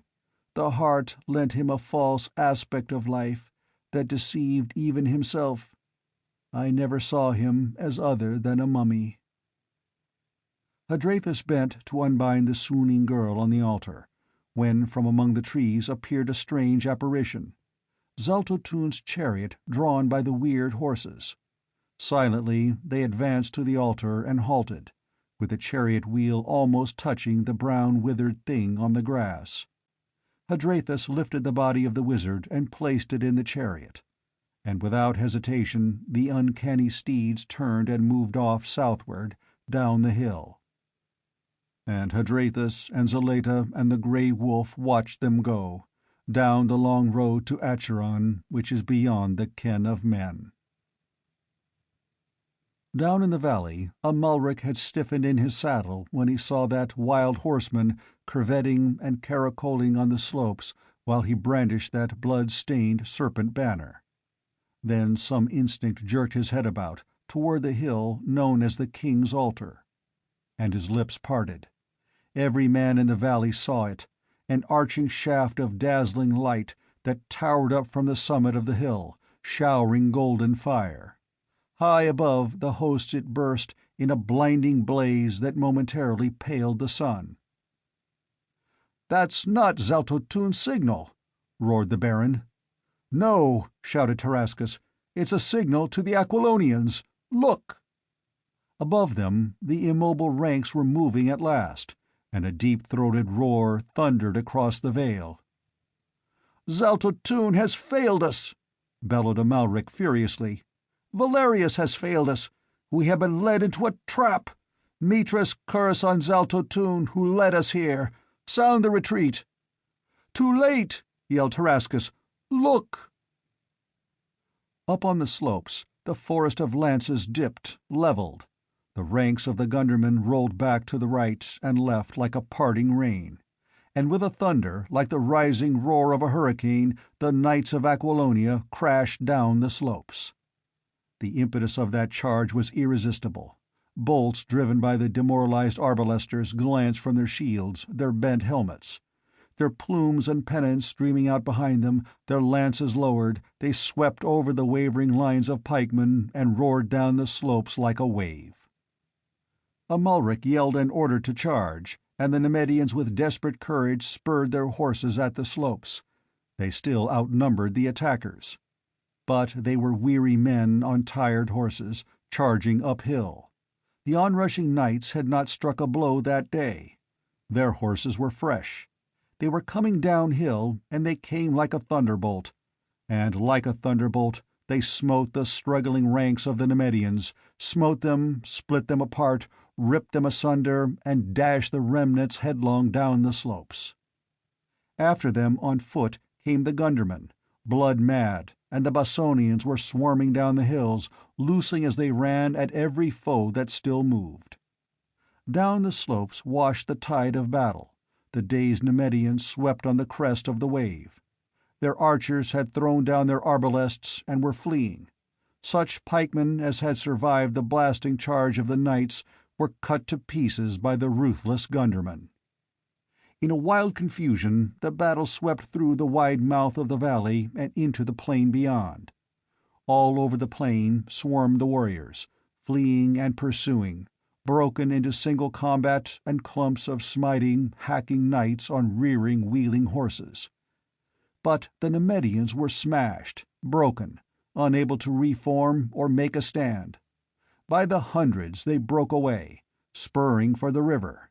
Many reached it, rushed across, and rode eastward. The countryside was up behind them. The people hunted them like wolves. Few ever reached Turantia. The final break did not come until the fall of Amalric. The Baron, striving in vain to rally his men, rode straight at the clump of knights that followed the giant in black armor, whose surcoat bore the royal lion, and over whose head floated the golden lion banner with the scarlet leopard of Poitou beside it. A tall warrior in gleaming armor couched his lance and charged to meet the Lord of Tor. They met like a thunderclap. The Nemedian's lance, striking his foe's helmet, snapped bolts and rivets and tore off the casque, revealing the features of Pallantides. But the Aquilonian's lance-head crashed through shield and breastplate to transfix the Baron's heart. A roar went up as Amalric was hurled from his saddle, snapping the lance that impaled him, and the Nemedians gave way as a barrier bursts under the surging impact of a tidal wave. They rode for the river in a blind stampede that swept the plain like a whirlwind. The hour of the dragon had passed. Tarascus did not flee. Amalric was dead, the color-bearer slain, and the royal Nemedian banner trampled in the blood and dust. Most of his knights were fleeing, and the Aquilonians were riding them down. Tarascus knew the day was lost, but with a handful of faithful followers he raged through the melee, conscious of but one desire: to meet Conan the Cimmerian. And at last he met him. Formations had been destroyed utterly, close-knit bands broken asunder and swept apart. The crest of Trocero gleamed in one part of the plain, those of Prospero and Pallantides in others. Conan was alone. The house troops of Tarascus had fallen one by one. The two kings met man to man. Even as they rode at each other, the horse of Tarascus sobbed and sank under him. Conan leapt from his own steed and ran at him, as the king of Nemedia disengaged himself and rose. Steel flashed blindingly in the sun, clashed loudly, and blue sparks flew. Then a clang of armor as Tarascus measured his full length on the earth beneath a thunderous stroke of Conan's broadsword. The Cimmerian placed a mail-shod foot on his enemy's breast and lifted his sword. His helmet was gone. He shook back his black mane, and his blue eyes blazed with their old fire. "Do you yield?" "Will you give me quarter?" demanded the Nemedian. "Aye. Better than you'd have given me, you dog. Life for you and all your men who throw down their arms. Though I ought to split your head for an infernal thief," the Cimmerian added. Tarascus twisted his neck and glared over the plain. The remnants of the Nemedian host were flying across the stone bridge with swarms of victorious Aquilonians at their heels, smiting with fury of glutted vengeance. Bossonians and gundermen were swarming through the camp of their enemies, tearing the tents to pieces in search of plunder, seizing prisoners, ripping open the baggage, and upsetting the wagons. Tarascus cursed fervently, and then shrugged his shoulders, as well as he could, under the circumstances. "Very well. I have no choice. What are your demands?" "Surrender to me all your present holdings in Aquilonia. Order your garrisons to march out of the castles and towns they hold without their arms, and get your infernal armies out of Aquilonia as quickly as possible. In addition, you shall return all Aquilonians sold as slaves, and pay an indemnity to be designated later, when the damage your occupation of the country has caused has been properly estimated. You will remain as hostage until these terms have been carried out." "Very well," surrendered Tarascus. "I will surrender all the castles and towns now held by my garrisons without resistance, and all the other things shall be done. What ransom for my body?"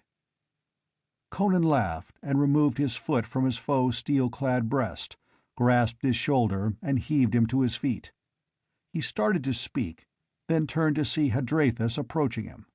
The priest was as calm and self-possessed as ever, picking his way between rows of dead men and horses. Conan wiped the sweat-smeared dust from his face with a blood-stained hand. He had fought all through the day, first on foot with the pikemen, then in the saddle leading the charge. His surcoat was gone, his armor splashed with blood and battered with strokes of sword, mace, and axe. He loomed gigantically against a background of blood and slaughter, like some grim pagan hero of mythology. "Well done, Hadrathus," quoth he gustily. "By Crum, I'm glad to see your signal. My knights were almost mad with impatience and eating their hearts out to be at sword strokes. I could not have held them much longer. What of the wizard?"